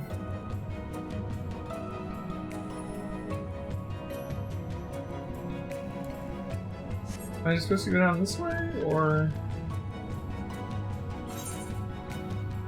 this way looks more correct, right?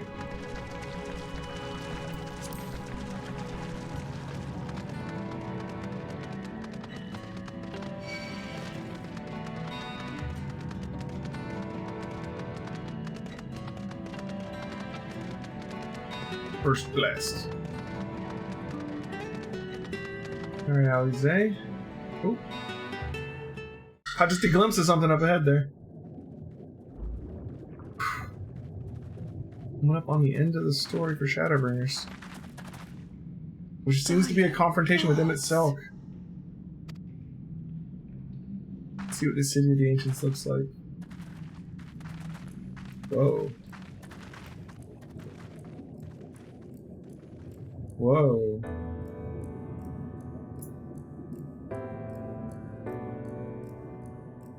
They had skyscrapers. When the Ondo spoke of a city, I did not think they meant an actual city.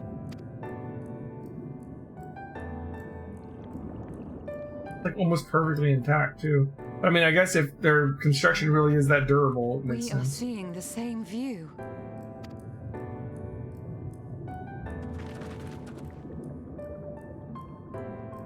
The remnants in the Ondo settlement were solid material structures. But these... Everything here pulses with ether. 'Tis an enchantment on a monumental scale. Okay.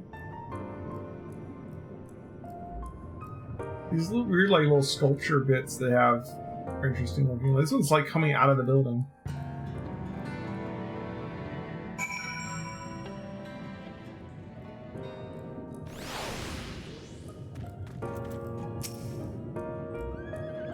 Elhan, did you note the style of the architecture? 'Tis the same used in the remnants of the cups, the murals painted towers. Look closely. Him itself was not simply reclaimed these ruins, he's layered the semblance of an entire city upon them. Gosh, the magnitude of his artifice is staggering. But it pains me to admit, we did not fully understand the feats of which the old world Ascian is capable.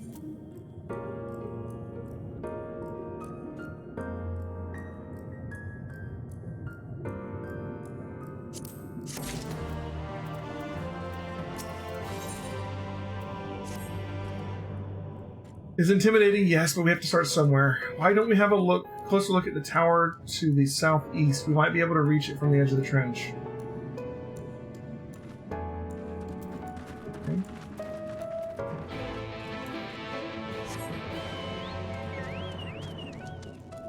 We turn on the Bioshock music now, right?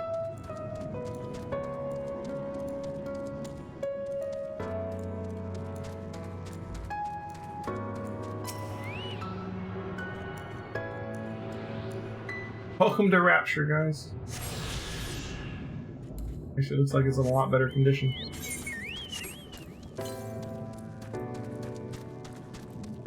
It's not detecting nearby currents. That's all of them. Shit. Okay. We're done tracking down ether currents, other than quest-related ones. Which, I guess maybe after the story there'll be more.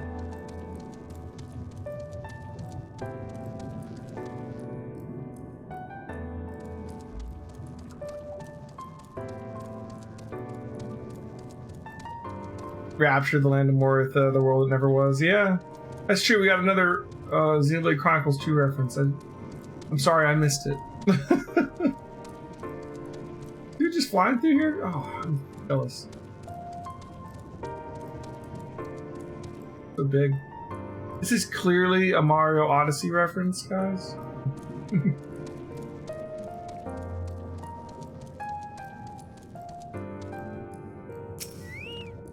Conspicuous longtail. Final words.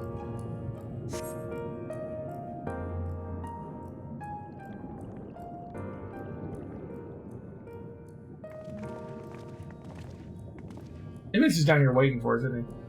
Look at the size of those doors. Now I know how Pixies must feel. He wanted us to see this shit. Elheim Gilded recognized. Welcome to the city of Amarat. Amarat. Amarat? Why does that sound familiar? I don't want to Google it right now. Might be spoilers. Sounds familiar though. Will you be riding the lift? What? Did the building just welcome you? Man, but it's not so passing strange. Did Emmett Selk not invite Elheim to visit his abode? His plain thy coming was expected. You don't think it's referencing the other game? Okay. Where will this lift be taking us? Lift services every level of Aquaral Heights, but is presently configured to convey passengers directly to the ground floor.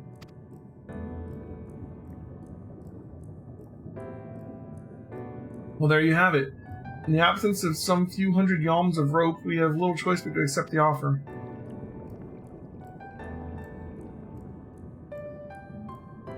With emphasis on the we, I'm not letting you walk into that place alone.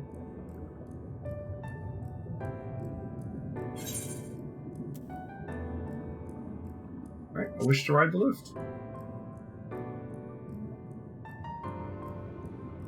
As you wish, the lift will arrive shortly. You're right, I don't think we're going to stop anytime soon. Let's see where this takes us.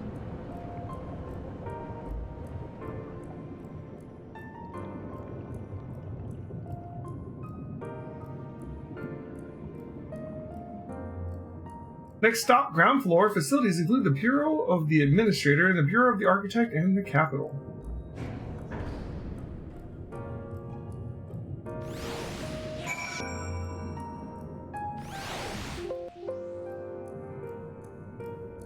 Yeah.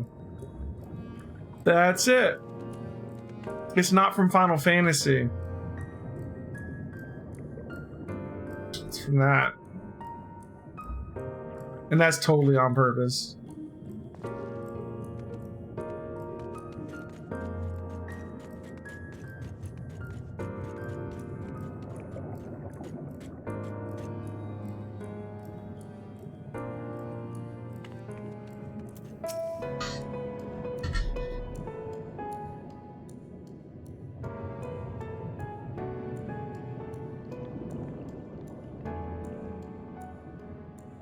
Only at this distance do you start to realize just how big the buildings truly are.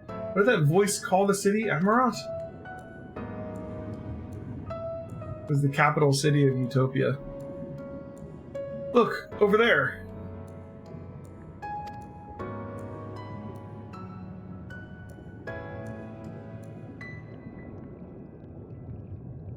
Is that a person? Oh no, my mistake. That's a giant. Doesn't seem to have noticed us yet. Giant or no, a resident of this place may have much and more to tell us. I say we make the first move. Alvaro, you can't just...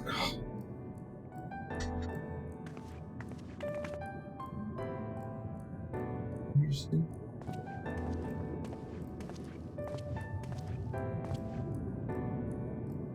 Pray, excuse my boldness, but might I ask you a few questions?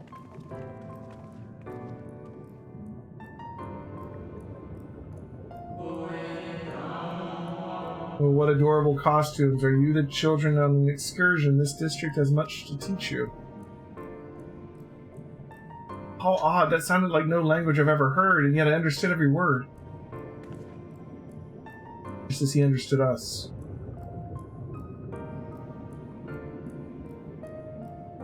Which district is this exactly? You must be lost, poor things. You stand in the Gilded district, wherein lies the institution most vital to the management of our star.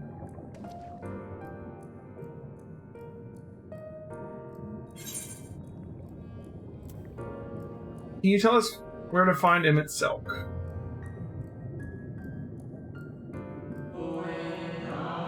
Oh, I see you've come to marvel at the workings of the Convocation of 14.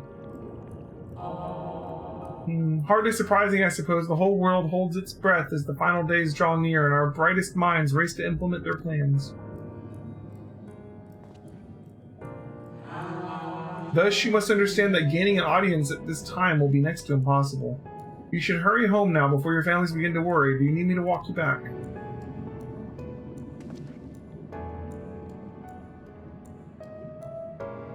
No, thank you. We'll be fine.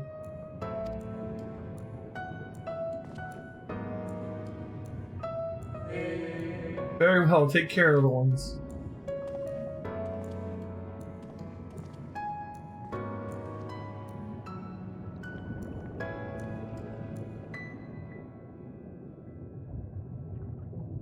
What's all that about? In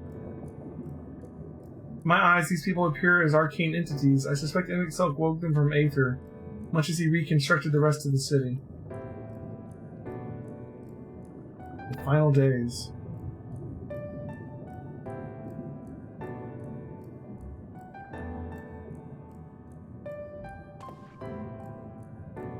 Such words will befit the oblivion described to us by our Ascian foe.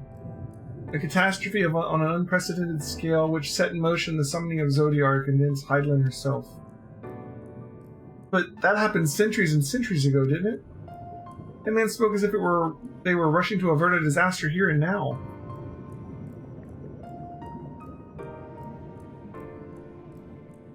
Unless, for these people, the distant past is the here and now. I believe thou hast the right of it, Master Alpha. No, this ethereal Amarat and this residence appear to be phantoms of a different age. Emmett Selk hath resurrected a memory, a moment in time from before the star was sundered. I just realized what this is then. It's a memory of a city before a disaster brought forth into reality, right? It's freaking Xanarkand from 10. So we find ourselves in a long-destroyed city inhabited by the long-departed, an unusual situation to be sure, but at least we're able to parley with these ancients. In fact, they seem downright eager to chat. I say we use this to our advantage, split up and strike up conversations and see if we can't learn the location of our quarry. And while we're at it, it wouldn't hurt to wheedle out a few more details regarding the Convocation of 14 and their impending disaster.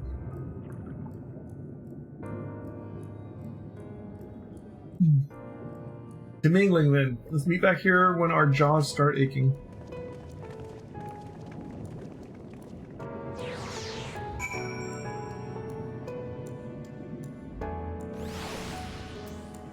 Okay.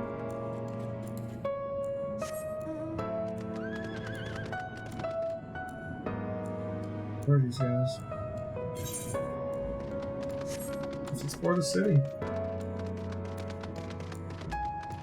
It's not what I was expecting. I'll give you that.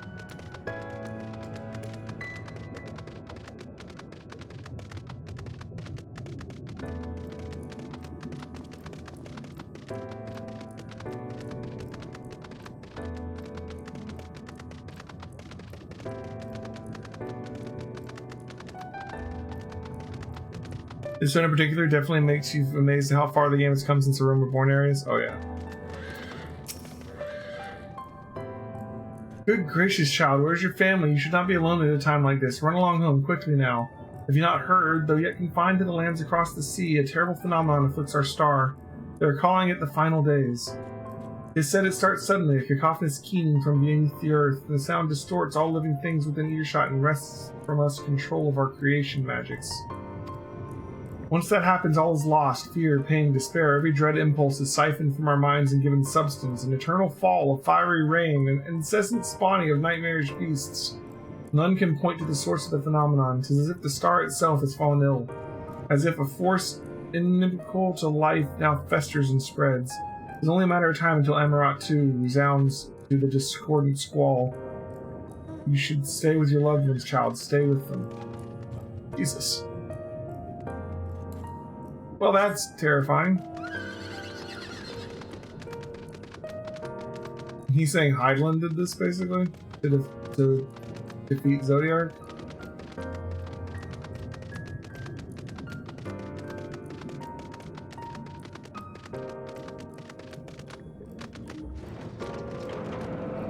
Like, if we're to believe in itself, which I honestly don't really feel like he's lying, but if we're to believe in itself, then this expansion is like, okay, cool, you saved them. By the way, Hydaelyn's bad too.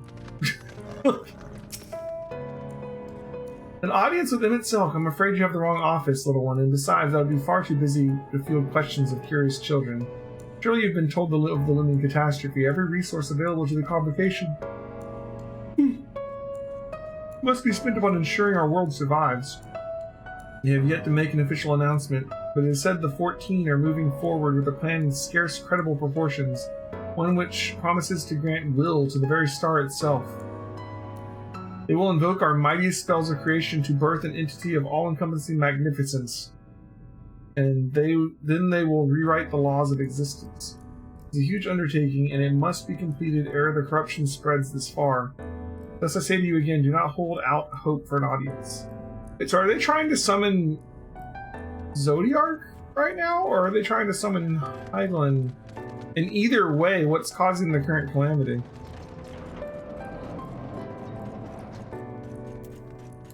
I feel like this doesn't quite mesh with what he told us before. Maybe I misunderstood something. The crystal down here. Macaron's angle.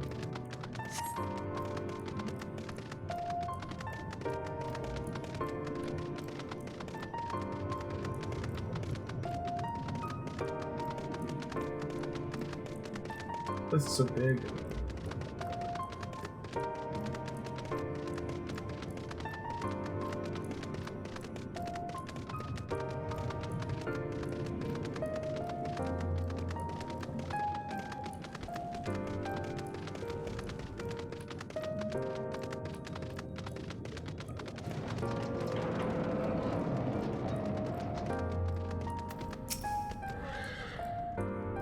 It would seem the hall is host to a most precocious visitor this day. And what great tale shall be the subject of our discussion, young one? The convocation and their handling of the coming peril. It is only natural that you should have questions. So we begin with the members themselves. As all know, the 14 are the wisest and most puissant among us. They are the stewards of order and responsible for decisions which keep this star turning season after season. Let it be the speaker La Habrea or the emissary Elidibus, each seat is occupied by an elected sage of surpassing intellect. Logrith, Mitron, and Ixelk, their individual titles have, as a gesture of respect, a matter of tradition become synonymous with their incumbents. Yeah, Mitron is the one that goes with Chaos. Yeah, Logrith goes with Belias, yep. Thus, it is with great incredulity that I greet this recent rumor that a seat on the convocation is soon to be left vacant. If proven true, which would be an unprecedented development and testament to the immense pressure under which our saviors are toiling. In any event, I for one am confident that they shall deliver our star into salvation. We need more information about what's going on here. I need someone to tell me this. Like, where's Em? I need Emmett to tell me the story again. Like, what is the calamity that they're trying to avert right now? Like, is it the sundering and the splintering or whatever they call it? If so, what are they summoning?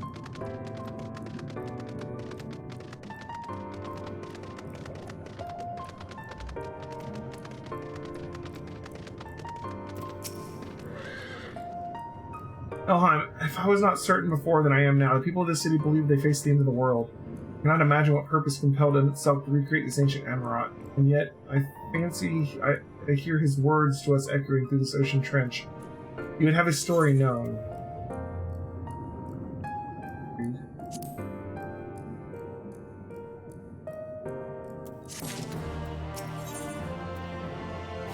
Oh, there's Aether Current. That's usually the last quest, right? Maybe not. We can compare notes once the others return. Hopefully then our next move will become clear.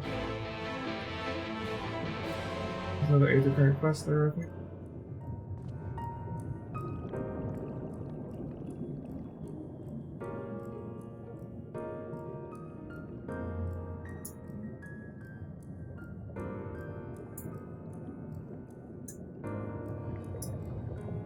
It would seem our conversations were much alike. A looming disaster, creation magics run rampant, and this convocation's efforts to bring salvation out of chaos.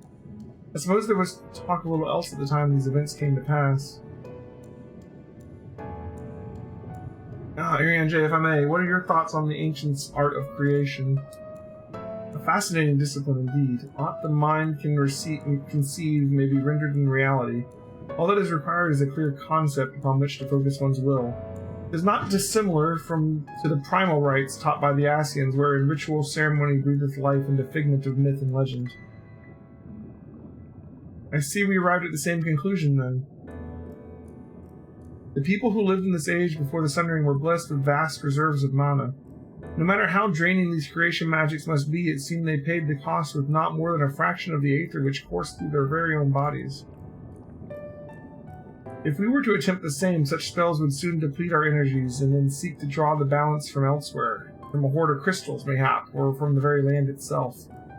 Thus, when this art of creation was placed in our hands, it became in effect a means for destruction.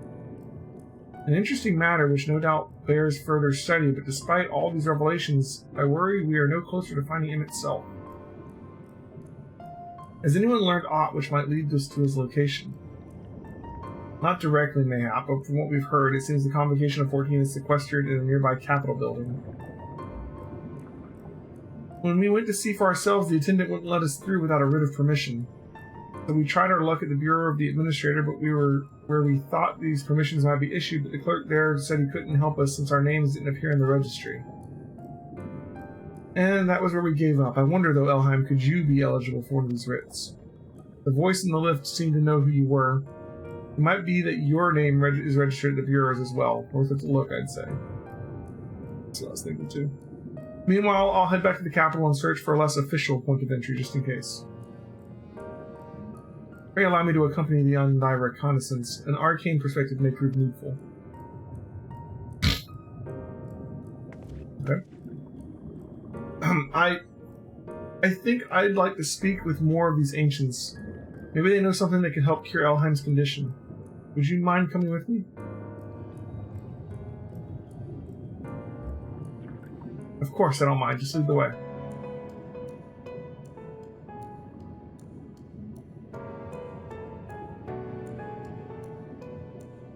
Then Stoll and I will busy ourselves with further exploration. There is surely more intelligence to be had. And so we part ways once more. This time, however, let us reconvene in front of the capital.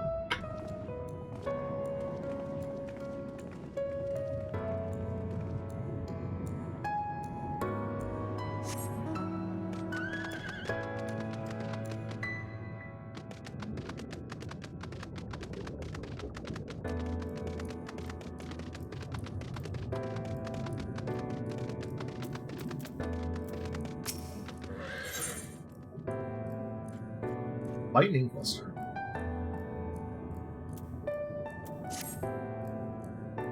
I must say, little one, those garments you're wearing, they are your own original concept, I take it. Clearly they must be given their rather singular flamboyance. I would never dream of stifling a fledgling creator's creativity, but to parade around in such cultivated individuality is hardly praiseworthy. An Emeranite of character shares their creations with the community. They do not hoard them for their use alone. To delight in disparity is a mark of the morally deficient. Disparity engenders feelings of want and resentment which degrade all bonds of fellowship. Thus, we do not encourage creators to share and share alike, else we risk kindling the embers of covetousness. Thus do we, okay, yeah, and violence that ever smolder in the hearts of all. Therefore, I must implore you, little one, to cast aside your original trappings and don the communal robes, that you might acquit yourself as an equal among many, and in doing so, you'll be afforded greater respect and autonomy. Worry not, for this will be a simple affair. I recall seeing a gentle soul outside the Hall of Rhetoric carrying robes perfectly suited for ones of your diminutive stature. I'm sure they'll be glad to share their wealth with you. But do hurry, little one. The eyes of the collective are ever watching and weighing your worth. Gotcha.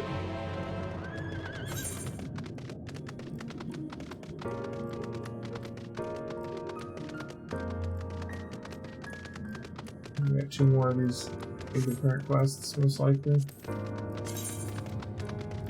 And that will be it. Okay.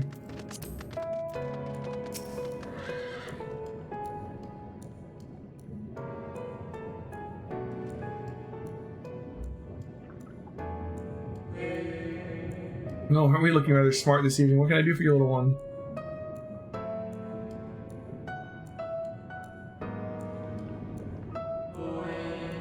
Robes to serve in lieu of your ensemble. Ah, how prudent. Alas, I have nothing I can offer you at this present time. The ones your associate saw me carrying either earlier were a failed experiment. I never intended to make them so small, so I disposed of them shortly thereafter. Failed experiment.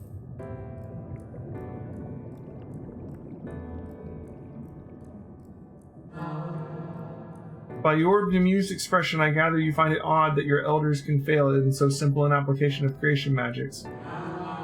It is more common than you realize, little one. In this instance, a gaggle of children was passing by as I held the image of the robes in my mind's eye. Simply by becoming aware of their presence, that was the form influenced and the final product changed. All things considered, it could have been worse. Just the other day, I was intending to conceive a white-haired lion when a sudden...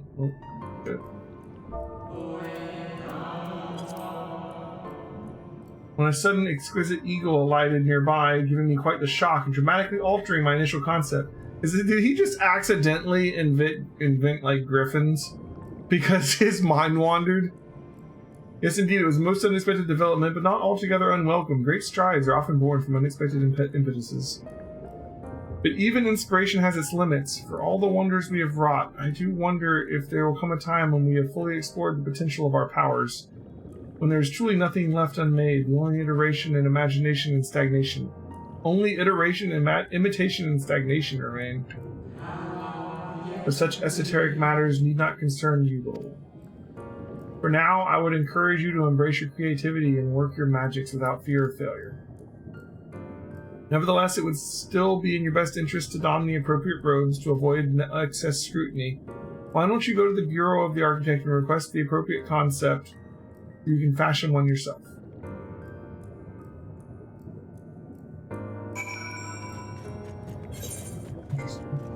Okay.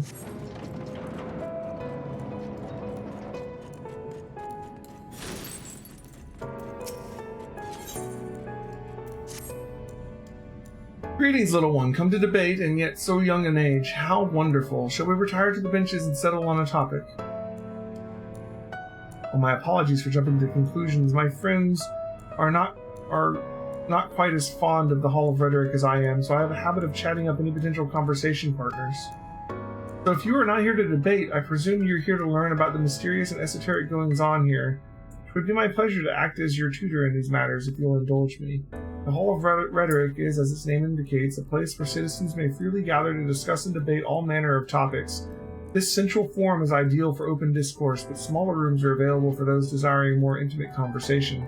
Oh, and there's a wealth of reading material concerning rhetorical techniques and history penned by the greatest minds on offer as well, should you wish to refine your techniques through self-study.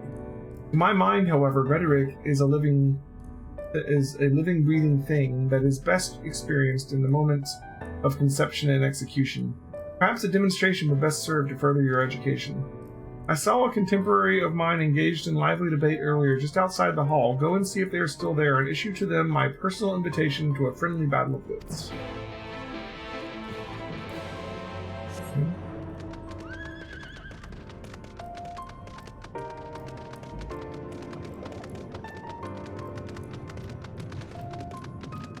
Spider-Man. But that is precisely my point, that their obsession with this so-called mandate to approve only the most beneficial concept for wider distribution, never mind the ridiculous subjectivity of their criteria, has led the Bureau of the Architect astray from its original purpose. Huh? Do business with me, child. Regardless, I'm in the middle of a heated discussion with my partner. Come back later. Yeah, I'm not going. No. My position has nothing to do with the intrinsic value of unique identity and whether or not it is retained. Rather, I posit that the reproductions of a given concept are inherently imperfect, and thus they are themselves unique, albeit in minor but insignificant degrees, and most importantly, this variance is not to be condemned but celebrated. Better that than to strive in vain for impossible standard that, even if met, would leave us lesser for the lack of diversity. The Amorotines appear to be engrossed in their debate, utterly deaf to you and your pleas for attention.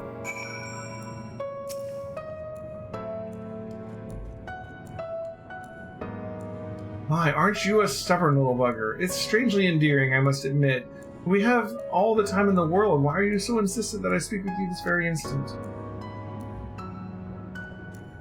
Ah, you are acquainted with that chatterbox. I suppose I do owe them a debate or two. Now is as good occasion as any, so be it.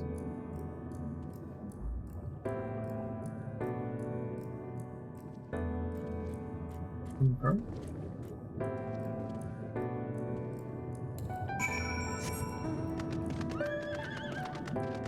This part's really interesting.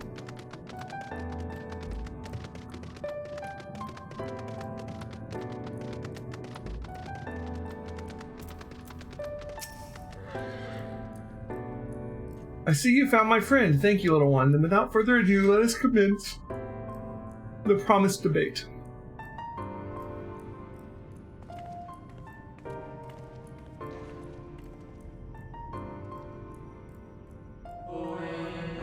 As to the matter of what subject we shall debate today, I propose the recent calamity which has befallen our friends across the pond. What say you?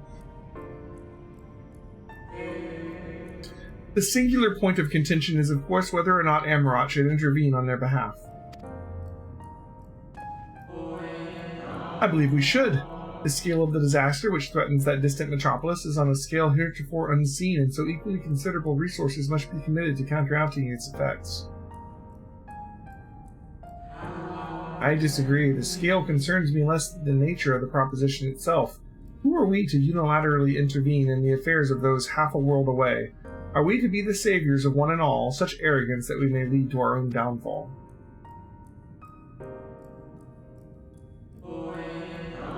While I understand your concern from a philosophical standpoint, I fear you are too quick to dismiss practical considerations out of a desire to maintain an unassailable moral authority. But let us, you and I, hold here for the present and offer the floor to our young student. You have heard our opening salvos in this debate concerning the fate of our neighbors across the sea. What is your opinion on the matter?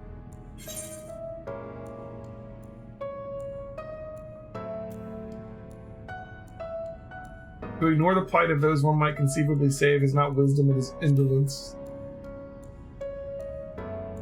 Right. You tell him. Indeed. The same can be said regardless of one's opinion on the morality of intervention. There is a clear and undeniable benefit to Amarot in using the situation as a testbed for our newest creations, that we might develop and refine our defenses against a potential threat to our own fair city. How readily you cede the moral high ground. Was it not our young friend's point that we have an ethical obligation to aid those in need? Yet not only do you instead elect to focus on the benefit to Amarot alone, but you also deprive our distant neighbors of an agency to determine their own fate. You misunderstand me. What benefits Amarot benefits all creation. I firmly believe, for the knowledge and wisdom we stand to gain from the intervention, and then be shared with others, empowering everyone to more effectively surmount similar trials in the future. Interesting.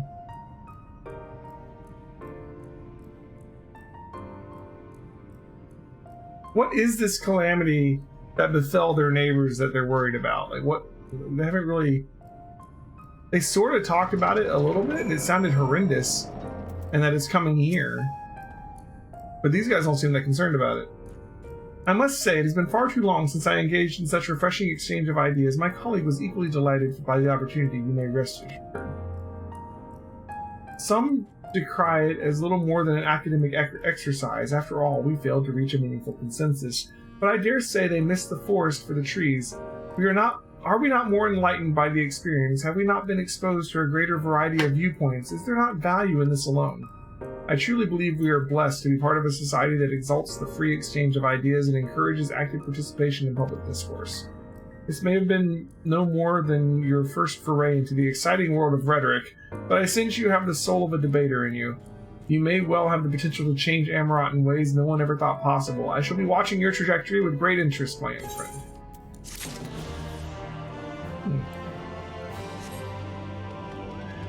I mean, from what we're seeing here, like, yeah. Amarant seems like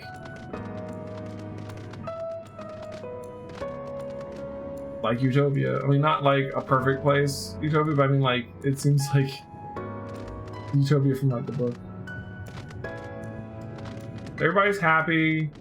They don't really worry about day-to-day things. They all wear the same clothes and try to be equal and all that crap. A very interesting little society they have here.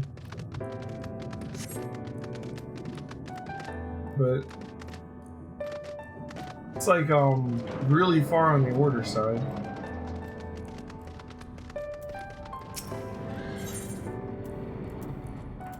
I don't feel like Emmett Selk would really fit in here. You know? Maybe I'm wrong. Greetings and welcome to the Bureau of the Architect. Are you in need of assistance? It would be my pleasure to answer any questions you may have. To your left is the counter where you may submit registrations for new creations. To your right will be the counter where you may requisition concepts on file. Am I correct in assuming you're not familiar with the services we provide? I see. A more detailed explanation is in order then. You understand that by harnessing the powers of creation, we can give physical form to all manner of concepts, yes?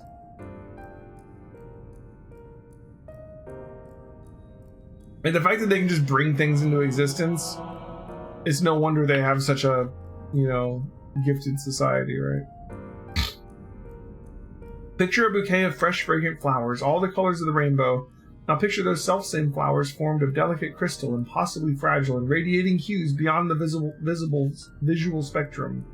Every day our people push the boundaries of imagination to conceive new and striking designs like these.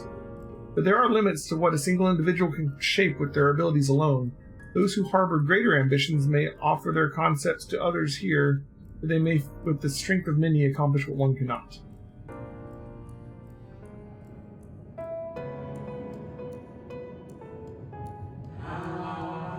Not all concepts are approved for wider distribution, of course. Dangerous, subversive creations pose a risk to everyone, and so it is only after a comprehensive evaluation, after a concept is judged to further the greater good, that we permit it to be shared with the community. Okay.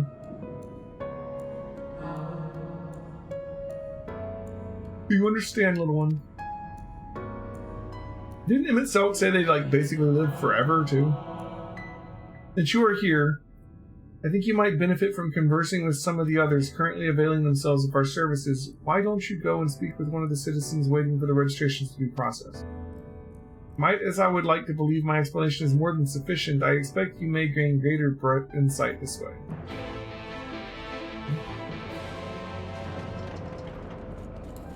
Come over here and try and get ourselves some clothes. Welcome to the Bureau of the Architect, little one. Are you here to request a concept for personal use? If so, what sort of concept did you have in mind?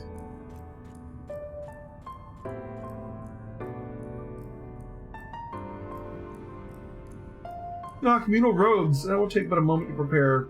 But before I fill your request, I should caution you. Pardon me for asking, but your creative potential is relatively low.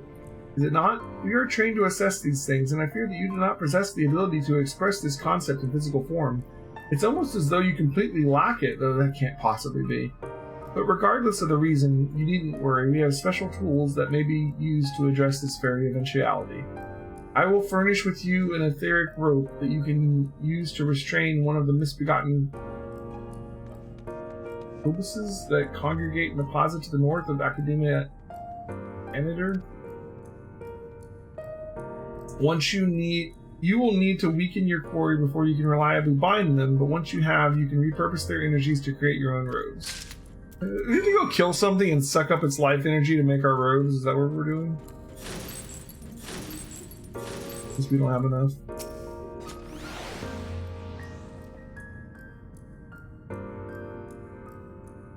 Hello, hello, little one. So rare is it to see one of your size roaming around here. Come to learn about the Bureau, are we? I'm here today to register a new creature. Boneless with semi-translucent skin, it drifts through the air like a dancer on a summer breeze, its tentacles trailing behind. It utilizes gas bladders to propel itself from place to place, you see. I'll admit it's not the most elegant of designs. I'd not shed a tear if it were rejected, quite frankly, but what can I say? I take pleasure in conceiving unorthodox designs. A beginner like you shouldn't take after me, though. If you're looking to pick up a few tips, you should probably ask someone else. That is about my number they just called, if you'll excuse me.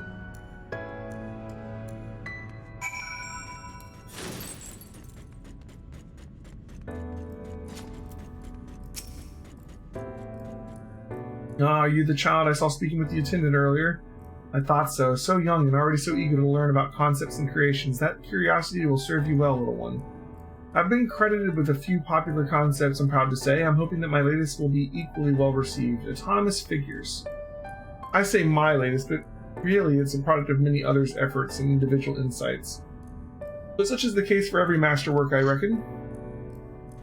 Autonomy notwithstanding, these creations know no fear, they are wholly devoid of emotion, and will without hesitation or resistance engage in any dangerous activities, even if death is assured. There's beauty in that, I think, and I hope the officials do so as well. I tell you, there is nothing more nerve-wracking and thrilling than the waiting period before you receive the result. I love it and I hate it in equal measure. Anyway, that is all I've got to say about it. If you're still keen to learn more, why not pester that warrior wart over yonder? Come to think of it, I think their particular creation is designed to appeal to children. You talking about Taloses?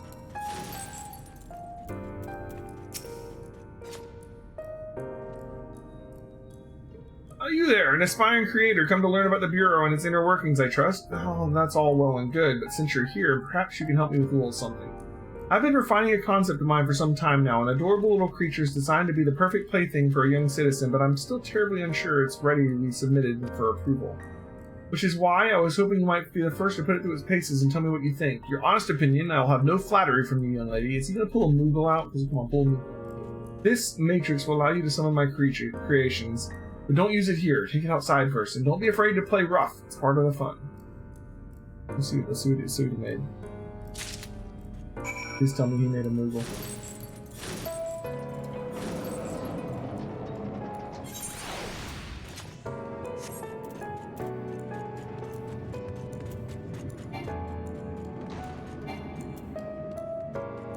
Oh, I have to go to a specific place. Let's go do this first and get the this taken care of.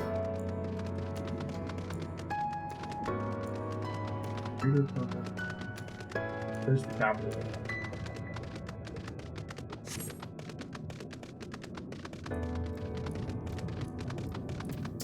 And we're gonna have some kind of dungeon at the end of this, aren't we?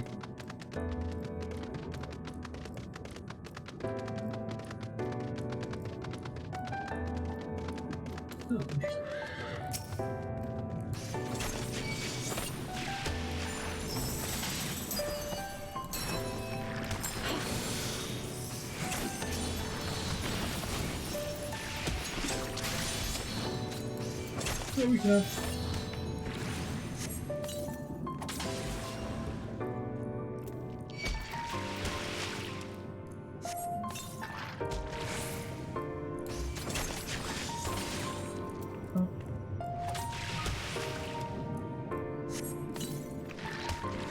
Here.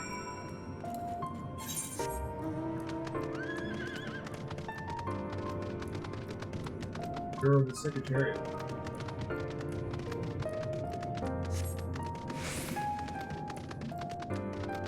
Interesting how long the session was. Got the first final quest at 3 a.m. and spent 45 minutes in a queue before giving up to do it the next day. Yeah, I don't imagine I'm doing a dungeon tonight. I imagine we're gonna get to the dungeon and stop tonight. Probably what's gonna end up happening. Because it's kind of too late to queue up for a dungeon that might have a long queue.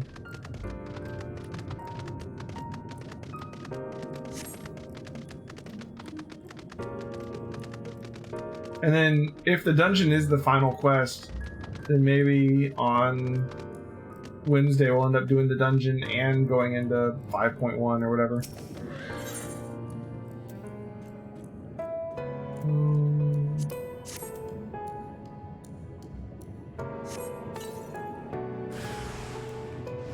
These are not fun to play with.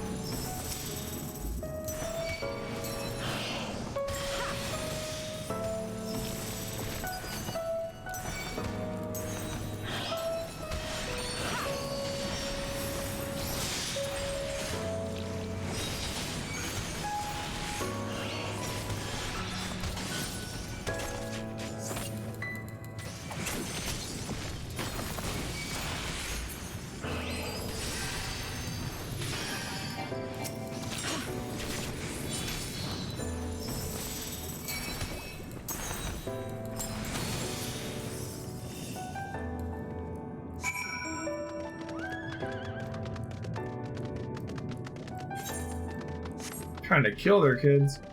2 optional dungeons unlocked after beating 5.0 and they're both awesome.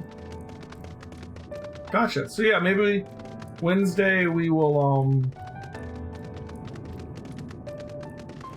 yeah. Maybe we'll do some dungeons along with that dungeon, do some 5.1, that kind of stuff. How did you find my lovelies? Were they as delightful and engaging as I'd hoped? Tell me everything, spare no details. I say they spouted nonsensical phrases and attacked you like mad beasts. How distressing, and not at all like what I intended. My sincerest apologies to you, little one, for the unpleasant experience.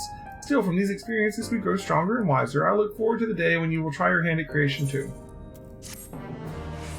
Like...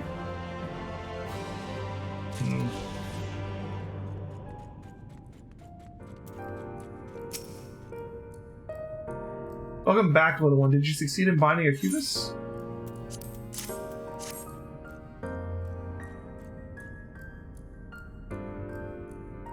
You have done well, little one. Allow me to siphon its energies and prepare the matrix for you. It should take only a moment. Here you are, a creation matrix you may use to generate your own robes. The concept is inscribed upon a crystal which has been infused with the aether of the beast you brought me. What? Why are you looking at me as though you do not know how to channel the powers of creation? It is as natural as breathing. Even a newborn babe has the instinct. Even if your potential is lacking, as one of our people, you must surely know what to do.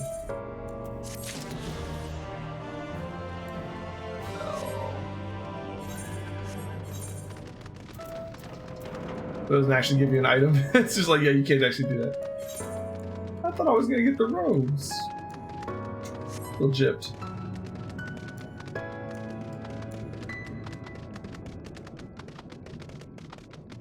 Give you a lightning crystal, yeah. I guess.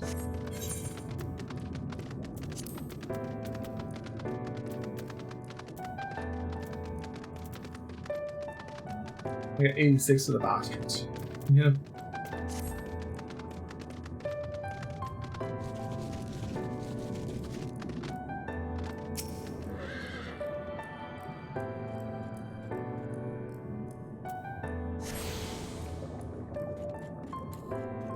Crystals are used for crafting because we're actually tapping into creation magic just a little bit.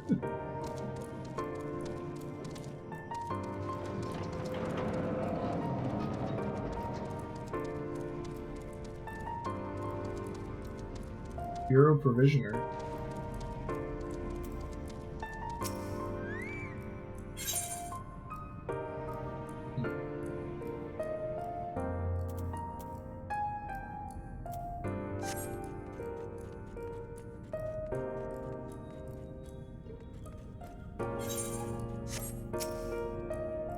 A visitor writ. Yes, I can assist you. Full name, please. Elham Gilded. Please wait near the counter while I confirm your details.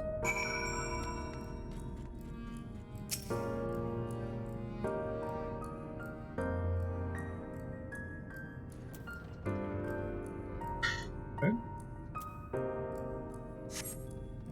Elham Gilded, your application is ready for collection. As your residency was approved by Emmett Selk himself, further forms of identification will not be required. Here are your application documents. Submit them at the Bureau of the Secretariat, and the clerk will issue you a visitor's writ for the capital. I already saw that on the map. It's okay. I think we're getting to the end here. We're running out of city. And we've got all of the Aether currents except the one for the final quest.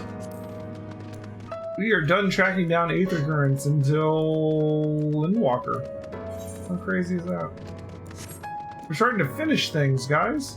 It's been months and months, but we are starting to finish things. Just starting, though. Long way to go.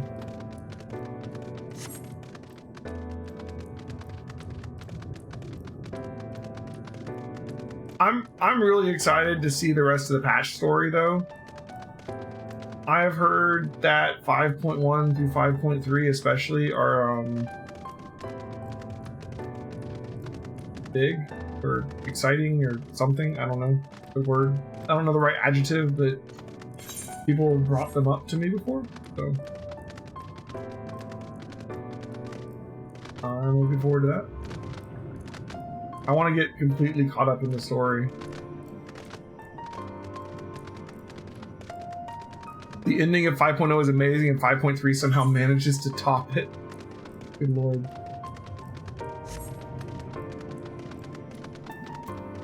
We're not far off now. I do feel bad wasting all this XP on a class that's maxed out, like, but I have so much work to do to get the other ones up. It is what it is.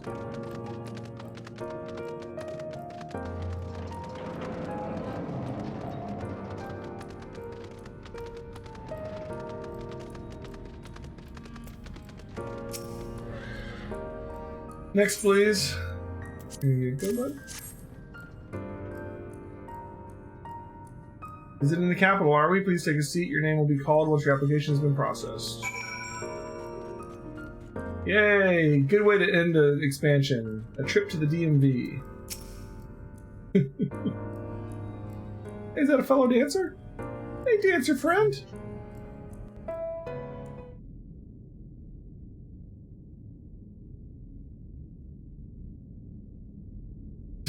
He looks so silly sitting on that bench. Uh-oh. Oh, the lights. Yeah, we still have the whole light warden thing going on. May I?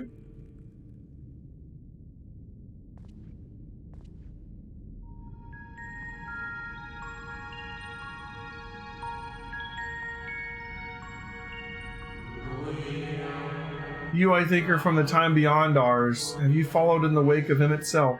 Oh, what the hell? Nay, there is no cause for alarm. I am simply a shade, here and not here. I know only that my name is Aethelodius, and that this city is a recreation, a phantom moment plucked from the well of history. One of the shades became sentient? These others seem unaware of their pale existence, but I wonder if Emmett Selk's mind was distracted when it came to my reconstitution. A stray thought would have been enough. Aethelodius will realize the truth, for example. We were close friends once, you see.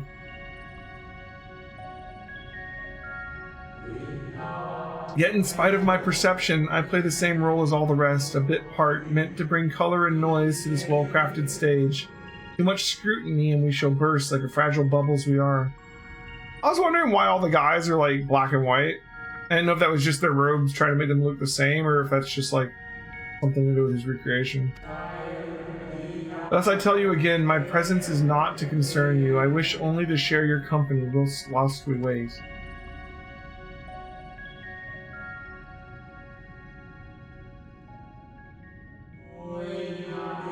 If you've come this far, then you know the catastrophe which awaits us on our morrow.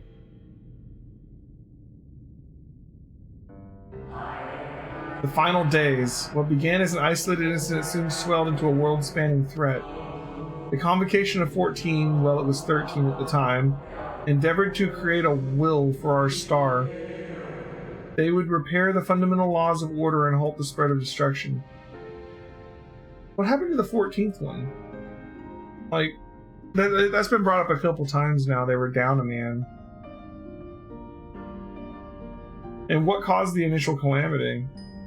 So they're talking about bringing about Zodiark to stop it, right?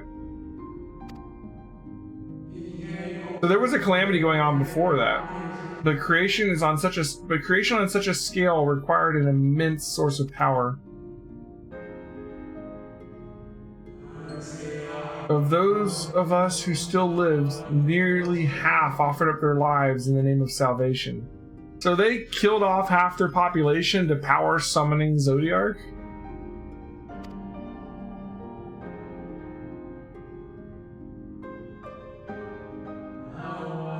From their sacrifice, Zodiark was born. Just as we had hoped, he reached forth and halted the march of oblivion. Yet, oh, how the star had suffered. So many species lost. The land was blighted, the waters poisoned, and even the wind had ceased to blow. So they stopped whatever this calamity was, but it basically screwed them anyways. What was the calamity that they were trying to stop? Once more did our people give themselves to Zodiark. Another half of our race sacrificed to cleanse the world, to ensure that trees and grasses and myriad tiny lives would sprout forth and grow and flourish. Lord, now they're down to 25%. The cycle of life had begun anew, and we reconsidered the means by which we might protect it.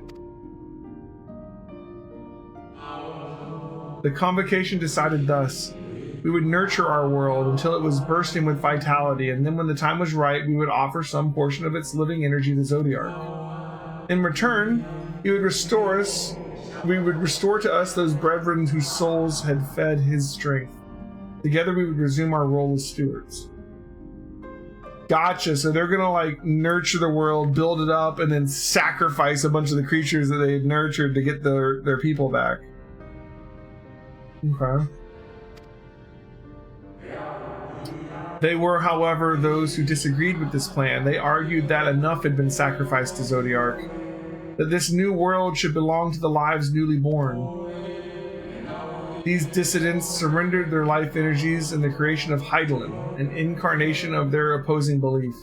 And for the first time in history, our people stood divided. Know you then how this conflict ended?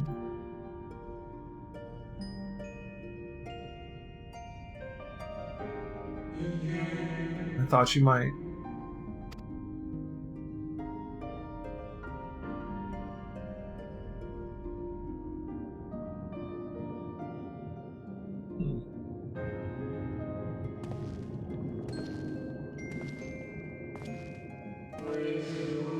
Emmett Selk has ever been a champion for the will of Zodiark. The original plan may have been set back by millennia, but he will not have abandoned his course. He will pay the price for our return by whatever means necessary. So he's going to destroy all the other worlds to rejoin them back to one, and then sacrifice the Eorzeans and shit to get back the Ascians that were lost in the original saving. And though he may carry himself with a certain glib ease, Emmett Selk is not a man to bear his burdens lightly. In fact, I imagine they have only grown heavier with every passing century.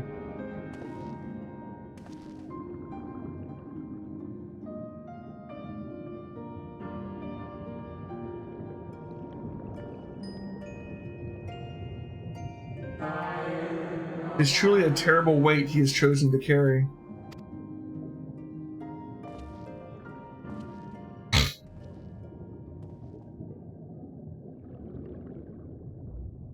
That means that means he's telling the truth. Hydaelyn is just a really, really big primal.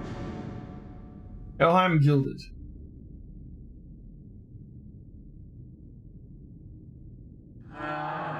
When your turn has come, pray do not let them keep you. primals have the same problem, right? They serve the purpose they were created for, but they drain huge amounts of ether or whatever, right? What's Hydrant draining? Oh, there was one last thing. You will walk with another at your side, yes? About Ardbert? Yeah. Nay, I see no definite form, just the faintest suggestion of a second soul. I doubt it is visible to anyone but me. Otherwise, I can assume only you can see and hear this ethereal companion.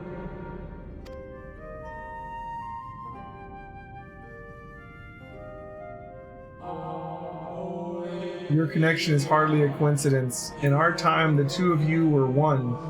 The color of your souls tells the tale. A hue that distinctive cannot be mistaken, no matter how thin the soul is spread. So yeah, we're both the Warrior of Light, right? It is just the kind of fate I might expect for one such as she. Surely Emmett Selk has recognized the hint of her in you. Were we the 14th one that was missing from their group? Maybe she failed to stop the original calamity? Helheim Gilded. Maybe that's what it is. Very well, my new old friend. May you find what you seek. So, like, if they're the Scions of Light from Final Fantasy XII, maybe they had their own Warrior of Light, and that Warrior of Light died or something. And they couldn't stop the calamity without creating freaking Zodiark.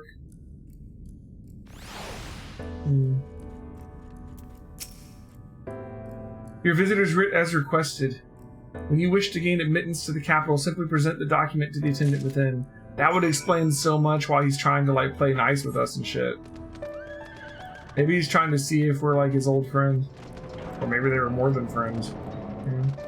I want to meet this person. Oh, that would make such a final villain, right? If, like, the Warrior of Darkness or whatever they want to call, like, if they bring that person back, the original Warrior of Light or whatever, and they're, like, on his side. That'd be awesome.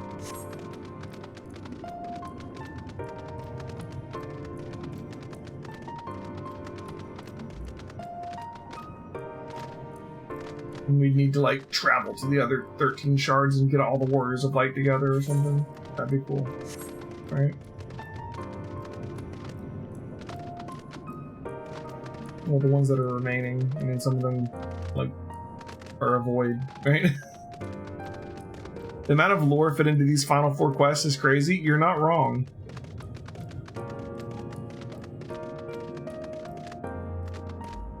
We've learned so much about the Ascians this expansion, and we're not even directly fighting them. Is what's crazy. Like, Emmett's been here, but we're not. I mean, yeah, they put the plans into motion that caused the issues here, but like, they put them into motion like hundreds of years ago. They're not directly acting on anything here anymore. So, like, we're not really directly fighting the Ascians, but we've learned so much about them this expansion.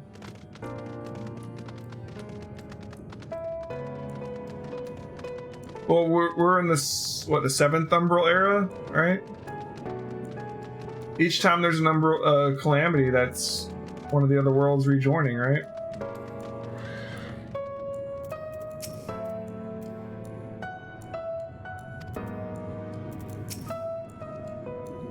Finally, you were gone so long I was on the verge of mounting a rescue party. How fared you in the bureaucratic ventures?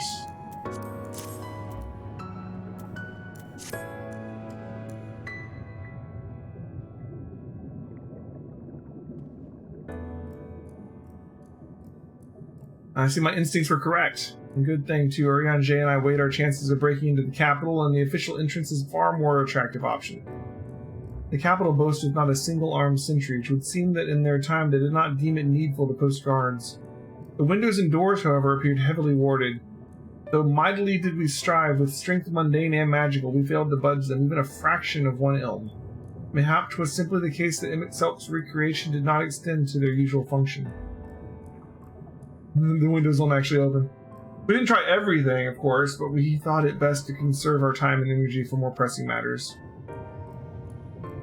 Speaking of which, Reen and I tried asking about a cure for you. The problem is these ancients didn't exist beyond Emerauts today. They'll happily tell you their own tales, but whenever we attempt to explain our situation, the conversation quickly became muddled.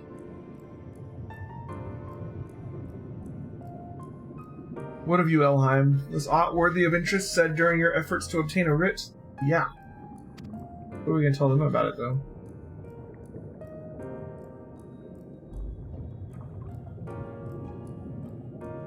A great sacrifice of life in exchange for their brethren's resurrection, and you say all Ascian's scheming has been leading to this? All this time. But if they still mean to enact this plan, then things won't end with the rejoining. I thought that we knew their intentions in full. Restore the world to its former glory, and in turn empower Zodiark to reclaim his throne as the will of the star. Yet that was merely a step along the way. I hesitate to put it into words, but we have to assume the following. Their final rejoining, the Ascians mean to draw upon the lives of the Source to make their sacrifice to Zodiark. That does seem the most likely scenario. Mayhap those who ally with the Ascians would be spared that fate. But what value is there in surviving when all our history and all our struggles will be erased? I cannot conscience such an act. Of course not, and that's to say not of what in itself plans for the Exarch's power. But we stand by and let him threaten our future as well as our past. We need to find him, Elheim, and when we do, make your mark. Change the course of history in a way that's felt by those who came before and those who came after, by everyone you've ever met.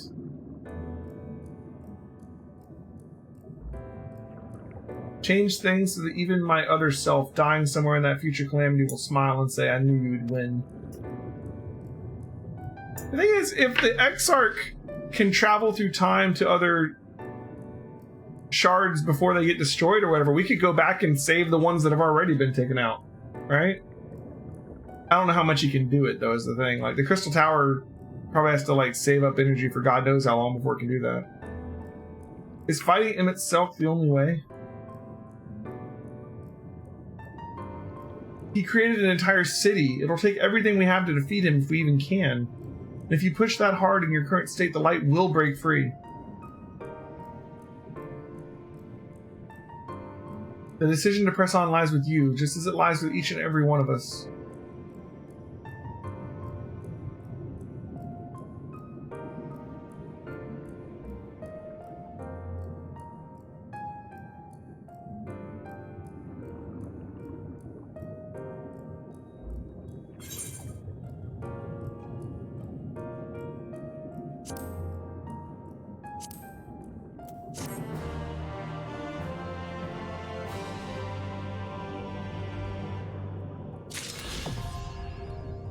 Tempest, a current, attunement.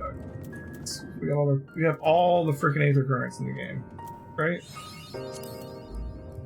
Frequent Flyer 3.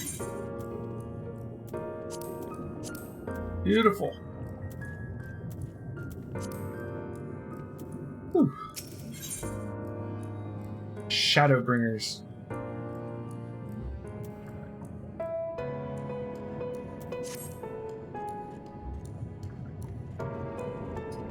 I assume that's the last quest of the expansion, yeah?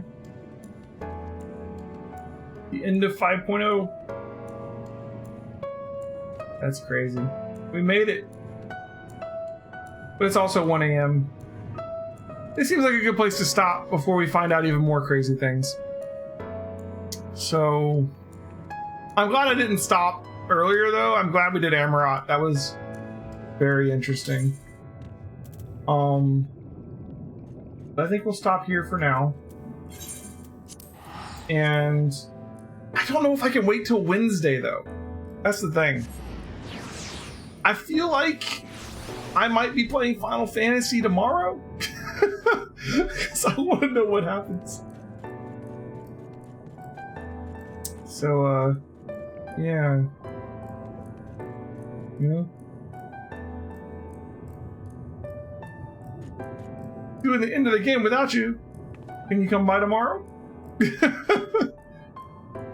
It's the maintenance. Oh, is it really? Okay, well, not tomorrow, I guess. Fine, we'll wait till Wednesday. Ugh. Ugh. Ugh. Alright, you have me convinced. We don't stop. We're going until 6 a.m. Let's go! We'll do it now! We'll do it right now! Is that what you want?